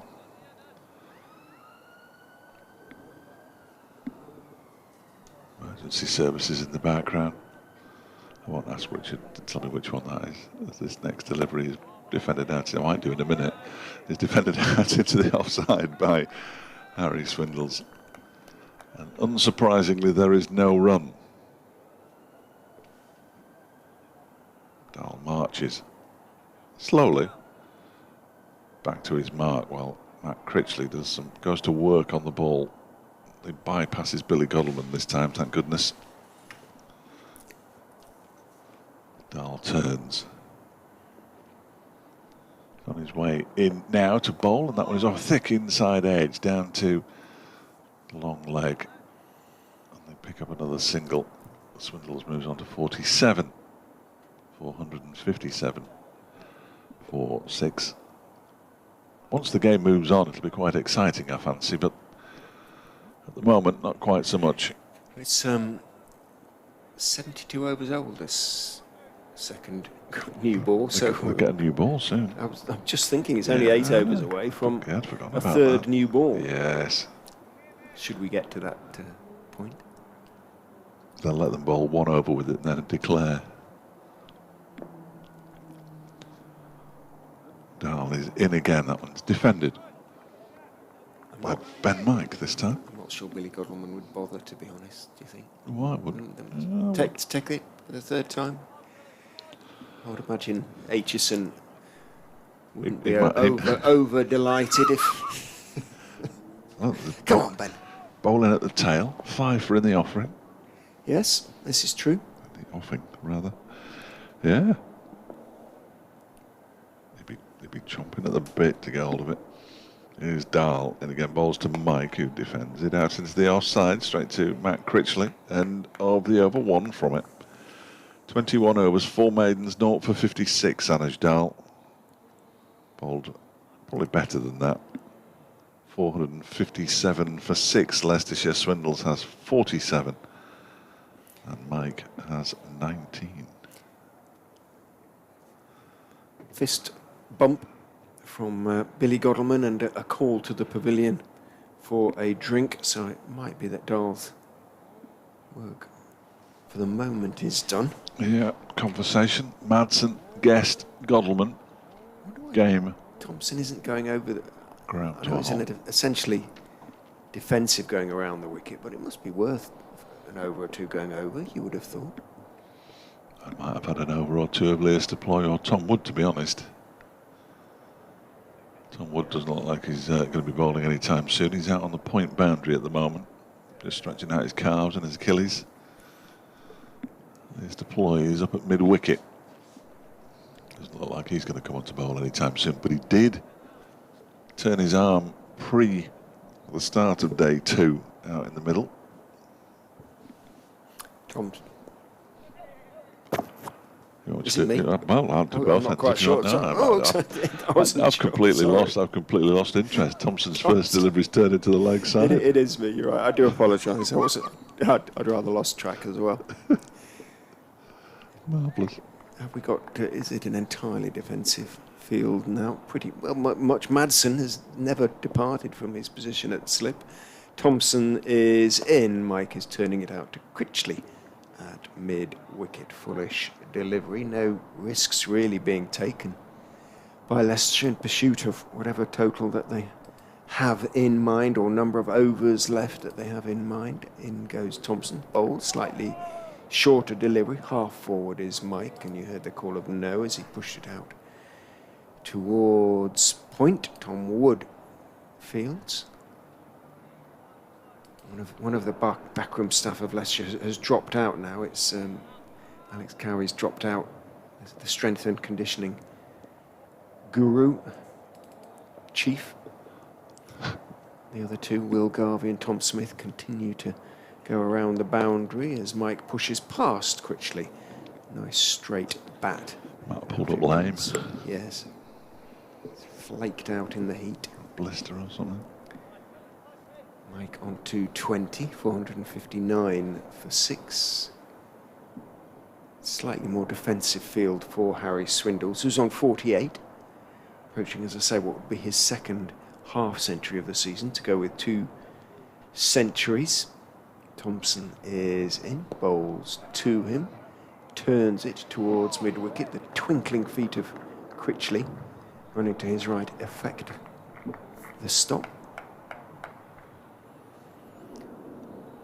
Somnolent is the atmosphere at the Incora County Ground at the moment. Somewhat sleepy as Thompson is in, and Swindles one-handed turns it towards Godleman, who picks it up and hurls it towards Thompson. Happily it bounces before it reaches him and is therefore relatively easy to stop. End of the over. It's almost the top of the hour. 459 again. 459 for 6. Swindles 48. Mike has 20, and there are 6 overs until tea. Just 6 overs until tea. Who'd have thought? Richard very cleverly leaving earlier and earlier towards the top of the hour. He's going to have a shower and a bit of a wipe down. I can't say that, I blame him. It looks to me as though Matt Critchley is going to come on. We're approaching the new ball, of course. 6 overs till tea, 6 overs till the new ball. So the sooner they get to tea, the sooner they can come out and bowl with a new ball after a bit of a rest as well. Which will be interesting-ish.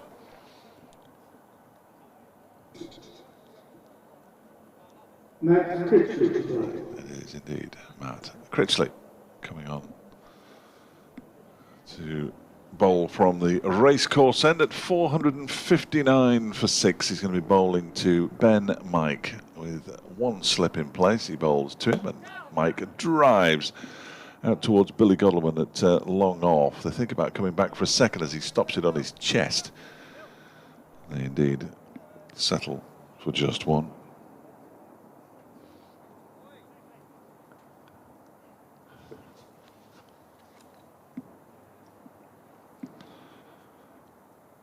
Critchley tosses himself a catch. He's in now and bowls. That one is an attempt to cut it away, but fails by Harry Swindles.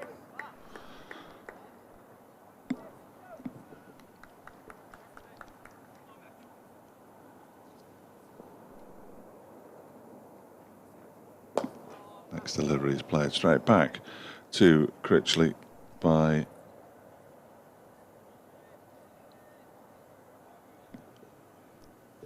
Swindles, who waits now. Critchley is in again and bowls, and it's pushed out into the offside.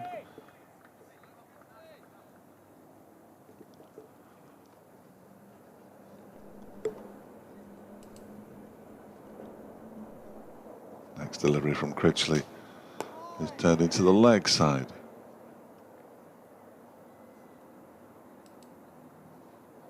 And there is no run. Swindles continues to bat steadily. Critchley's in again. Swindles goes back and guides this down to third man. There isn't a third man, so Ed Moulton's chasing it. He's almost caught up with the ball now. They've run 2. And they move on to a 50 for Harry Swindles. He acknowledges the applause of the changing room and the crowd. Well batted him. He's got to his 50 of 115 balls with 6 fours. Harry Swindles 50 came from 115 balls, including 6. There we go. Confirmation. It was last ball of the over as well. 462.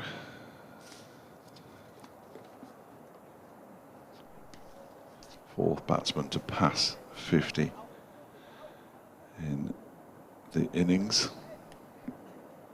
113 earlier today for Lewis Hill as Thompson begins a new over, 10 into the leg side by Ben Mike. We've just seen a half century for Harry Swindles. He's on 50 not out. Ben Mike 21 not out, and Leicestershire now 462 for 6. Remarkably, a second new ball will be available to Derbyshire in just 5 overs time, so that would come immediately after the tea interval. But the bowlers really are struggling in the heat here. Chris Wright out for 87 and Louis Kimber for 0 after Lewis Hill was dismissed for 113. They're the 3 wickets to fall today. 2 to Ben Aitchison, 1 to Alex Thompson. Leicestershire 463 for 6.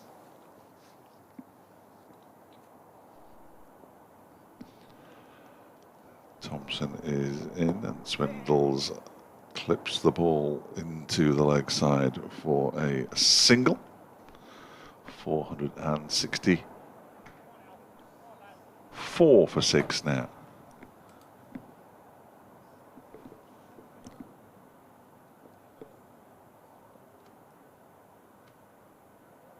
Next delivery from Thompson is pushed out into the onside by Ben Mike. He picks up a single as Matt Critchley dives to his right but doesn't get there. 465 for 6.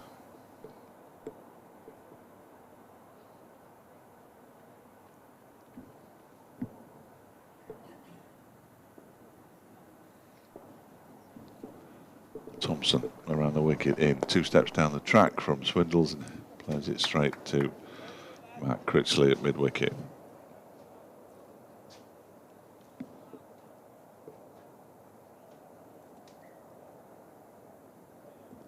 Thompson around the wicket into Swindles again. 2 steps down the track, and this time he puts it into a gap off the boundary, races Anuj Dal to do the fielding, and they pick up a single end of the over.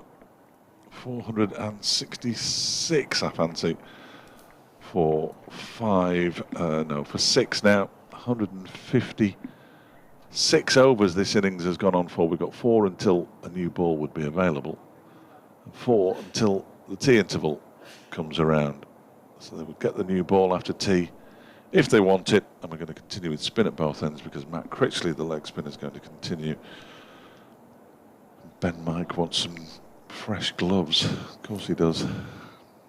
Critchley has now bowled a mammoth 38 overs, 5 maidens, 1 for 111.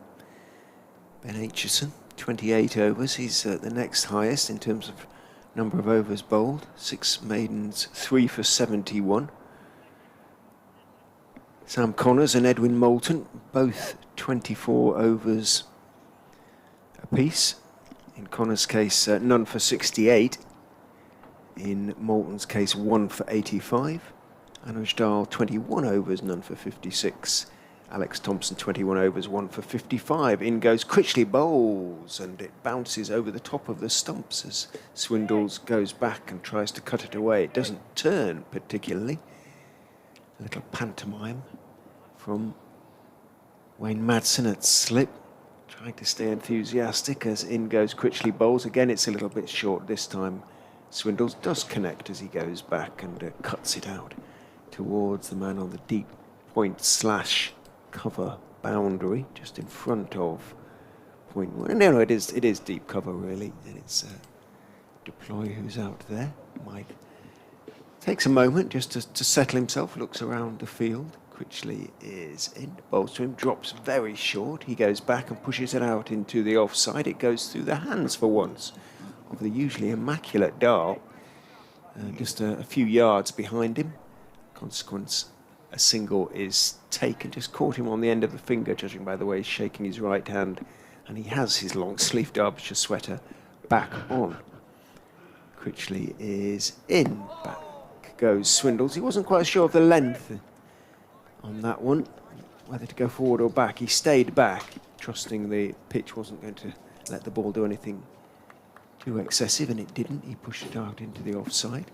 Critchley is in, another good delivery on a length. Forward this time went Swindles. There was a nice loop to that one, but there's been not much for Critchley, well, from either end to be honest, but certainly not from this end at the moment.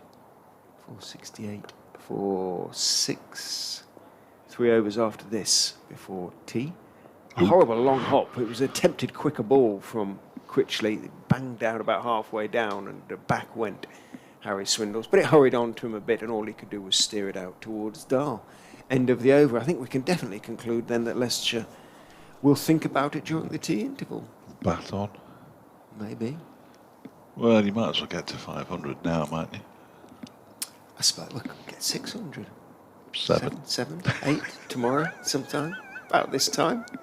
Just to be sheer bloody mindedness of it. Just to make sure they're not going to lose the game. Yeah. Which they're clearly not going to do from this position at 468 for 6. You'd be disappointed. You would be very disappointed to lose the game from here. Derbyshire would have to get probably 600 or 700. This one is turned into the leg side, new over from Alex Thompson by Ben Mike, and it's up towards Leas Deploy for a single. 469 for 6. Mike moves on to 25. Swindles has 53. This 1 and 2 more until the tea interval, when a new ball will become available, or Leicestershire will declare. This next one, he takes a couple of steps down the track, clips it into the leg side. Billy Godolphin moves around to his left to do the fielding. And it's another single. Swindles up to 54 now. 400, I think it must be 70. Yeah, 470 for 6. Scoreboard appears to have stopped working again. Thompson bowls. That one is clipped by Mike up to long on. 471 with that single. He moves on to 26. Scoreboard's jacked in. Terrific. There's Thompson again. Bowls. That one is guided down to backward point. In off the boundary comes Tom Wood. Single taken. If that was the 4th ball, which it was, they're now 472 for 6. There we go. It's got back on track. Remarkable. Thompson again. Mike defends. They've got the 4 overs for this, 4 runs for this over. They don't need any more than that. Thanks very much. The ball is defended out into the offside by Mike. It seemed no different to delivery to the first 4 that all were milked for singles. Final ball of the Thompson over, then around the wicket he comes to Ben Mike, who does take a step down the track and then gets a little squared up by it. Ball squirts out into the offside. It's picked up by Sam Connors, who's pretending to polish it because it's absolutely pointless at this stage, with it being 78 overs old. And Matt Critchley's going to continue. 472 for 6 at the end of the over. Mike has 26, Swindles has 55. Mike and Swindles are deep in conversation. T in 2 overs this end. T in 2 overs. Don't mess this up. Yeah, well, interesting to know. Well, we'll ask at the end of the day. Callum Parkinson is due in next. Whether he will come in next remains to be seen as Matt Critchley goes in and bowls to Swindles, who is forward, defending a line and length delivery from Critchley. Didn't bowl, famous last words, too many loose deliveries. It's his 39th over of the innings. In he goes, tosses it up. It's driven hard down into the ground. A good stop by Dahl, who is very much in the firing line there at shortish extra cover.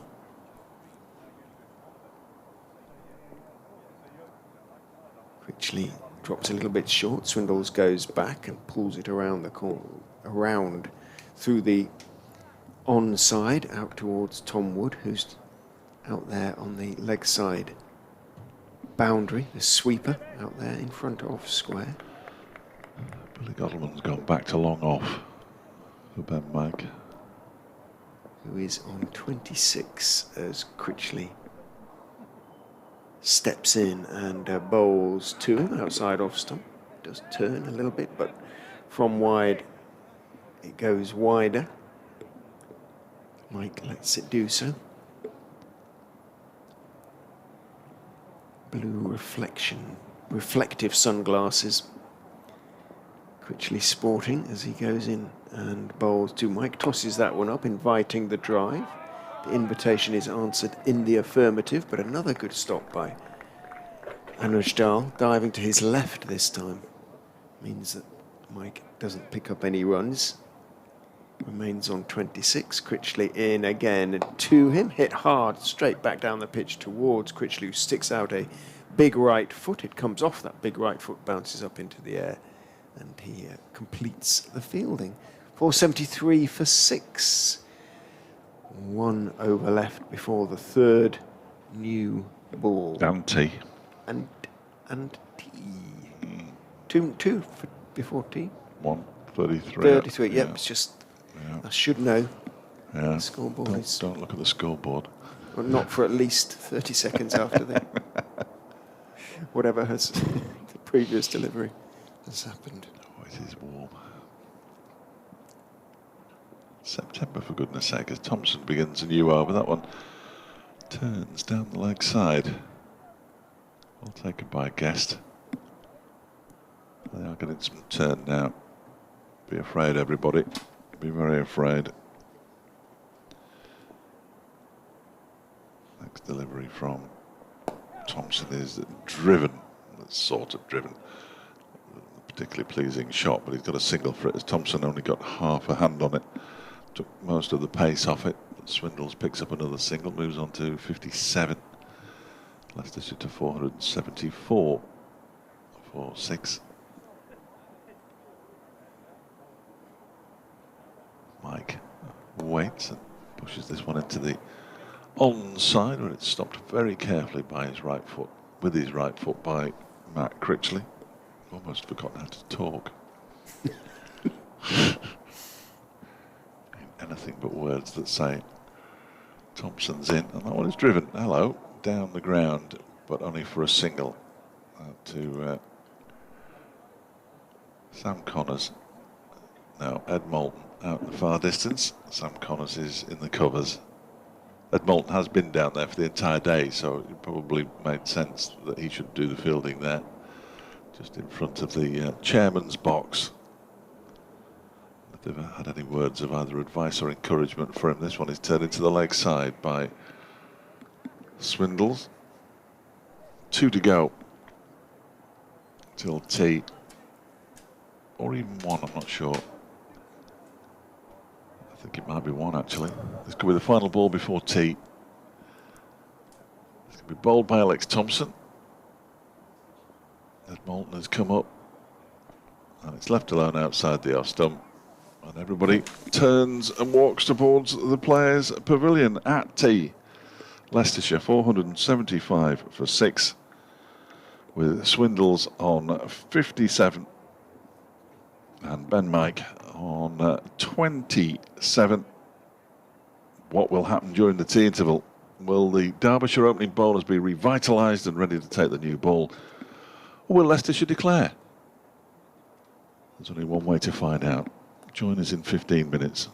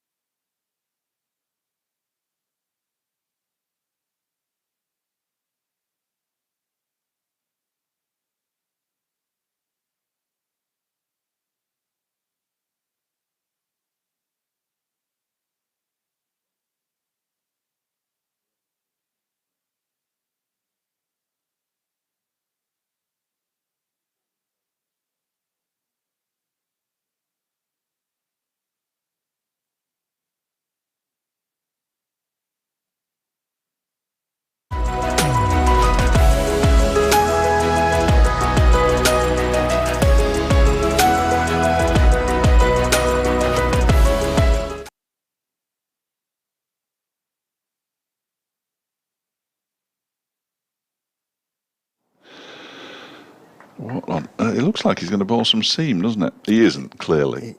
But that's the run-up he's doing. The eccentric. Yeah. Matt Critchley's just having a Yeah. little bit of fun. I suspect. Umpire waves his hand. There's only one scorer. Is the scorer going to wave back? I think he has. He's just looking vaguely. He's there. We're telling the umpire he's there, but There might be two scorers, but nobody's waving to the umpire. the scorer gives us a signal, which isn't readily repeatable. Critchley is in from the racecourse end, bowls almost a Yorker, it turns into. Mike just turns the ball back down the pitch. Big puff of dust, great cloud of dust. The groundsman here uses one of those sort of leaf blowers during the interval. Critchley is in, bounces high up off the pad of Ben Mike out into the leg side. I heard a theory being propounded among our colleagues in the press box down on the other side of this fine new building behind the bowler's arm as Critchley is in and bowling. Mike is forward, does turn a little bit. That he thinks Leicestershire are doing a really... I've got this bang on in terms of batting on because the pitch is starting just to offer the bowlers a little bit of something at least as Critchley is in. Mike is clipping, but only as far as mid-wicket, and there is no run, and that they are therefore doing the right thing in batting on and on and on. And the longer they're out there, the better from their point of view. Mike drives, but only as far as Dahl at extra cover. I'm entirely convinced. Do they think they'd pull out before the end of the day? Yes. With about an hour or so as Mike goes back and just works one. The last ball of the over, in fact, out towards mid-wicket.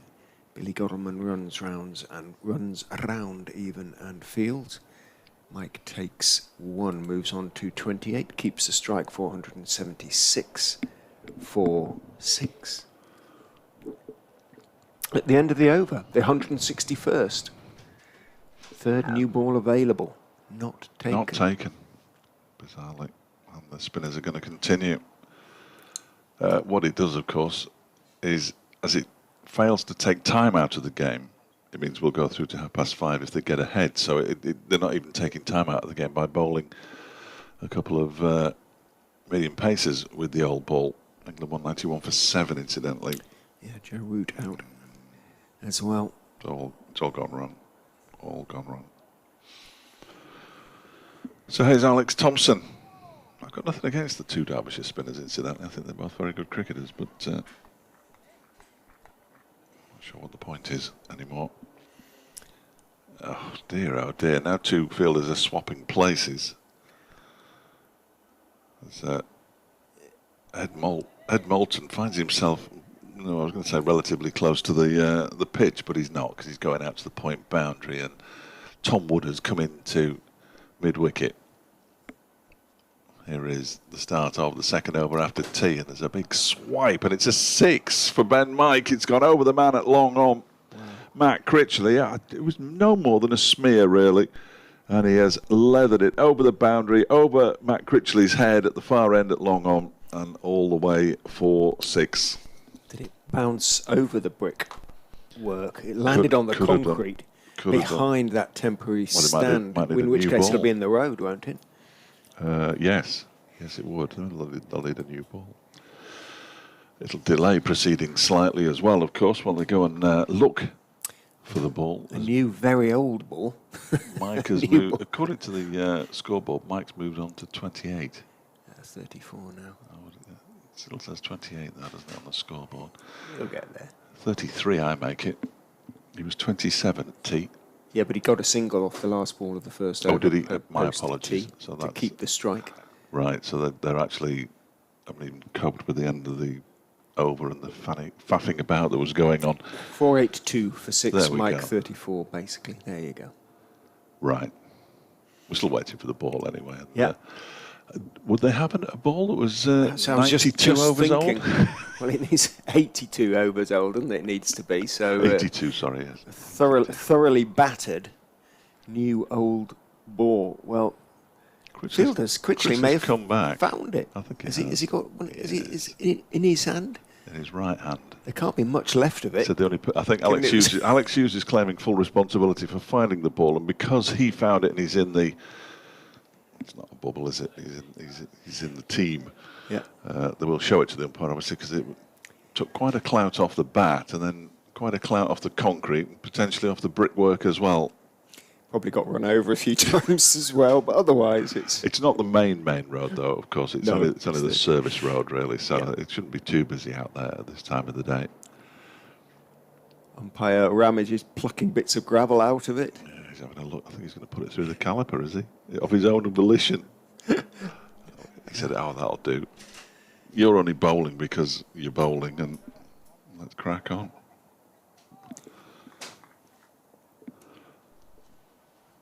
Here is Thompson then. Around the wicket, bowls to Mike, who pulls this into the leg side. He's going to get 4 more, is he? No, he's not. 2 fielders converge on it in front of the members' pavilion. And in fact, Lewis deploys the man who picks the ball up to do the fielding. And they get 2 more. 484 for 6. It's a lovely clean pickup from Ben Mike. He does hit a clean ball. Next delivery from Thompson. He's in and bowls to Mike, who just turns it into the leg side. There might be 2 there, but it is very warm, so they're probably just going to settle for 1. They do. Deploy comes in off the boundary to do the fielding. 485. 4-6. Mike moves on to 37. 3 4s and that's 6 in his 37. Swindles 57 with 6 4s. Same number of 4s he had when he got to his half century off 115 balls. He waits as Thompson bowls. Germany clips it into the leg side straight to Billy Godalman. And you've heard the cry of no. You can hear it better if I actually turn the effects microphone up properly.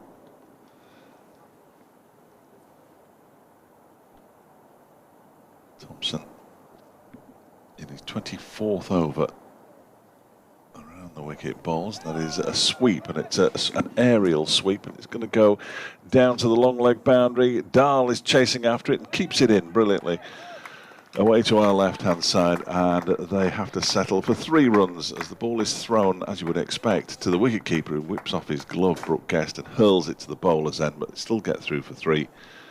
Swindles moves on to 60 as a result. And Leicestershire to 488 for 6. And all the Derbyshire players thought that was over. As did I. 1 more to go. Indication from the scores that the umpires have got it wrong? No, don't think so. I think I only thought it was over because the fielders were moving in a we think it's over kind of fashion as this next delivery. Well, it didn't matter, did it? In the end, Ben Mike just defends it out into the offside. And there's no run. That is the end of the over. 488 for 6. 162 overs have gone. And we're going to see the leg spin continue with 30 overs left in the day's play. Billy Godalman deep in conversation with Matt Critchley. Brooke Guest at the far end just bringing up puffs of dust as he smacks his feet into the ground.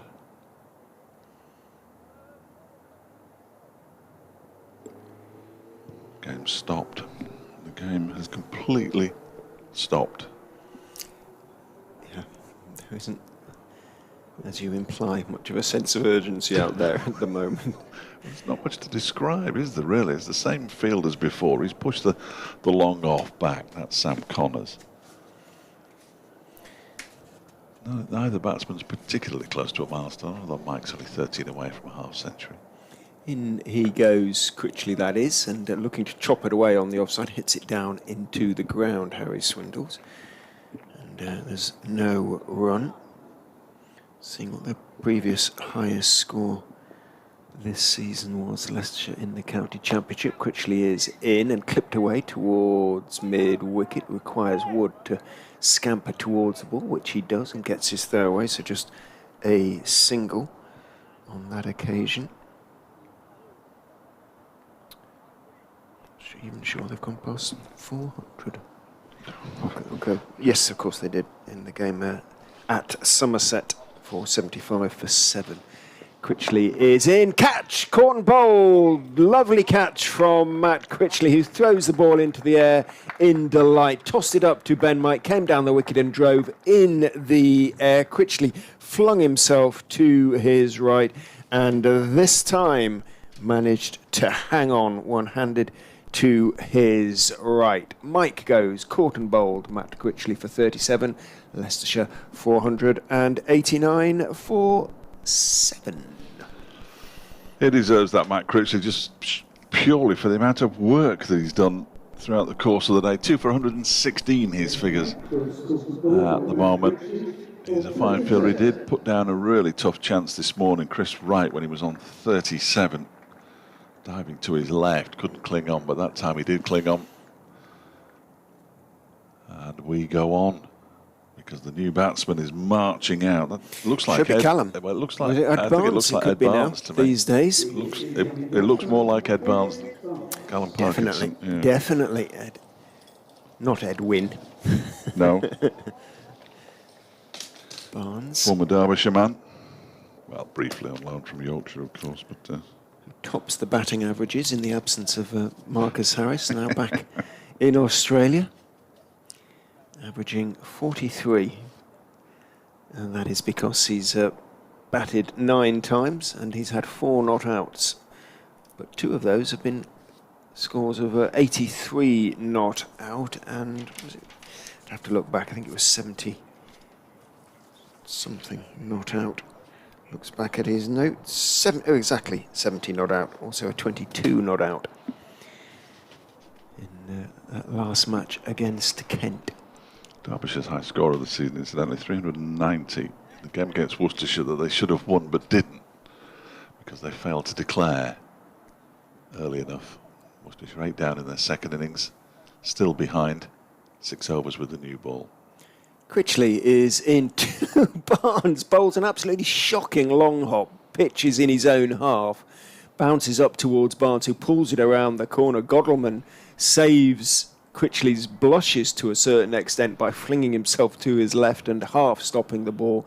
Wood completes the fielding. Catch? No, he hit it down into the ground. Did he? Yeah, I think. I'm going to have to look at the replay now, but pretty sure he hit that down into the ground. In goes Critchley. Barnes drives out through the offside. Chasing along the boundary rope is Layers. Picks it up, and 2 are taken. I was only looking at Critchley's reaction. Now, it might have been his reaction to the shocking delivery. I'm pretty sure he hit it down. We'll check with our colleagues in the booth. I'm worried now. Wow. In goes Critchley and bowls, and just dabbed out into the offside. If you saw that as a catch, tweet us if you are still awake and watching on the stream. But for me, I'm not sure it was.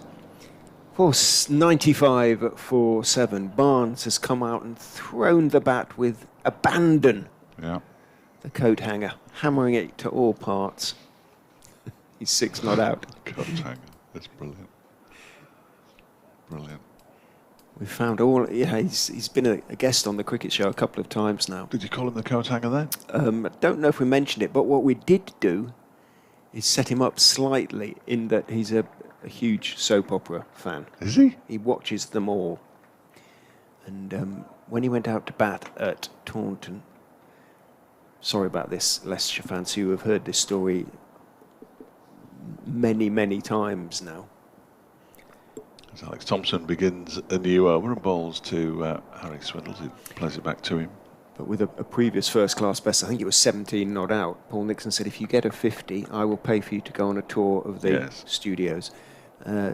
Corrie Studios, and of course he did, and has. Did he enjoy it? He hasn't been yet. All right. This next delivery is pulled around the corner aerially. 1 bounce, 2 bounces. Anuj Dal's giving chase, but on this occasion he can't quite get there, and it goes all the way down to the deep backward square leg boundary for 4 runs. But when we came on the cricket show, we basically got a Leicester-born star of Coronation Street on as well, and Eddie's faced. Was he giddy? He was. It was like a little boy. It was funny. He was so. He couldn't believe it. He was so chuffed. So there was a sort of mutual admiration for a while, and hopefully they're going to meet up All right. Blimey. on the tour of the studios, and maybe not just for a drink. the Coronation Street fan will come along. It's Alex Thompson bowls, and Swindles dabs it down backward a square on the offside. Wayne Madsen with a good piece of fielding, moving away to his right-hand side, got his right hand to it, and then in one motion almost threw it back towards the stumps, nowhere near them, but towards the stumps. Dot ball. Swindles waits, and then he paddles it, but he paddles it square for just a single as Dahl comes in off the boundary to do the fielding. 498 for 7.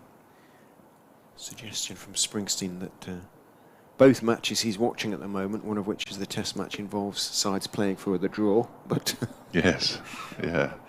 One of them's batting, the other one's bowling. Exactly, his point. But I think they're trying to push on now a little bit, it would appear.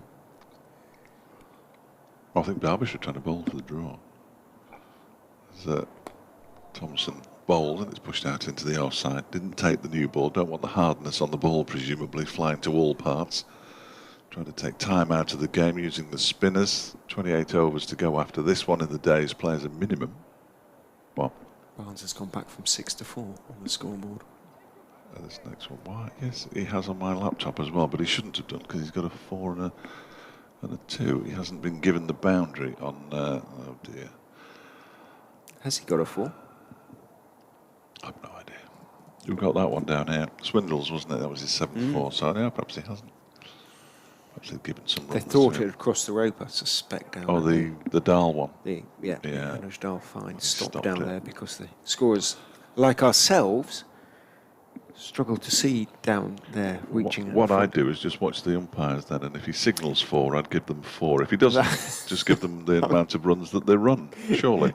It is not an unreasonable supposition. Well, that's what I do as a scorer. That's your job. But I suppose there's no signal if it is. Yeah. That's your job. You only got to one do job. what the umpires signal, to obey the umpire's signals, or record the umpire's signals. Well, they're not watching the umpires. We've already established that. This is true. Critchley, with 2 men out on the leg side, comes in and bowls to Harry Swindle. Slog sweep. Was it an edge? I suspect it was. Is there going to be a signal as they take 1? No. So it was an edge. He went for the slog sweep, top edged it, went past the wicketkeeper. 2 hands to it. Wayne Madsen diving to his left, roundabout shoulder height. Couldn't hang on. Swindles picks up 1, moves on to 67, the 4th drop of the innings. Yeah. I believe Critchley goes in and bowls to Barnes, who defends on the back foot. And Madsen's third. 3 of those 4 dropped by Madsen. 2 tough, very tough. 1 relatively straightforward. Critchley is in. Barnes swipes high over mid off, bounces over the ropes at long off for 4. 500 up. For the first time this season, Leicestershire in the county championship have passed 500. Ed Barnes on to 8. It's also the first time this season that Derbyshire have conceded 500 because each time they've been beaten by an innings, they haven't had to score 500 runs, the opposition. The ball is kicked back, so we can assume it was a kindly spectator who meant well, picked it up and threw it back onto the field. Wiped for germs. Yeah. I suppose that's what the virus That's what is. they are. In goes Critchley, tosses it up. Barnes drives expansively again down towards wide, long off. Connors has to work hard to get to it. He does and gets a good throw away on the bounce too, Critchley. But Swindles, who is quickish between the wickets, as one would hope from a young, fit professional athlete, makes it into 2, and Critchley doesn't bother taking off the bails. So Leicestershire are now showing a genuine urgency. Critchley in to Barnes, who is pushing it firmly out into the offside, and he's going to pick up 1. He moves on to 11. So it must be overs now, mustn't it? Because unless it's 550, but that seems a little excessive. 27 overs left after this one. 20, do you think? 22, they want something like that. Critchley is in to Swindles, who's reverse paddle sweeping, and he does time it beautifully, and it runs out towards the backward point boundary for 4. So that was an expensive over from Derbyshire's point of view. David Griffin, I'm indebted to you, as I am so many times. For just the 7th time, Leicestershire have scored 500 against Derbyshire. In 1901, they made 541. But all other 500-plus scores have come since 2004, including their highest total, which was in 2017 in that dreadful game that we saw here when they got 619. Thank you very much. Well done, Griff. Let's say well done. He would have had that primed and ready to go out, that tweet. Alex Thompson begins a new over. That keeps low. Barnes turns it into the leg side. Just to confirm, 12 off that previous over. Excellent. Norm's in the room. Norm's in the building, in the ground. He's making his debut. Thompson in, bowls to Barnes, who clips it into the leg side. It's fielded by Tom Wood. There's no run. His debut here. Is away a debut. Yeah. Could have picked a closer one, no. This next one, the reverse sweeps come out and it's stopped by the man at slip, Wayne Madsen. Who was trying to anticipate. He almost went too far, didn't he, there, but managed to get his feet down. Norm's one of Bronte's Springer Spaniels, Freddie. You remember Freddie and Bertie, who often in his company. Norm's a younger version. That's right, it's turned into the leg side. They're the ginger ones, aren't they? Springers, are they? Yes, essentially. A Welsh Springer Spaniel, so patched. Twiggy's got a ginger. Beautiful. Oh, it's daft as a brush. Oh. He was on the bed with me this morning. Bert and Fred and Norm are working animals. Thompson bowls, clipped into the leg side by Barnes, who just can't get the ball away at the moment, remarkably. Bronte takes them on in his Sustrans work, and he's trained them to pick up empty plastic bottles, and they regularly fill sackfuls of them on his runs and all sorts. This one's wide of the off stump from Thompson and cut away by Barnes for a single. He moves on to 12. Swindles has 71 at the end of the over 511 for 7. 26 overs to go, no signal as yet from the Leicestershire balcony away to our left-hand side. I suppose we're going to have to start looking over there. At regular intervals, will they pull out with 22 to go and give themselves 20? Is that too many? We'll soon find out. Well, I say soon. It might not feel like particularly soon to Derbyshire and their followers. Critchley bowls, and down the track comes Barnes and drives him along the ground up towards long off, where it's fielded by Sam Connors. Single to the total, 512 for 7. Critchley in again, bowls reverse sweep, comes out, it's gone up in the air, but it's gone over the man at backward point, who was Ben Aitchison, and it's gone all the way for 4. Swindles moves on to 75 now, to 516 for 7. I don't think Derbyshire can win this game anymore. Critchley tosses himself a catch in and bowls, and that one is clipped up towards long on. They go through for a single, 517 for 7. Harry Swindles to 76.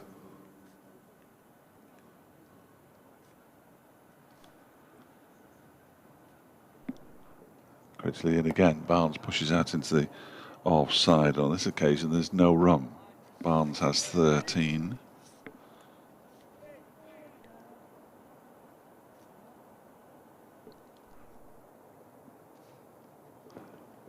Pulled. A reverse pull from Ed Barnes, who moves to 14, 518 for 6.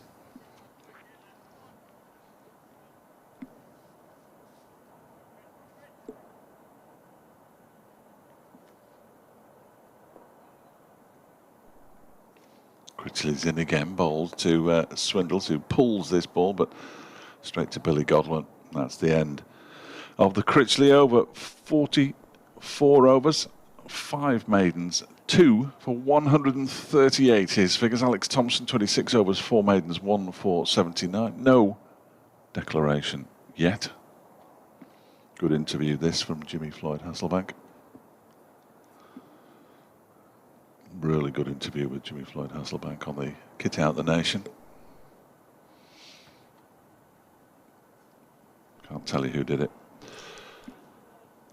Alex Thompson's going to continue at 518 for 7.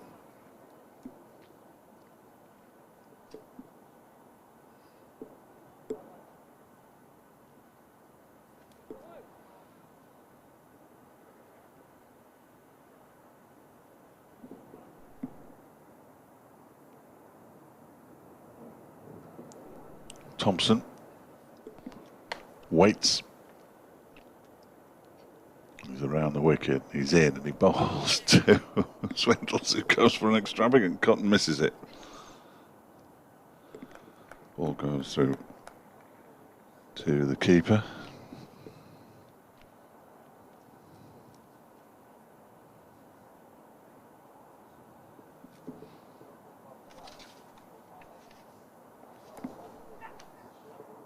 Ball is thrown in by Wayne Madsen. There's an appeal for a run out, but not given. So they go through for a single.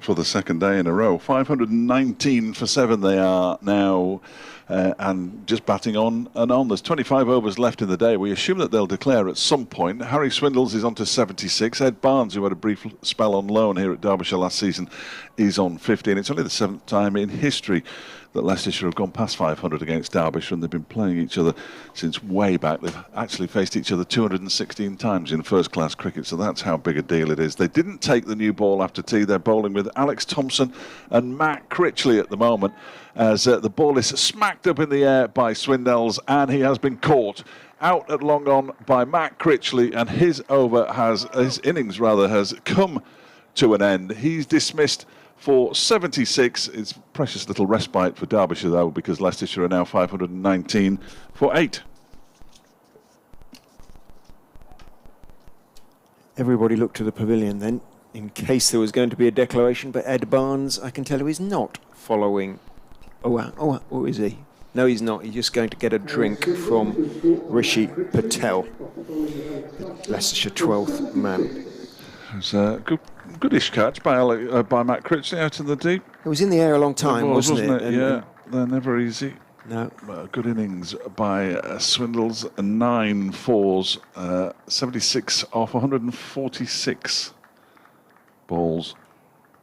And, well, as I said there to Steve Jordan during the update, it provides precious little respite, in all honesty. 519 for 8. It's still going to be an enormous task for Derbyshire just to avoid the follow-on as Callum Parkinson comes out just to have a little look at the pitch before he weaves his magic a bit later on. Yeah, I suspect he might be sort of running sort of like diagonal, do you think, one way or the other when he takes off for his single? Yeah, I would be. I would be. Because the fact that bowl from this end, I fancy, because Thompson's been bowling around the wicket, so there'll be a little bit of rough outside the right-handers off stump, potentially. Batsman did cross, of course. I think they could have crossed 2 or 3 times if they'd wanted. Billy Godwin is going off. Padding up? Well, that's no. Yeah, sure. no, he's just going off. Sure not. So, do we take the new ball now, Outs? So, I have no idea, Billy. Just had a message from Mark back who says he's sorry, he's unable to listen in as he must watch the stream with the sound down. I understand where you're coming from, Mark. He says, I assume that Derbyshire are keeping costs down by not taking the third new ball. I just think there's absolutely no point in doing it, as Thompson is into Barnes, who goes back into the leg side and cuts it away for a single. Sam Connors does the fielding. Barnes moves up to 16, brings Callum Parkinson onto strike for the first time. Skippering Leicestershire. For the second time this season, The second time. curiously. Because Ackerman had to miss a game through concussion protocols.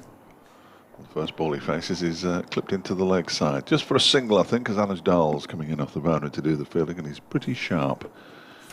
And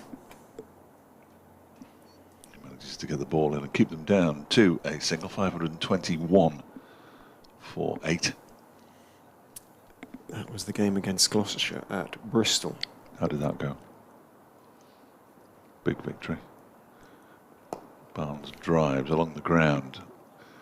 Picks up another single up to long on. 522 for 8. Leicestershire lost the game by 4 wickets, but it was Parkinson who essentially set it up. They dominated the game for 3.5 days, and then at lunch on the 4th day, they lost wickets quickly, setting the game up, essentially. They declared on 201 for 9 in the end, leaving Gloucestershire 348 to win the game. And Gloucestershire did so. They knocked the runs off just about post-tea. But obviously post-tea, but they batted sort of fairly normally. They were 59 for 3 at one stage with Bracey gone, and it looked as though there were only going to be the 2 results possible. Either Leicester were going to win or it was going to be a draw, but just trying to remember which of the Gloucestershire players went up and got a big 100. In goes Critchley and bowls. Barnes swipes it, rather, off the thick inside edge along the ground out towards mid-wicket, where Aitchison is the fielder, and he throws in it, and it sort of low to wicketkeeper Brooke Guest, thumps into the pads sort of bottom, right at the bottom, and then bounces up, and Guest really did look disgustedly at Aitchison there. He was not impressed, which was fair enough because it bounced up and hit him. In goes Critchley and bowls. Parkinson hits high out towards deep mid-wicket. Should be caught by Aitchison and is two-handed to his left. Parkinson went for the big hit, got underneath it, and it looks as though Leicestershire are going to go to the bitter end. Parkinson goes for 1. Caught by Aitchison, bowled Critchley, and Leicestershire are now 523 for 9. Yeah, comfortable catch in the end for Ben Aitchison, running around from mid-wicket. And as you say, he's going to take the declaration out of the equation here, Callum Parkinson, because the last batsman is Will Davies, who we know can hit the ball. I've seen him hit the ball. You wouldn't put your house on him hitting the ball, mind, but he can hit it. First class career best last time out in his last innings. Yeah. Against Kent. Yeah. No, I've seen him hit the ball. And he's the kind of character, when you look at him, you think, well, of course you can hit the ball. Why would you not be able to? But there's a bit more to it than big shoulders and strong forearms. Because if there wasn't more to it than that, he'd be an absolute world beater. Will Davies with the bat. The batsman crossed. 42 he made off 55 balls last time out. Callum Parkinson was caught by Ben Aitchison off the ball of Matt Critchley. There was. And the new batsman for Leicestershire, Will Davies. Excellent. There we are. All the information you could ever require. Delivered before the next ball's been bowled. Critchley is in. Down the wicket goes. Barnes chops it down into the ground and then ducks his head as he sort of shuffles back into his crease, running out from behind the stumps. Guest gets to the ball and sort of backhands it towards the stumps just in case, misses them anyway. Critchley is into Barnes, who's down the wicket, wiping it over mid-wicket. Ed Moulton runs across to deep mid-wicket, makes very sure that he got everything behind it as he feels. Barnes picks up a couple, moves on to 20. Not out. Edwin has just won the title for the least Needed slide there. He was making sure, just making sure. Critchley in again. 2 Barnes are wide. Surely outside off stump. No, my word, my word. Beautiful delivery. Saw him step back into the leg side and thought, I'll toss it onto the next strip. Put it this way, Wayne Madsen was getting ready to receive it at first slip, and that one is short and pulled over mid-wicket again by Ed Barnes. He's got a bit more of it this time, but it will be stopped by Critchley, who, having sprawled to the ground to field, flicks it up to Moulton, running in the other direction, who picks it up and relays it back to the wicket-keeper, Brooke Guest, who's very impressed with that, as it keeps Barnes to a couple. It means that Davis will be on strike for the start of the next over. In the context of 529 for 9, it doesn't make a great deal of difference, does it? No, absolutely not. Absolutely not. I mean, I'm not one to correct anybody, but when Critchley delivered the ball, he could not have got round to the boundary to flick it up for... Beg your pardon, Aitchison, was it? Was Aitchison, yeah. Beg your pardon. They are not dissimilar in build. No, they're not. They, they're absolutely not. No, I'll give you that. I'll give you that. But they're... But one of them was bowling. But one of them is bowling. Yeah. No, it happens to us all. Bad news when somebody starts. I'm not one to correct, but... No. I said before, I'm more than happy to be corrected, so... It was absolutely fair enough. This is Alex Thompson, I think. Around the wicket, bowling to Will Davis, who clouts it into the offside out towards Sam Connors, comes in off the cover boundary. I'll just wait until Leicestershire are fielding. I won't get anything right. I'll try. Eddie not out Barnes will be eyeing up another blob here, I suspect. So yes. he might not want to entirely give it away. But when his skip said just start hitting out now, he's thinking, no, I don't think so. Thompson bowls to, he takes 2 steps down the track and he smacks it straight down the ground. He's caught at long off by Ben Aitchison. And sure? Yes, and the innings, I think so.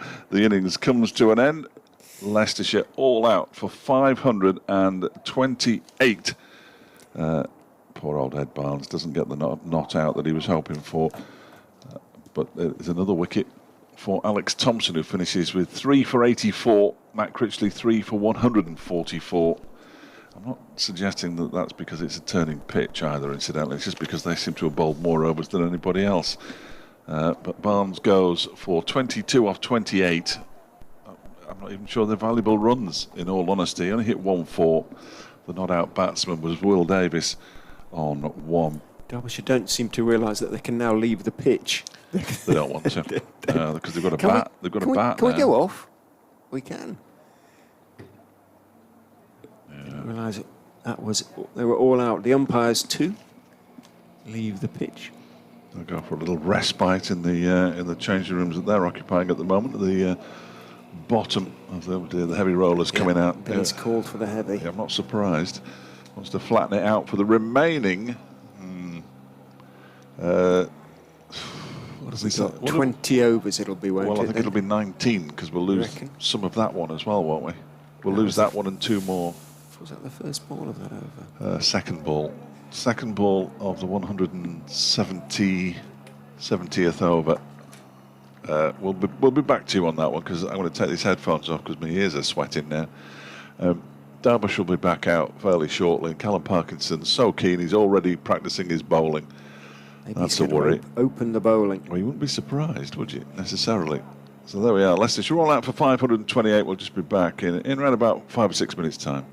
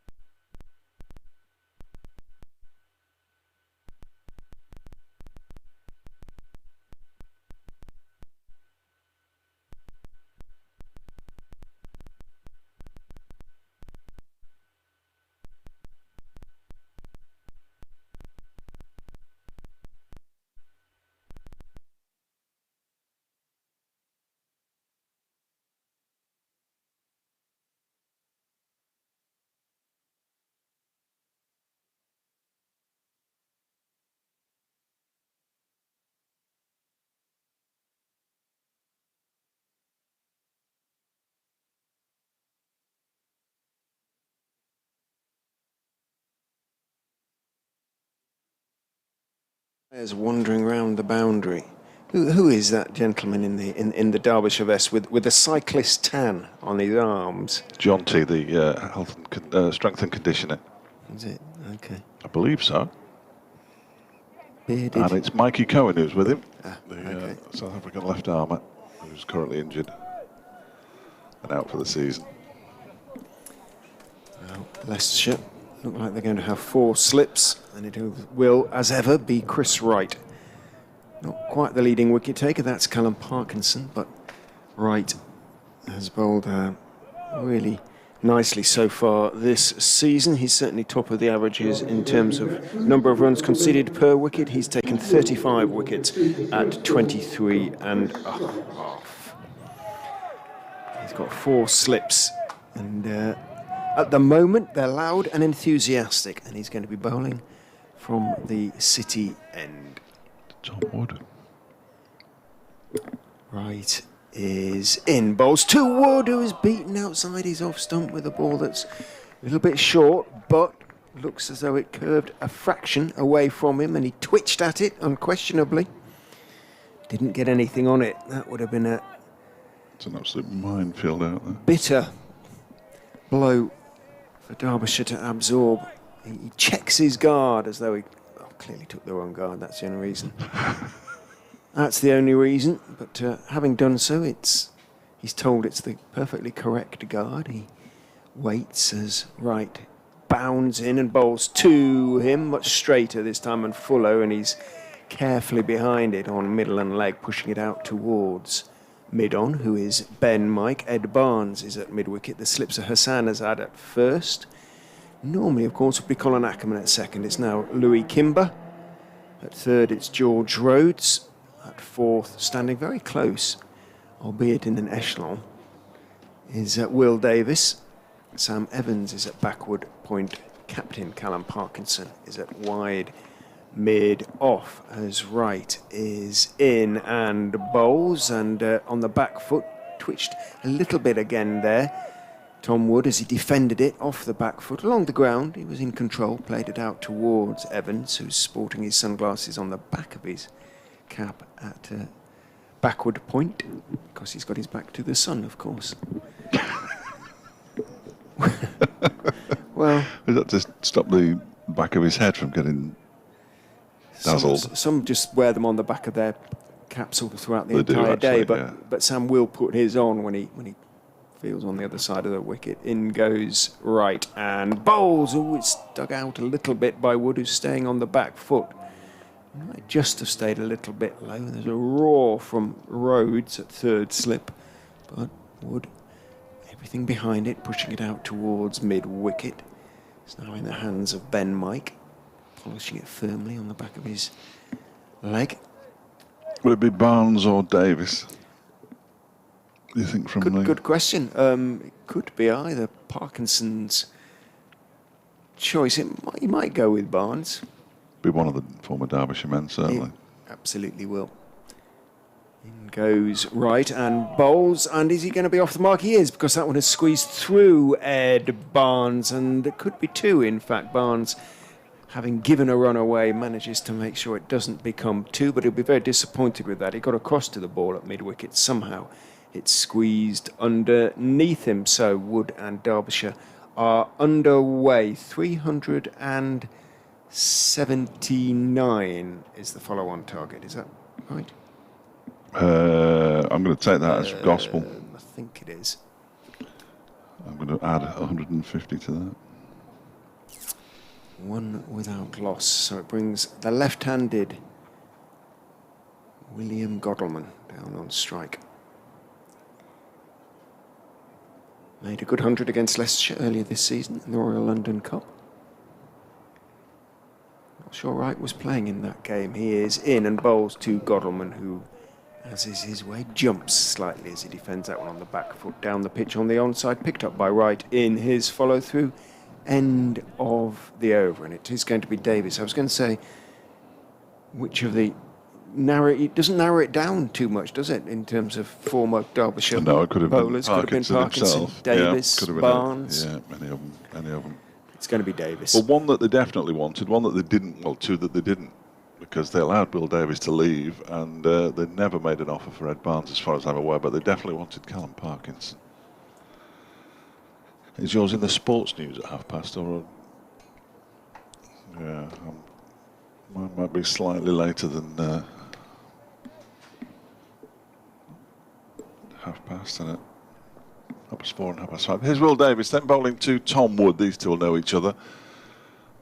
Davies on his way in and bowls outside the off stump. Wood cracks it away. There's a slight misfield there by Ben Mike at point, and they're going to come back for 2, and they move up to 3 without loss. Derbyshire 379, the follow-on target.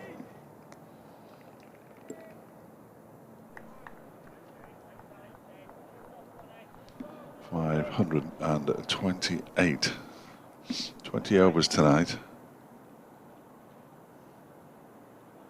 And we're in the second of those 20. So Davies turns at the top of his mark at a bowl at the county ground many times. Will Davies, he's in now and bowls to Wood, who leaves alone outside the off stump. Allows the ball to go through to wicketkeeper Harry Swindles.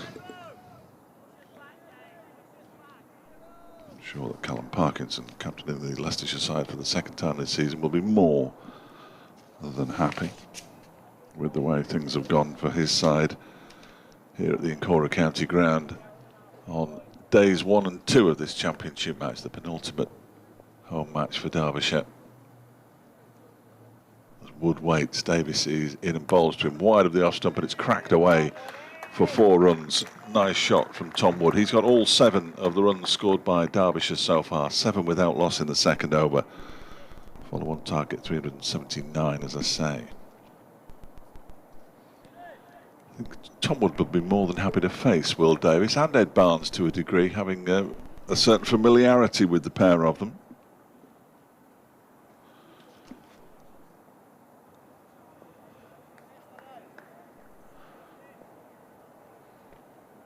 Davies turns at the top of his mark, he sets off. And he's in now to Wood, who leaves alone outside the off stump, allowed to go through to the keeper.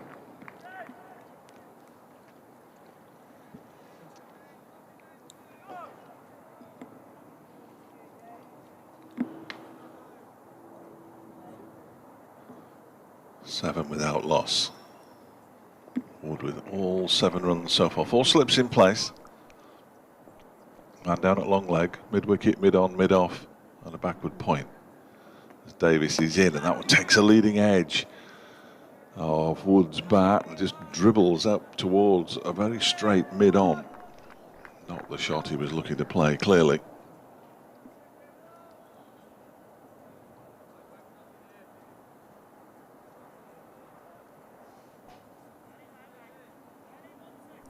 Davies back to his mark. Sun back out again at the Incora County Ground, which is good news for the Derbyshire batsman, you fancy. As Davies is in and bowls, and Wood isn't tempted by that one outside the off stump. 2 overs gone, 7 without loss. All 7 runs to Tom Wood. Ed Barnes, the last man out, a little earlier for 22.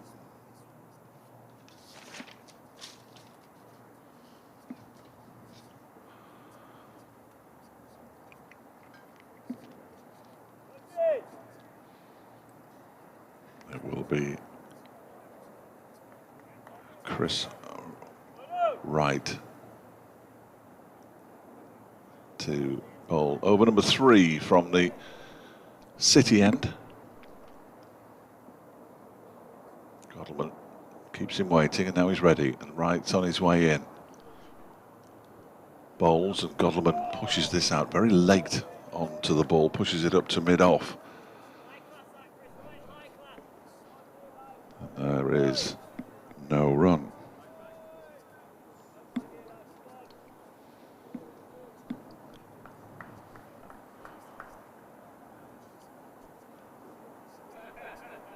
Wright walks slowly back to his mark.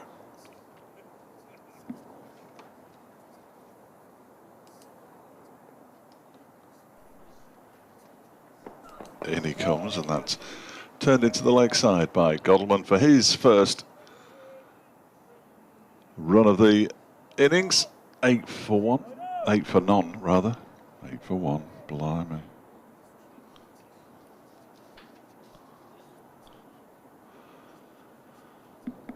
Here's Derbyshire as 8 without loss. 7 to Tom Wood, 1 to Billy Godleman. Just picked up a single to get off the mark. We're in the third over of 20 to be bowled before the close this evening. Their follow-on target is 379 after Leicestershire eventually were dismissed for 528.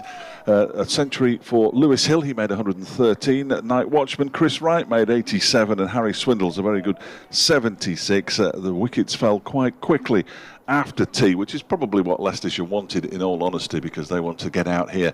They could have declared, of course, but they want to get out here and get out the Derbyshire batsmen for the final 20 overs of the day, which is exactly what they're doing.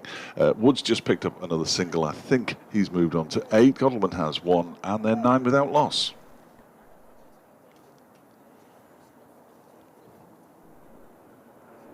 In comes Wright. That's turned away very nicely by Billy Godleman for 4 runs down fine leg. Perhaps he didn't pick up a single, Wood. I'm talking absolute nonsense. I think I am talking nonsense, actually. Godleman's moved on to 5, and it's 12 without loss. That is for certain. Just disregard everything I just told Steve Jordan in the sports bulletin. It's always an interesting idea. Follow on target 379. Hoving into view at 13 without loss. Well, my computer says 12. I don't know how it can be 12. Godleman waits as Wright bowls to him. That's an extravagant Billy Godleman leave, and I should be used to them by now, but you never really get used to a Billy Godleman leave, as he very quickly pulls his bat out of the way. The ball goes through to Swindles, the wicket-keeper. I don't think you can ever completely get used to watching Billy Godleman bat. No. However often you see him, and you see him quite often. Very often. We haven't seen him as much this season as he would have liked. A couple of injuries and some poor form. But he did get a half century down at Lord's. And Wright is in to bowl to him, and again he leaves. And it goes through to the keeper. And it's the end of the over. 3 overs down. 17 to go today. Derbyshire 13 without loss. Wood has 8. I thought he did. And Godleman has 5. So I was right. Do regard everything that I said in the sports bulletin as the truth. It's not like me to get it right, but there we go. Interesting to watch Callum Parkinson in the field. Impression in the game against Gloucester at Bristol was that he was slightly more sort of proactive captain than Colin Ackerman. Will Davis to continue from the racecourse end, bowls foolish and is driven by Tom Wood out into the offside, a little bit outside edgy, so it's a comfortable chase down, a relatively comfortable chase down for Ben Mike running back from sort of point area. Returns to Harry Swindles, but Wood picks up a couple into double figures now. Moves on to 10, 15 without loss. Davis, you just don't know what you're going to get from him, and sometimes he's very good, sometimes unfortunately not so good. In he goes and bowls outside off stump. He's trying to push it through at the moment, and when he does, sometimes it's not as effective as when he just reins it in a little bit and looks for movement instead, but there isn't much movement out there, and perhaps it's the best thing for him to do. Try and push it through on this pitch back on his old stamping ground. He'll be very keen to make an impression. Still got the 4 slips. Crouching down as he goes in and bowls. Wood goes back to a slightly short of a length delivery, turns it into the leg side, picked up by Ed Barnes. There's no run. I think Parkinson's, has he got a sleeveless sweater on? Yeah. Goodness me. I believe he has. It's a bit hard to tell sometimes with the Leicestershire shirt, but the sweater hasn't got a sort of green band to the bottom, which the shirt does. Quite a lot of the Leicestershire players wear this sort of shirt hanging out over their trousers. Davis among them as he goes in and bowls. He's really trying to push it through, and Wood on the back foot defends that back down the pitch on the onside. There is no run, picked up by Chris Wright, who's at mid-on.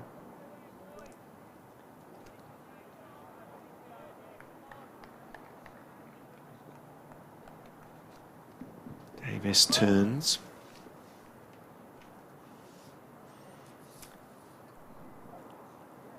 In and bowls. Hurries Wood just a little bit as he's half forward to that one as it comes in towards middle and leg, and pushed it out to Barnes at mid-wicket. 13 wickets for Will Davis. He's only played 5 games. This is his 6th of Leicestershire's 12 championship games now. Bowled in 8 innings.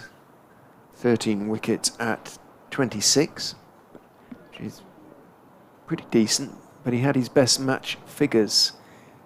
In he goes and bowls outside off stump. It's a short ball. When he does that, he almost always gets put away, and he is by Wood. It's going to be chased down by Parkinson a yard inside the ropes down at there at deep extra cover. Wood picks up 3. Moves on to 13, 18 without loss. End of the over. Yeah, Davis picked up career best match figures. And that was in the game at Middlesex at Merchant Taylor's School. 8 for 87 in the game. 5 for 66 and 3 for 21.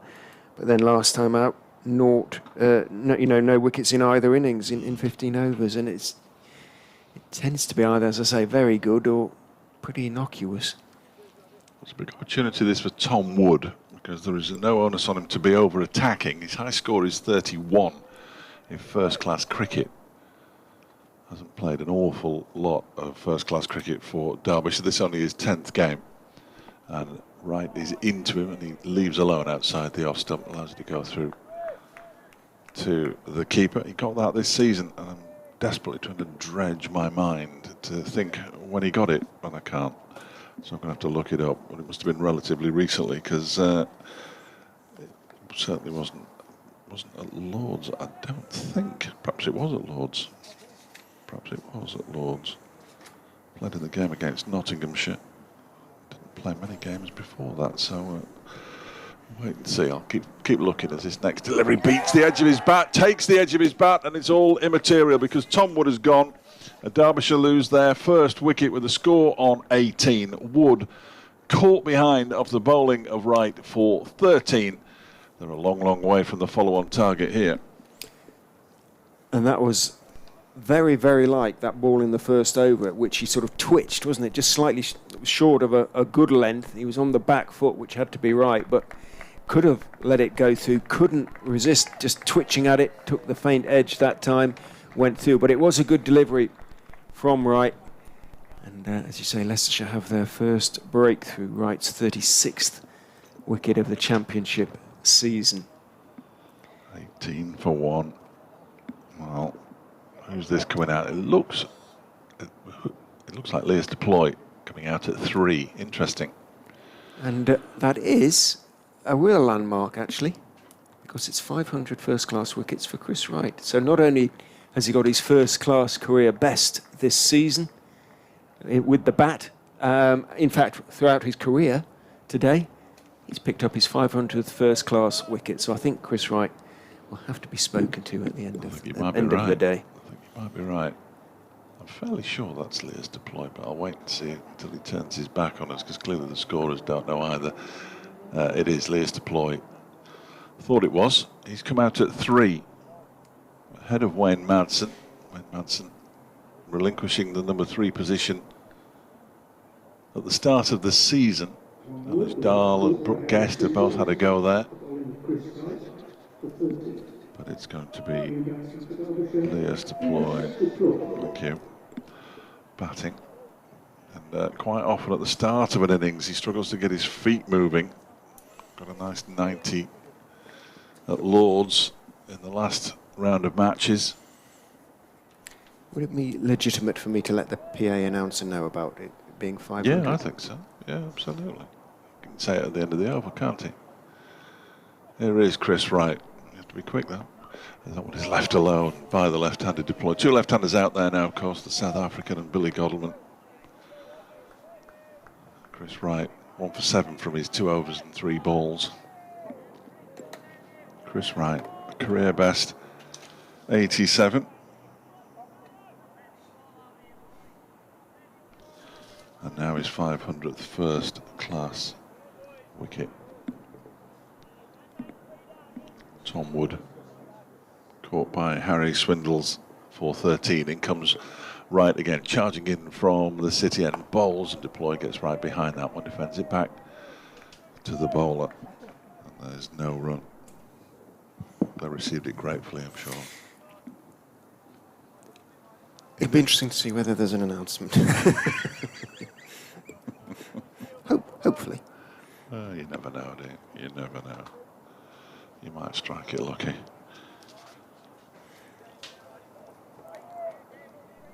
$18 for 1. A mere 361 away from the follow-on target. And in comes Wright again, and deploy leaves that one on length. I'm fairly certain, even from this angle, it seemed to bounce straight over the top of middle stump. You don't want one of those to keep low. Like Wayne Madsen has just come out onto the balcony on the top deck of the Elite Performance Centre, which is where Derbyshire are getting changed, just to get his eyes accustomed to the light, perhaps. Certainly somebody with pads on. Can't be a night watchman, surely. With 15 overs to go, that'll be asking quite a lot of a night watchman, I suspect. I'm not sure who would do it. Thompson, possibly. As Wright is in again, and deploy defends it back down the track. That's a good over. It's not only just a good over, it's a wicket maiden for Chris Wright, who picks up his 500th first class wicket in the over, and Derbyshire 18 for 1. The wicket which Chris Wright took during the over was his 500th first class wicket. And he gets a good round of applause as well, Chris Wright. He takes off his cap. So Yeah. that was the worst. It was worth doing. Little It was gesture, worth doing. It wasn't was all worth doing. What a It rich. was nice to see. Nice to see. Got the best reaction of any announcement so far today, in fact, I think that. Will Davis will continue from the race course end. Parkinson very much on the attack at the moment, keeping the 4 slips in. There'd be real celebrations for Leicestershire if they can get rid of Godleman, who has scored a lot of runs against Leicestershire in the past. Davis is in, bowls to the Derbyshire captain, who is half forward, pushing it out into the off side, takes a step, but sees Ben Mike closing on the ball and holds up his bat to lay us deploy. This is going to be all about survival now for these two Derbyshire batsmen. Yeah, you've got to take the runs when they're on offer, but there's no need, absolutely no need, and it would be horrible to see them take any risks in the remaining 14 overs and 5 balls. These deploy played a horrible shot to get out in the second innings down at Lord's. 410 runs for him so far this season, as Davis is in, playing in front of his pad as ever. To say that Godleman is slightly ungainly, it's just his style, really. But he's a very, very effective batsman, and he got everything behind it, pushed it back down the pitch towards Davis. There is no run. 306 runs coming into this innings, so make that 311 now. In 13 innings for Billy Godleman at 25, which by his standards is very low, relatively low. Davis is in to him. He hits him on the pad. It's surely pitched outside the line of leg stump. Might well have gone on to hit. Good appeal from Davis in terms of its theatricality. Dancing backwards down the wicket, yelling all the time. He indicates to umpire Bailey, was that outside the line of leg stump? And we couldn't see what umpire Bailey's response. Let's have a quick look at the replay. I suspect it did pitch outside the line, didn't it? Yeah, it must have done. Might well have gone on to hit leg stump. Kept low though. Irrelevant. Kept low again. Davis is in and bowls to Godalming, who is forward, back very close to pad, thick inside part of the bat, pushes it back down the pitch on the on side, picked up by Chris Wright at mid-on. Ben Mike, I can see just bowled a loosener or two. Ditto Parkinson himself. So he'd give himself a couple of overs before the end of the day, wouldn't he? Well, certainly. There's still 14 after this one, so there's plenty of cricket left to be played. They'd dearly like a couple more before the close, Leicestershire, in terms of wickets. In goes Davis, bowls foolish, but very accurate again. Godalming is forward, defending, back down the pitch to Davis. Thrown to Wright to do the polishing. Davis mops his brow. It's as warm as it's been all day now, isn't it? Well, we are getting this sort of sun in here, albeit at an angle. It's the angle that gets you. The lower it is, the worse it gets. Davis casting quite a long shadow now, runs in and bowls to Godalming, who's forward on middle stump, middle and off, pushing it out to Parkinson. Pretty good over from Will Davis. Required Godalming to play at every delivery. There was a reasonable shout for leg before, which pitched outside the line of leg stump, going over the wicket to the left-hander, but as I say, kept him very honest, Billy Godalming, in that over, end of it, 18 for 1. Wicket maiden and a maiden. Successive overs for Leicestershire, which is exactly what they want. Tie the batsman down, wait for a mistake. If you can't get them out any other way, and there is always the opportunity because the pitch is just starting to misbehave a little bit. It's not as though it's going underground or anything at the moment, but that'll be tomorrow. Here's Chris Wright beginning a new over from the city end to Leas deploy with 4 slips in place. The deploy turns it into the leg side, but there will be no run there as Ed Barnes picks up. Ed Barnes, the specialist mid-wicket fielder. Never had him down as one of those when he was here. Or third man to third man. He might fancy a little bowl as well before the end of the day. So he's got options as Callum Parkinson. Himself and Ben Mike as well. Eager to get in on the action at the moment. It's Wright in and bowls to deploy, who dabs it down in front of him. Wright picks up in his follow through, and there is no run once again. So 18 for 1. 13 overs left after this one. Forecast for the remainder of the game is good, if not too good. Because I can't wear any fewer clothes tomorrow. you can. No, I can't. It'd be inappropriate. Yeah, indeed. For a BBC employee to do so as a deploy. Oh, gets struck on the pad trying to lead that one. There's a big appeal. I think it was probably going over the top, even if it was going to be aiming towards the wickets. He almost hit him on the backside. Right, that was curious. Convinced, wasn't he? He's not the tallest, but would it not have gone over the top? My first thought was it probably hit him outside the line again, but would the fact he didn't play a shot negate that? Let's have a look, see. Oh, what happened then? They've not got problems in the studio, have they?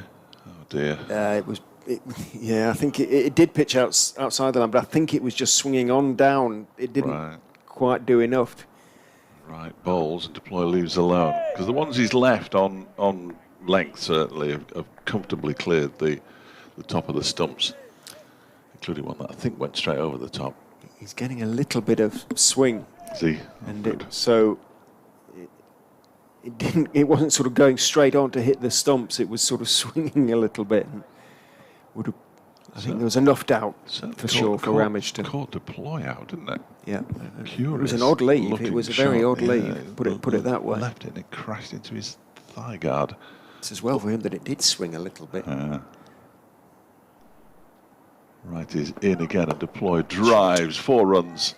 From the moment it left his bat, the South African picked up 4 runs, and Derbyshire move on to 22 for 1.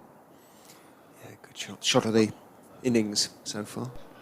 It He's got a couple of 90s this season. One against Worcestershire, one against Middlesex. But admitted to me, what he actually said was, as you know, Fletch, runs have been hard to come by this season. He went off and played for Welsh Fire as a wild card pick and actually got into the side and finished reasonably strongly. As he waits now for Wright to come in, and that one is dabbed up towards mid-off, a very straight mid-off. And it's the end of the over. 13 to go. Deploy has 4, Godalming has 5, Derbyshire 22 for 1 in reply to Leicestershire's 528 all out. So 379 is the follow-on target. You'd have to wonder, well, the ideal scenario for Leicestershire, of course, is to bowl Derbyshire out below that follow-on target by close of play tomorrow, and then enforce the follow-on, really, isn't it? And try to bowl them out in the day, on the final day, and they would certainly fancy their chances, you would have thought, especially if they haven't reached the follow-on target, because it would mean they'd be a long way behind, as indeed they already are.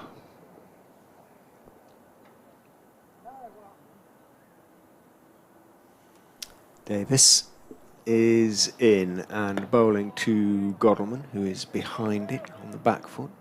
Back down the pitch on the offside, picked up by skipper Parkinson, and there's no run. Leicestershire's innings, David Griffin informs us, was the longest, 169 overs and 2 balls, since Lancashire declared on 587 for 9 off 189 overs in 96 at Old Trafford. And Derbyshire won that game by 2 wickets. He's a remarkable man, David Griffin. He'll have been there. Davis is in, squared up, takes a thick outside edge over Godalming's bat for a second. He's not sure where the ball has gone, sees it running out behind point on the offside. Mike has to run around towards a sort of short third man-ish position. Does so. Godalming picks up 1 without knowing too much about that one. He's got away with it. He moves on then to 6, 23 for 1. Derbyshire score in terms of runs tonight, kind of almost an irrelevance, isn't it, really? They don't want to lose another wicket before the close. That is for sure. Davis is in to deploy bowls, and he too is grasping for it a little bit. It doesn't get anything on it. I think it bounced up and hit him, as we euphemistically say, amidships. I think it did. It's never comfortable, that, is it? No. And he's wandering off to square leg and squatting down and out. A few very deep breaths indeed. Wipe the tears from your eyes. Well, he does get hit quite a lot, Leas Deploy. I don't know if that's a technique thing. Head down now. It's oof. Yeah, just giving his stomach area a little rub. Oh, bends over. It's really hurting. Even Billy Godalming's feeling sorry for him now. Almost. He stamps on the ground. Oh. The best one this year was the Alex Hales one. I think it was Alex. No, it was. I shouldn't have started that. The Lancashire lad who hits all the big sixes. Livingston. When you could hear him say, "Oh no, not again," when he was hit for the second time. He's asked for a drink now as Leas Deploy as he buys some time. Drink or a spray or something. Sure, a spray. So there's going to be a little delay. We are almost at the top of the hour, but well, I say Polly, the Worcestershire scorer, told me that in a situation like this, then sort of drinks or break, the spray should come on and it should reset the clock, so to speak, in terms of when the next spray is due. It should be 6 overs from now. England lose the first test, the fourth test by 157 runs. 210 all out in their second innings. That was in the end, rather disappointing. Bit of a mess. From being, what were they overnight? 90 for 77 without 70 loss, I think. without loss. Yeah. Notts 94 for 3 in their second innings, leading Lancashire by 198 in the first division. Hampshire 248 for 8 second time around. That's a lead of 221 over Warwickshire. Somerset are struggling. They're 51 for 6 in their second innings, still trailing Yorkshire by 123. Glamorgan are 38 for 1 in their second innings, trailing Durham by 368 at Chester Street. Gloucestershire 121 for 2, which means they trail by 79 against Essex at Chelmsford. Northamptonshire, Surrey second time around, are 64 for 3 at Wantage Road. That's a lead of 145. And the two other games in this group, Middlesex 371 without loss against Sussex. It's day one down in Hove. And Worcestershire 55 for 2 in their second innings against Kent, leading by 205 as Davis bowls to deploy, and he pushes the ball up to mid-off, and there is no run. So we've got 13 overs remaining. Should get those in by around about 5:45, that kind of time. Fingers crossed. Bang up to date with the scores from elsewhere. 23 for 1 here at Derbyshire, halfway through. In fact, just past halfway through the over as Davis is in and bowls to deploy, pushes it out into the offside. It's fielded by Callum Parkinson. And there's no run. Deploy has 4, Godalming has 6. 379 is the follow-on target.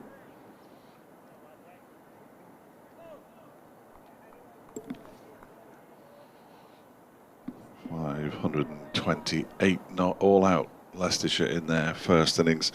A century for Lewis Hill, 87 for Chris Wright, and 76 for Harry Swindles.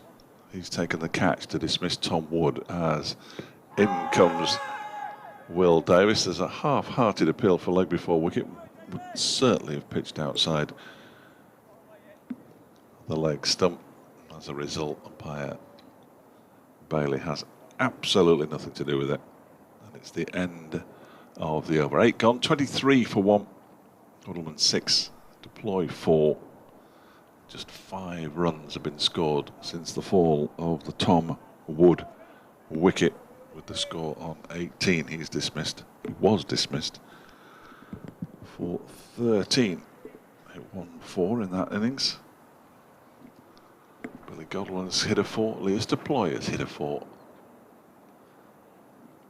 Chris Wright, unsurprisingly, having picked up his 500th first-class wicket, is going to come in from the city end and bowls to Godalming, who leaves alone outside the off-stump. Ball goes through to keeper Harry Swindles. Inside the final 12 overs of the day, Wayne Madsen potentially due in next. Matt Critchley, Brooke Guest, Anuj Dal, Alex Thompson, then Connors, Aitchison and Moulton. A lot rests on how well these two bat, and Wayne Madsen and Matt Critchley and Brooke Guest, and Dahl to a degree. You would have thought Dahl and Critchley were batting nicely down at Lords when Anuj Dahl was very unfortunately run out at the non-strikers end as Wright bowls to Godwin, who leaves this one alone, and then it swings back down the leg side after it goes past the stumps, taken diving to his right by Swindles. That was a decent delivery. Going to play the Jimmy Floyd Hasselbank clip again. Really good interview, if you get the chance to hear it. Modesty prevents me from telling you who may have conducted the interview. As Godalming waits, and comes Wright again, and this time he gets bat on ball and pushes it up to mid-off, where Ben Mike comes in to do the fielding. Mike walks across to have a conversation with Callum Parkinson as he polishes the ball.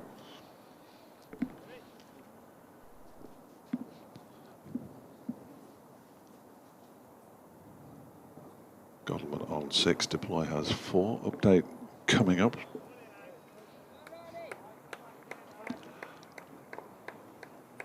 First target, Wesley's 379 to avoid the prospect of being asked to follow on. They've lost a wicket already and almost lost another there as Billy Godalming chopped one off the under edge of the bat through to the wicket keeper. Tom Wood out for 13 when the score was on 18. Caught by Harry Swindles, the wicket keeper off the bowling, and Chris Wright, who took his 500th first class wicket in doing so. Earlier on today, he also scored his highest score in first-class cricket when he made 87. Billy Godleman's on 6, Leicester Ploy has 4, and Derbyshire looking initially for 379 at 23 for 1.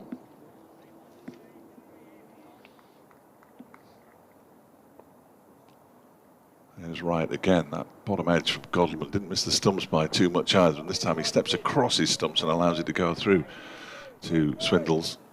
David Griffin came, put his thumbs up when I mentioned the 500th first-class wicket, so clearly that was the nugget of information he'd come through to tell us, but unbelievably almost, Richard Ray was ahead of him. I've never known that to happen. Ahead of whom? I think Griff came in to tell me when I mentioned it was Chris Wright's 500th first-class wicket. He put his thumbs up and walked out, so I think that was what he came in to tell us. He hadn't heard it mentioned on the PA either. No, engrossed. I don't think he listens to the PA. Next delivery is pushed by Godleman back down the pitch. It's the end of the right over. He's bowled 5 overs, 1 for 11. One of his overs was a wicket maiden. Will Davis 4 overs for 12. He's bowled a maiden as well. And with 11 overs remaining, Derbyshire are 23 for 1 in reply to Leicestershire's 528. Which doesn't sound a lot when you say it quickly, does it?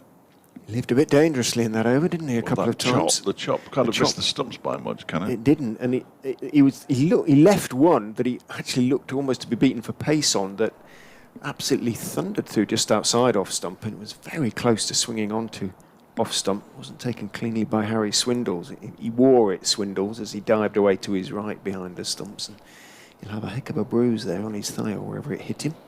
Davis to continue from the race course end. In he goes past umpire Bailey and bowls to Deploy. Edges caught behind. Deploy, well, you could almost see the deflection there. And although Davis raised his hand, it was a gesture as much as an appeal. He looked back, but Deploy umpire Bailey didn't need to raise his finger. Deploy was already setting off for the pavilion. Leicestershire have their second breakthrough of the evening session. Derbyshire 23 now for 2. And in all sorts of trouble, and scoreboard pressure, and the fact that they've been out in the field for the thick end of 2 days, starting to take its toll here on Derbyshire. I expected to be Wayne Madsen next, but Leicester Ploy got 90 in the first innings of the game down at Lords against Middlesex. Will be hugely, hugely disappointed to have been dismissed for 4 from 15 balls, and those 4 runs all came from one shot, a glorious drive back down the ground. And it will be the return of Derbyshire's talisman for so many years, but with he's got 5 centuries in the last 5 seasons in the county championship, having got 5 in 2016. It is indeed Wayne Madsen. He'll get a very good reception when his name is announced, but he has got, along with Billy Godleman, Matt Critchley, Brooke Guest and Anuj Dal, a very big job on his hands here, because Derbyshire are in all sorts of trouble at 23 for 2. Still trailing by just a lot. 505. 505. What Leicester would like to see happen is that I suspect when Parkinson brings himself on to bowl, it turns, and then they will really, whether they pick up any further wickets tonight. It's so long since the scorer and announcer has seen Wayne Madsen that he can't recognise him. I was going to say, can we shout out batter's name? Batsman's name? Do you think he'd get the joke? No, I don't think he would. Would it? No, possibly not. No. I think the funny bone's been removed. So, Davis, tail up, has a right-hander at whom to bowl now. And he runs and bowls. Madsen leaves outside off stump, steps forward. That's just what he wanted. Davis, furious with himself, raises his eyes to the heavens, really cross with himself for not making Madsen play immediately. 23 for 2, therefore, remains the score. Madsen made his return from injury. Hasn't played since June when he tore a hamstring in a T20 match, the very first game of the season. T20 season, that is, up at Old Trafford. Played for the Twos last week. Got some runs. Needs some here. Davis is in. Bowls to him. He's stretching forward in defence, thick inside part of the bat, pushing it out towards mid-wicket. Ed Barnes, hope for his sake, didn't tread on the ball then as he ran across. Both he and Wright are examining it very carefully. There's a spike mark in it. The coat hanger will not be a popular man, but reaction suggests he's got away with it. Light feet. It's one of those plastic coat hangers. Davis, 44 on his back, is in and bowling outside off stump. Madsen just steps forward, lets it go through. I hope Derbyshire fans don't think that I'm tempting fate, but this is just set up for Wayne Madsen, isn't it? Logically, yes. You, as Miles I say, behind. Given his 5 centuries against Leicestershire in his career. 5 of his 30. 1/6 of his centuries have come against Leicestershire in his Derbyshire career. Most of which I'm sure I've I witnessed. think you might have done. So, put it this way, nobody connected with Leicestershire would be too surprised as Davis goes in bowls. Again outside the off stump, he can't get his line right to the right-hander. Nerves. Mike is swinging his arms Yes, very isn't he? vigorously at point. Maybe about to bowl. It would logically be Barnes. Parkinson, maybe, as I say. He's more swinging gently as Barnes. Thinking out of the box. Davis is in, and Madsen is chipping in the air. He's caught, is he? No, didn't. Was it the half volley? I thought he'd got there, Parkinson, at mid-off, and he must have been fractionally short as that one came off a little bit of a leading edge loop towards him, and it looked as though Parkinson had got his hands underneath the ball. He did, but not before it had just touched the ground. Goodness me, that could have been a huge, huge moment. I'll say. Madsen survives on naught. A fair play to Callum Parkinson. I mean, he was close in, but there was never at any point that he tried to kid anybody, as it should be. And hats off to him for that, because it is the prized wicket, despite the fact that Wayne Madsen hasn't played since June in any form of cricket at this level. Inches away. The forward dive, which is always the trickiest as well, isn't it? Just couldn't quite reel it in. Billy Godleman's on strike now as Chris Wright continues from the city end, and he almost edges that one through to Swindles. I don't think he managed to pull the bat out of the way in time, certainly. No. As a result, oohs and ahs from the slip cordon, the wicket keeper, the bowler, and everybody else associated with Leicestershire. 23 for 2, crucial moments from a Derbyshire perspective. I mean, it's still going to be a tall order even if these both get centuries, but that's the sort of minimum requirement really from these two now. Derbyshire's 2 senior batsmen together out in the middle. Godleman steps away. Well, it is for the first time today. Nothing has changed at the far end, I've no idea, Rich, but he stepped away twice at Lord's. Wright was actually at the crease He there. doesn't mind a step away, Billy, in fairness. It's not out of character. There is somebody who's just pushing the boundaries. He's been there the entire time, but there's always a spectator who pushes the boundaries, isn't there? And he's got something that's shining, and I've just seen it twice as well. The right of the two is in a blue top at the back of the permanent temporary stand. He has no right really to be sitting there, but he is. As Wright comes in and bowls to Godleman outside the off stump, left alone by the Derbyshire skipper. But why not just both sit in the seats that are available rather than sitting on the back row, which means that he's encroaching as far as he possibly can that spectator at the back of the permanent temporary stand. I think a steward ought to go and move him, in all honesty, before Billy Godleman steps away again. 23 for 2. Can't take your eyes off it at the moment as Chris Wright is in, bowls to Godalming, who again leaves potentially on length that time. The ball goes either past or over the stumps, but a long way above them. And through to Harry Swindles. Madsen yet to get off the mark. Godalming 6. Man out already. Tom Wood for 13. And Leas Deploy for 4. Deploy coming in at 3. Potentially for the first time this season. I'd have to check on that, but I don't recall him coming in at 3 this season. He waits now. Does Godalming as Wright bowls to him, and he struck on the pad. It wasn't the full-throated appeal, was it really? It's a hands-on head from Hassan Azad at first slip. He must have thought it was close. I think he hit him on the back pad in the end. Just outside the line. Ramajun moved at the far end, fortunately for Godalming.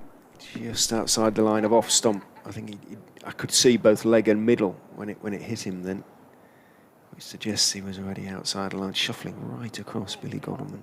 This season he's batted a lot outside his off stump, which batsmen seem to have done. Just outside. He waits now as Wright bowls when he pushes it out into the offside. Madsen ready for the quick single. Should it be on offer? It isn't, as Ben Mike picks up at mid-off. There is now one delivery left. It's an impressive opening burst by both, actually. Absolutely. These opening bowlers, in fairness. Absolutely. Wright and Davis. And Leicestershire didn't lose their second wicket until they'd reached 127. Derbyshire haven't reached 27 yet, and they're 2 down. Quite a difference. As Godalming waits, Wright bowls, left alone outside the off stump, goes through to Swindles. It's another maiden, though, for Chris Wright. 6 overs, 3 maidens, 1 for 11 in this opening burst from the Leicestershire opening bowler. Billy Godalming has 6. Wayne Madsen yet to get off the mark. 9 overs left in the day's play. And the run rate, which at one point was 4 and over, has already dropped to 2. Derbyshire won't mind that too much as long as these two are still there come 10:30 tomorrow morning. That will be it for Wright for now. It tends to be about 6 overs when he has a blow, as they say. He's leaning on his knees at the moment. He's given it everything, in fairness, and has got it through as quickly as I've seen him bowl this season. Davis, actually ditto, is in and bowls, and feeling for it is Madsen as it goes through outside off stump. Gets away with it. Doesn't get an edge. Taken by Swindles. Mike continues to warm up, so maybe that he is going to replace Chris Wright. Candidate, isn't he? At the City end. How many overs we got to go now? Ed Barnes is flexing his knees, look there. 8 after this. Barely moving.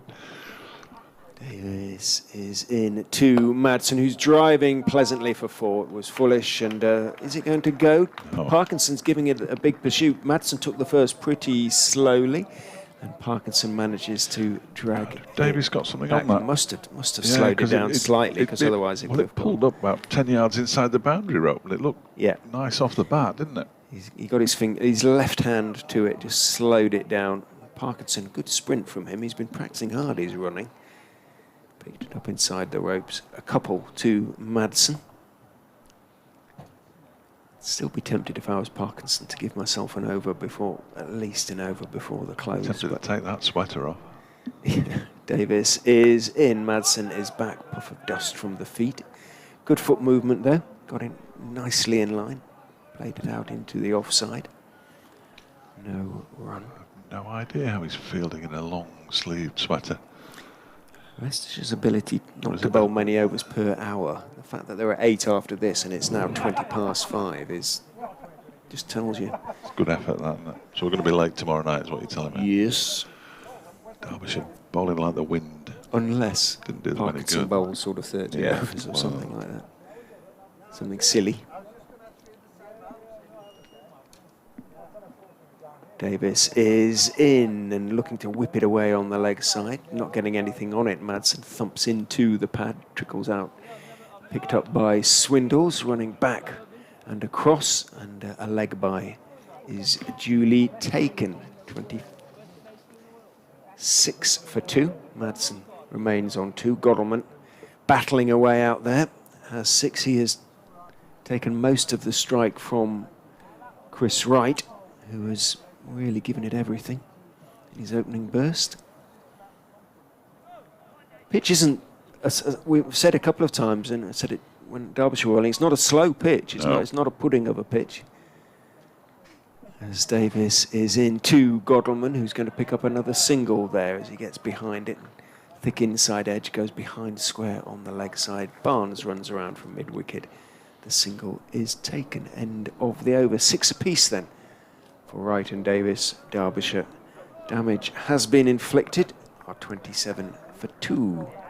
Oh, sorry, Davis has got another one to bowl. I thought that was it. In fact, he's got, one more. Yeah, one. It was just the sort of left-right combo that means everybody changes that I'm easily confused, and it confused me. Davis in to Madsen, who's defending on the back foot, slightly short of a length delivery on off stump. Out it goes to Ben Mike, and that really is over. Parkinson takes the cap from the top of his other cap and hands it to Will Davis, and it is going to be Benjamin Munro Whitworth Mike. Excellent, excellent. He's going to put another cap on here, is Parkinson, because he's put Ben Mike's cap on there. So he's got 2 caps and a long sleeve sweater on. He must be, I suppose it saves going to the sauna. Blimey. It's cold in Lancashire though, isn't it? No.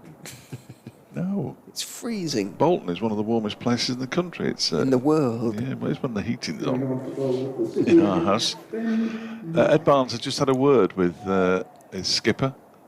Like, hang on a minute, Skip. You've forgotten I'm playing, have you? Ben Mike will bowl to Billy Godalming. He's got 7. Madsen's got 2. Derbyshire 27 for 2, with 8 overs remaining in the day's play. 2 more days to follow this. I've just written my opener for the 6 o'clock show. I've just suggested that Derbyshire might have to bat for the best part of 2 days to save this game now. That would be my guess. In both innings, potentially.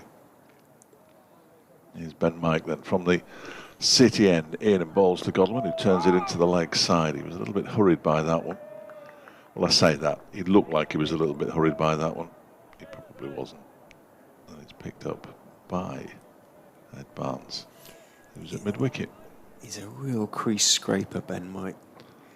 He's not happy with it, is he? When you're ready, son. He doesn't like it when the ground staff have sort of filled the footholes, well, tamped them down. They keep doing it. They do.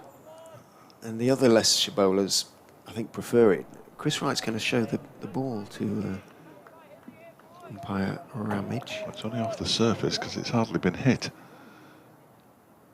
And, perhaps there was a mark on it that he's asked if he can just remove that mark, because sometimes they have to ask if they can just remove an extra mark, don't they?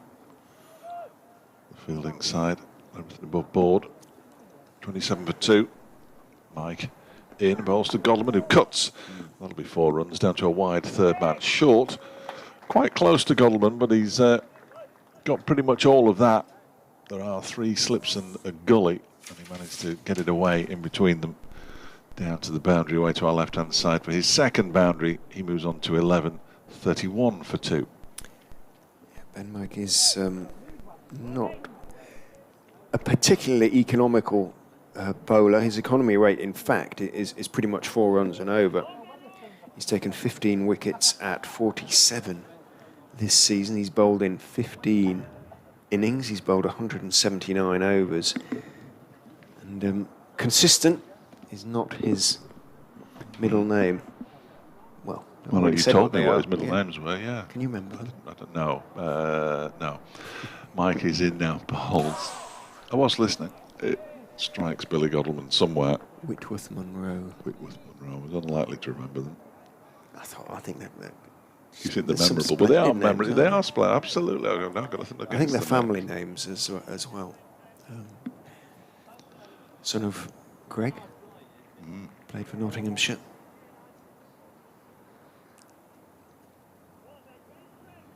Nottingham born. Is he? We won't hold that against him. Although in these parts, that's not something you're likely to admit too freely. As Mike is in and bowls to Godwin, who leaves that one. I don't think that missed the off stump by much. That was a quick delivery from Mike Godwin, raising his bat out of the way as quickly as Billy Godwin does. And the ball goes through to Harry Swindles behind the stumps. It's a very exaggerated leave, isn't it, Billy's? Well, a lot of the time he looks like he's been squared up as well, but he hasn't, because it's the way he bats. Or he'll fiddle at one, which he often does. I think left-handers tend to fiddle at the ball more than right-handers, and he's trying to work out a way of fiddling at the ball but without putting the bat too close to it. As Mike is in again, and Godwin drives along the floor square, just backward of square, and it's well stopped by the man at backward point, who is Sam Evans. Still got his sunglasses on the back of his head, even though he's looking directly into the sun now. So it's just they're just there for effect. Look at these sunglasses that I've got. I can perch them on the back of my head. The sun could not be almost more in his eyes, could it? Really, No. It's low, and he's looking directly at it. Well, his shadow's nearly twice as tall as he is, or long as he is tall. So if you're not going to wear them in these conditions, You never are. Mike is into Godwin, who pushes this out into the offside. Immediately holds up his bat to Wayne Madsen to say there isn't a run there. There wasn't, because Sam Evans ran around to his left to do the fielding. End of the over. 4 from it, 31 for 2, Derbyshire. Their immediate target, 379 to avoid being asked, or the prospect of being asked to follow one. 528 is what Leicestershire got. Godwin has 11, Madsen has 2, and there are 7 overs to go. well, Wright is off, but Davis, interestingly, isn't. He's going to have at least one more over from the racecourse end. Barnes has sort of ceased warming up. Just looking around whether Parkinson will bring really himself start, though, on. did he, had Barnes in fairness? He was barely moving. No. Davis, square on run, goes in and bowls to Wayne Madsen. It's foolish. It's going down the leg side. It thumps on its waist to so doing into his front pad as he tries to whip it away. It's one of his favourite scoring shots, that Wayne Madsen. And an indication of how early it is, perhaps in his innings, that he wasn't able to get anything on that one. Another few minutes at the crease, and you suspect that would have whistled away. Backward of square for 4. Davis is in again to him. He's turning that straighter delivery out towards Ed Barnes, who's at mid-wicket. Wait. It was the rapt order to Billy Godwin. Went straight to Barnes. With the right-hander being in, Parkinson might be more inclined to bring himself on. It's right-handers all the way now. Well, I don't know what Ed Moulton bowled bats. Is he a right-handed bat? I assume he is. I didn't see him long enough when he batted for Lancashire to remember. In goes Davis and bowls. Hurries Madsen a little bit. Madsen indicates with his right hand it was a decent delivery. May have kept a touch low, he says, with his right hand as Godwin wanders down the wicket. Harsh, that. Very harsh from you. He did stay a touch low. Not too low, though. Bless. I can't remember. Oh, this is awful, because I've seen Michael Cohen bat many times. He's a left-arm bowler, but I can't remember if he bats left-handed or right-handed. Left-handed. Davis bowls back foot defensive shot on the off stump from Madsen, and pushes it out to Parkinson at mid-off, and just touches the brim of his helmet. Apologies. Just his pads, sorry. No, I'm just going to apologise to Mikey Cohen if he's listening. I know he does listen, but he is on the ground today, so he might be up in the changing rooms, but he's a left-handed batsman. I have seen him on a number of occasions, and he's an interesting character when he's batting.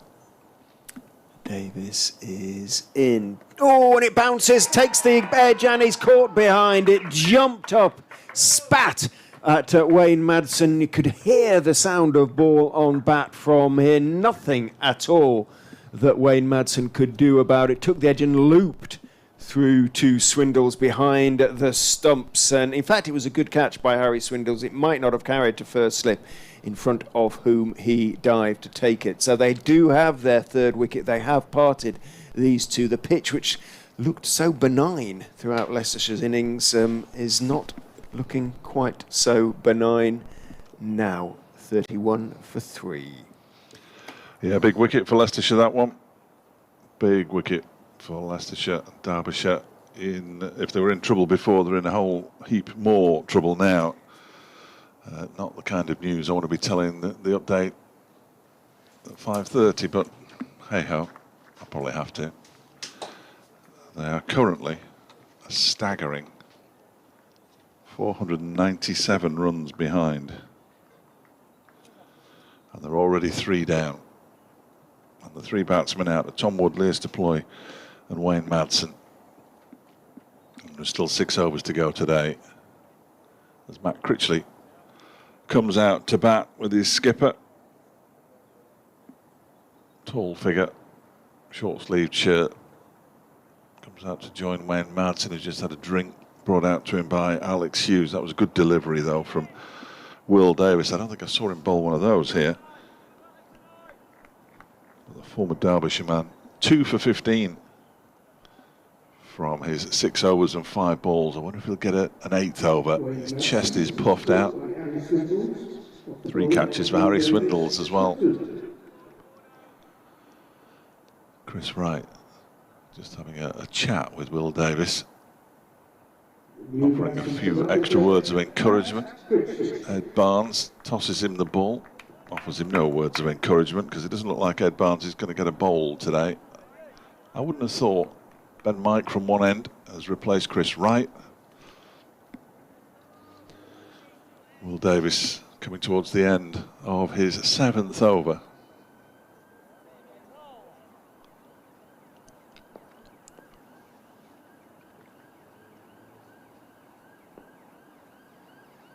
In goes Davis. Bowls to the new batsman Matt Critchley, who's off the mark straight away, just pushing the ball into the offside. And Derbyshire move on to 32 for 3. 32 for 3. Still trailing by 496. Somebody's car alarm is going off in the background, which is not ideal. 3 wickets apiece earlier on for spinners Matt Critchley and Alex Thompson.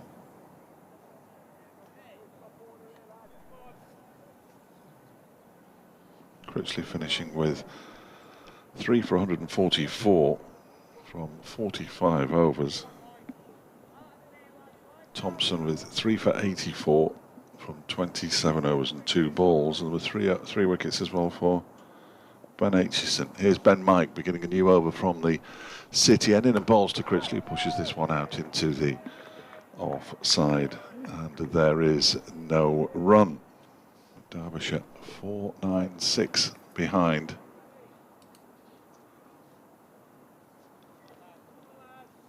And Leicestershire with their tails firmly up in the final 6 overs.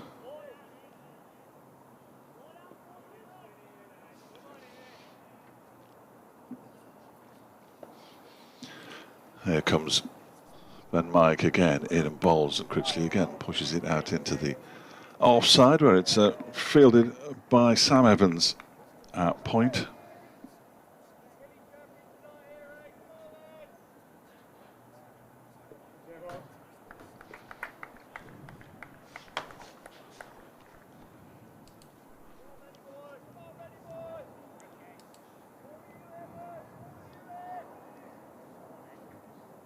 There's a change in the field. No, there isn't a change in the field. Harry Swindles was just having an extra word there with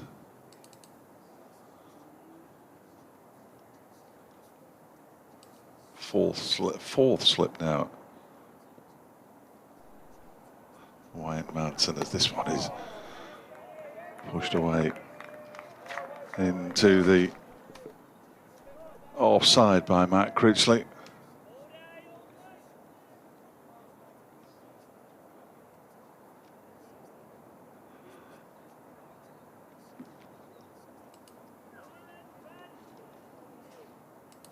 Update for BBC Radio Derby coming up.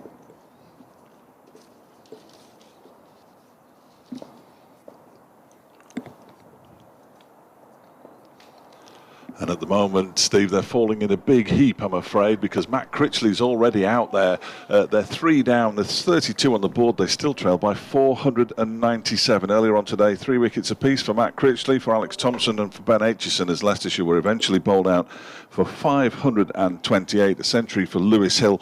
A career best 87 for Chris Wright and 76 late on for Harry Swindles. Well, Swindles has picked up 3 catches behind the stumps. The first off the bowling of Chris Wright to dismiss Tom Wood for 13 was Wright's 500th wicket of his first-class career. And since then, it's been all about former Derbyshire man Will Davis, who's picked up the wickets of Leas Deploy for 4, and most recently Wayne Madsen for just 2 on his return from injury. He actually chipped one to Callum Parkinson, the Leicestershire skipper, that bounced just in front of him when he was still on 0. The 2 batsmen out there are Billy Godleman, he's got 11, Matt Critchley's on 1, and Derbyshire, who trail now by 496, are 32 for 3.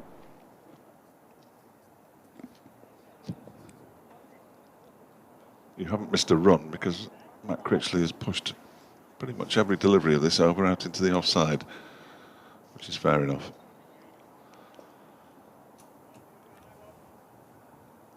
5 overs to go after this delivery, as in comes Ben Mike and bowls to Critchley and beats him. Swindles almost takes a 4th catch. End of the over, 5 to go. 32 for 3 Derbyshire, Critchley 1, Godleman 11. They are getting a little bit of movement as well. Ben Mike, just having a look at that one. Oh, yeah, super delivery that just, well, it squared Critchley up and left him, went past the outside edge. Tough going for the Derbyshire batters. They're tired, obviously, having been in the field for 2 days. Critchley, how many overs did he bowl in the end? 45 overs over the last 2 days, so albeit leg spin, still hard work. So he'll be a weary man, and he'll be just happy to survive to the close. 5 overs remaining. Will Davis to bowl. The first of them is in out to Godleman, who pushes it out towards Callum Parkinson at wide mid off. Takes a step down the wicket, sells Critchley a bit of a dummy. He did take a step down the wicket in response, and then he's sent back by his captain. Doesn't do the old heart rate much good. Davis turns. Is in and bowls to Godleman, who's trying to turn a leg stump delivery down the leg side, thumps into the pad, trickles through to Swindles behind the stumps. 3 out of 3 for Swindles. He has been one of the real positives for Leicestershire this season in his work behind the stumps, in particular, also with the bat. But as I say, I'm increasingly impressed with him as a wicket keeper. 1 or 2 went down early in the season, catches that is, chances. But he says, touching wood, in recent matches, he's snaffled everything. In goes Davis, bowls to Godleman, and Swindles is at work again, diving across to his left as the Derbyshire captain lets it swing through. Takes it between first and second slip. Azad and Kimber low down between the 2. Long spell for Will Davis, this. Yeah, this is his 8th over. Not been too many 8-over spells in this game. be difficult to get the ball out of his hands with figures of 2 for 16. Exactly. Maybe wanting to prove a little bit of a point. In he goes and bowls. Godalming defends on the move as ever. Having played the shot, once it's come off the bat, he's sort of back leg, in his case his left leg, sort of his ankle flicks up. It does at least show he's very much on his toes. 11 to him, 37 balls he's faced now for that 11. He's had to work for those runs. There haven't been many gifts. 4 dot balls in this over so far as Davis is in and bowls. Godalming touch squared up as he blocks that one on the back foot out towards Parkinson it goes. And that familiar sort of Godalming accent we picked up. No run. He hasn't acquired a Derbyshire accent this time. No, he hasn't lost his... Up here, has it? Lost his Essex or East London accent, isn't it, where he was born? Went to the school from which the choir that sang in Another Brick in the Wall came from. He didn't sing in it? No, he's a big Pink Floyd fan, though. Okay. He looks back down the pitch to see Davis coming in, bowling down the leg side to him. He slightly falls over himself as he tries to help it on its way. End of a maiden over for Will Davis. He gets a fist bump from Chris Wright and a pat on the back from George Rhodes running up from third slip. He is handed his cap by Louis Kimber, who presumably has been passed it by Callum Parkinson, who is wandering down to offer himself as a clothes peg, basically, for Ben Mike, who reached across, having taken his cap off, and perched it atop Parkinson's cap. He's been wearing a lot of cap. Well, if the hat fits. Yeah. Well, he's wearing a few caps in this game, in every sense, isn't he? As captain bowler as well. Ben Mike from the City end then bowling to Matt Critchley, who tries to whip this away into the leg side and gets it absolutely nowhere. Just dribbles out. Barely gets off the pitch. And in comes Ed Barnes to do the fielding at mid-wicket. Just watching to see if anybody's warming up, Nobody. or whether Davis will actually go through. He could have 2 more overs, couldn't he, and bowl a 10-over spell. Oh no, Barnsley. There we go. That's a proper, well, I say proper warm-up. What is he doing? There we go, he's doing some leaping in the air now. Excellent, that's what you need for bowling. Little dance. Yeah, that'll do it. Warm now, Skip, ready when you are. Ben Mike in again from the City and bowls to Critchley, who drives up to Chris Wright, who does the fielding at mid-on. There it is, no run. Barnes goes for a little jog now. He's going off. He's going back to deep backwards square. He's off. I don't think Critchley's going to... Well, he might take on the bouncer, I suppose. I was just saying, when you were next door, 44 overs for Critchley over those 2 days, and all that fielding and now batting. He waits now and he defends this one from Mike towards the bowler at the end of his follow-through, but he allows it to go through to Chris Wright to continue the polishing job. As I'm sure you've already said, by some huge distance, Derbyshire's leading batsman this season. Oh, by an enormous distance. 784 runs coming into the game, make that 785 now. Needs to get to 885, but if Derbyshire are going to make any impression on this Leicestershire total. Trailing by 496 at the moment as Mike is in to him. Balls that's driven back to him. There's no run. We'll get 3 overs in 15 minutes, won't we? Brunty, who's listening on the ground. Oh. Not to age you, Richard, but to have sung in the school choir that sung Another Brick in the Wall, Billy Godalming would have to be his age, i.e., brackets, 53. Yeah, you're probably right, Brunty. You are right, in fact. What it kind of meant was that he may have sung in that choir, which presumably is an ongoing thing at the school. Are you sure that's what you meant, or are you just trying to wriggle out of that, Richard? Come on, tell us the truth. I'm wriggling. Mike bowls a short delivery, and Critchley does have the restraint, the self-restraint not to go for it. Just drops down on one knee. Yeah, that was a hit in the late 70s, wasn't it? Another brick in the wall. Yeah. Surprise number 1. I think he got to number 1. I'm sure there are people who will tell me that it didn't. I won't believe them. Was that the "We Don't Need Now" education yeah, chant? Wasn't really a song, was it? Wasn't it? Well, it was part of a concept album, which was very difficult to take a single off a concept album and have it make an awful lot of sense. As Mike is in, driven off the back foot by Critchley, straight to Callum Parkinson. End of the over, 3 to go. It was another maiden over from Mike. 3 overs, 2 maidens, 0 for 4. Derbyshire 32 for 3 with Godalming on 11, Critchley on 1, and they trail by 496. And Davis, the unstoppable bowling machine, comes across and has a word with Ed Barnes, who takes his handkerchief out of his pocket, picks up Davis's bowling mark, doesn't mark out a run, just sort of moves it a few feet to one side. Davis treads it down, and Barnes just practices a run through to the crease.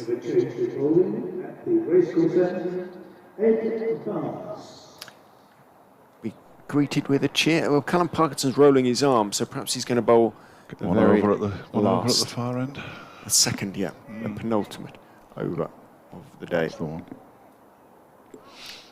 Got there in the end. You're waspish this evening. You're a bit nervous about this 6 o'clock. I'm terrified. Right? I'm absolutely terrified. I've just been asked by the sports editor, are you going to be ready for 6? I've just put yes, just 3 overs to go. Callum Parkinson coming on eased me a little bit. And of course, if they lose a wicket in the last over, they'll all go off anyway. So, not that I want that to happen. Barnes is in and bowling to Godalming, who's a little bit late on that one. Wristy sort of flick at the ball, guides it backward of point. Ben Mike makes the stop, and there is no run. Immediately, umpire Bailey comes out and just sort of examines the crease where Barnes' front foot presumably landed, kicks away a little bit of dust. Barnes, straw-haired,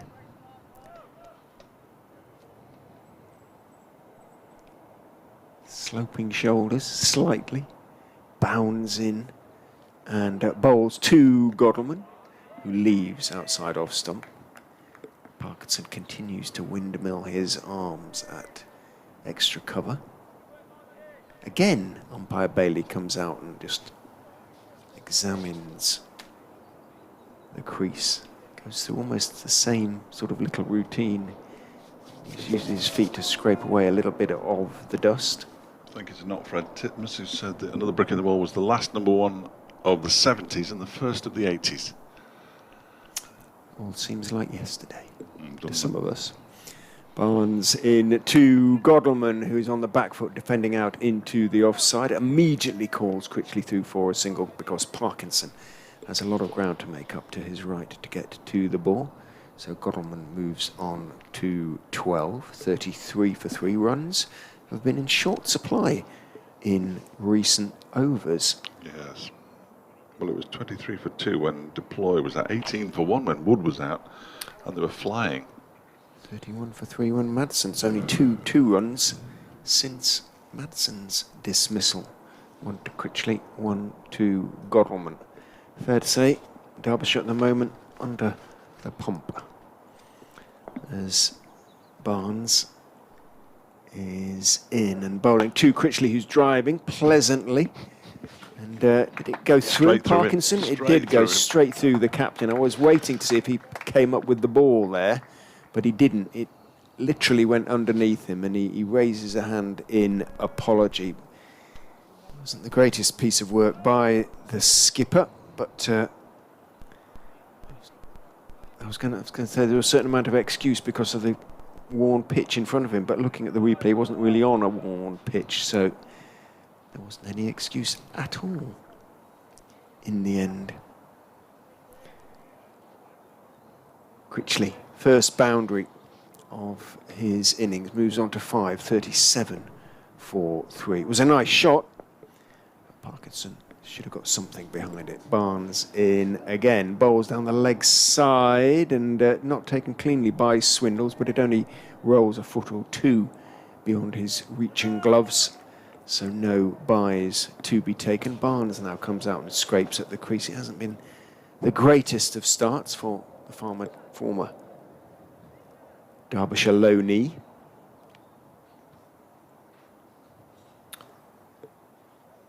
14 wickets for Ed Barnes in 10 innings, in the 10 innings in which he's bowled, 7 matches. Averaging 36 just about. 4 for 61. His best bowling so far in an innings this season. In he goes and bowls to Critchley. Straight, but slightly short of a perfect length in terms of drawing the batsman forward.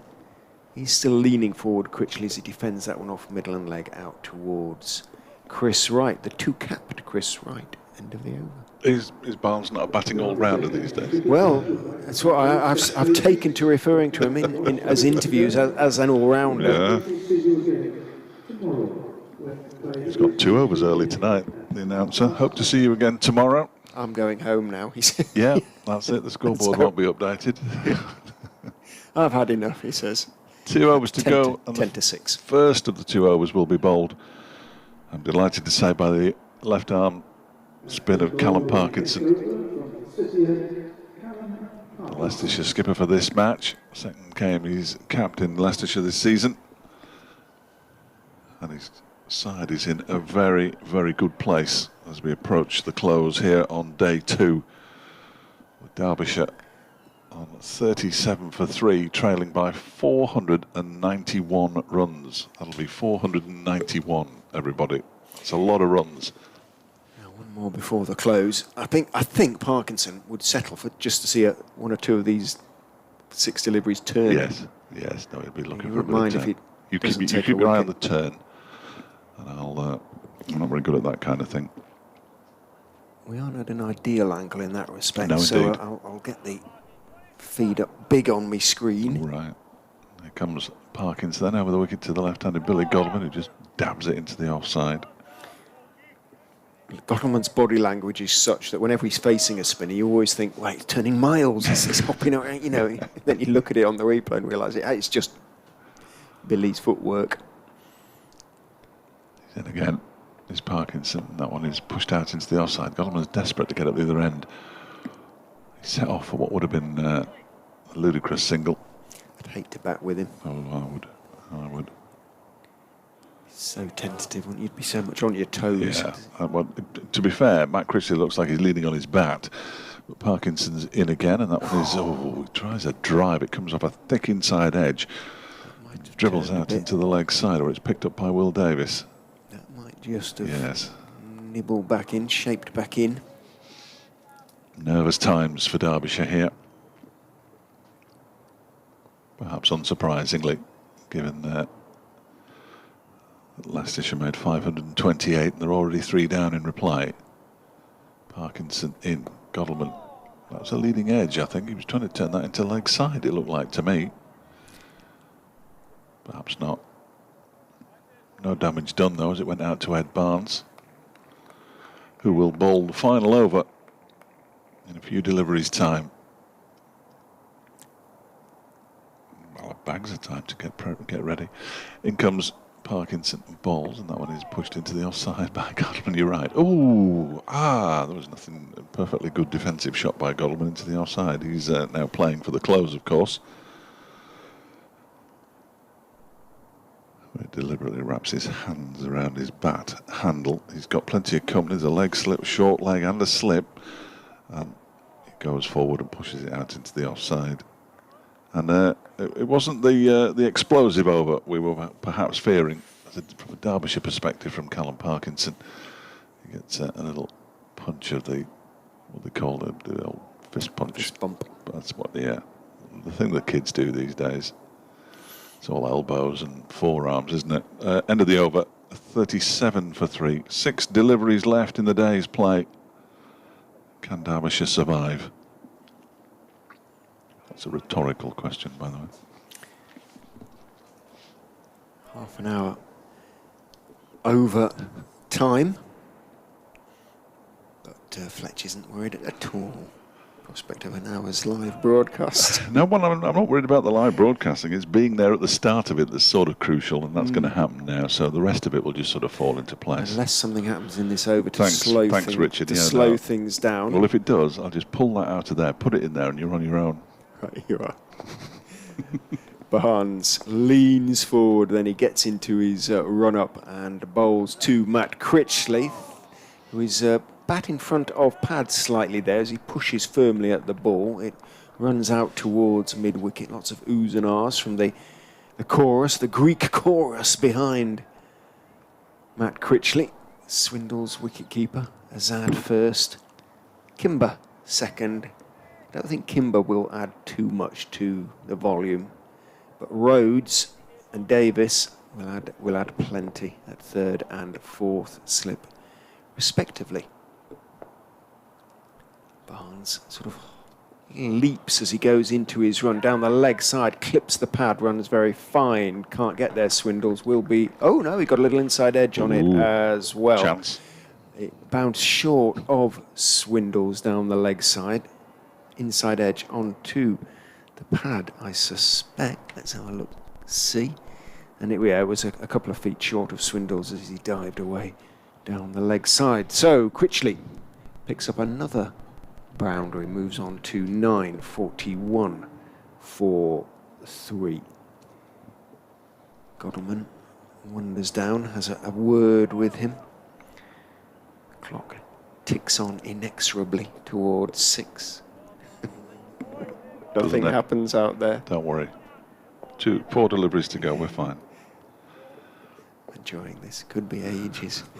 In goes Barnes and bowls to Critchley. Threatens just to rise on him a bit, but tall right-hander plays it well. Leans forward, feet quite close together. Defends it back down the pitch. You've had Barnes can't bowl 3 deliveries in 4 minutes. 3.5 minutes, then something's gone badly wrong. I've got a 3-minute news bulletin as well. Hours. And then the traffic news. I might stay and heckle. I wouldn't do that. You're leaving your headphones though? Do you want me to? If you wouldn't mind, thank you. Not at all. In goes Barnes and bowls. Fuller, straighter. Again, Critchley equal to it. Again, not too much foot movement. Plays on the back foot, but very solidly indeed. Looks like a man in form. Critchley, yeah. Yeah. Foot movement is good, and it was a little unfortunate at Lords in the second innings. He was batting nicely with Anuj Dali. Hit the ball back. Martin Anderson tried to stop it. It cannoned off his hand. He wasn't trying to deflect it, and it went into the stumps and ran out Anuj Dal. And 2 balls later, he just seemed to lose concentration completely, and he toe-end one to second slip. He waits with bat raised as Barnes is in. Bowls to him on off stump. Again, he's solid in defence. Out to Parkinson at mid-off. Parkinson has now finally shed his Leicestershire sweater, which means all the Leicestershire team are in their shirt sleeves. Godalming, the only man out there in his stitched-on Derbyshire sleeveless sweater. It's part of his shirt. I think I think he sleeps in it. Sends Ben Mike back into the shade. Whoa, let's just having a word here. Get on with it. Come on, boys. Parkinson points at pointing. what? And then there was a gesture, but nobody's moved as a consequence of that gesture. So he sent Mike back. You cannot imagine Critchley taking on a hook. Well, if he does, he's not shooting. Remember Boycott getting out hooking in the last over of a test match. Last ball of the day. Well done, Barnes. Barnes is in and bowls to Critchley, who defends again out towards mid-on. Turns his wrists, having played the defensive shot, and that, ladies and gentlemen, is that. Billy Godalming has decided that's it. He's heading off. He is accompanied by Matt Critchley as he leaves the field. Derbyshire, in their first innings reply to Leicestershire mammoth 528 all out, have closed the second day on 41 for 3. And we'll see you tomorrow.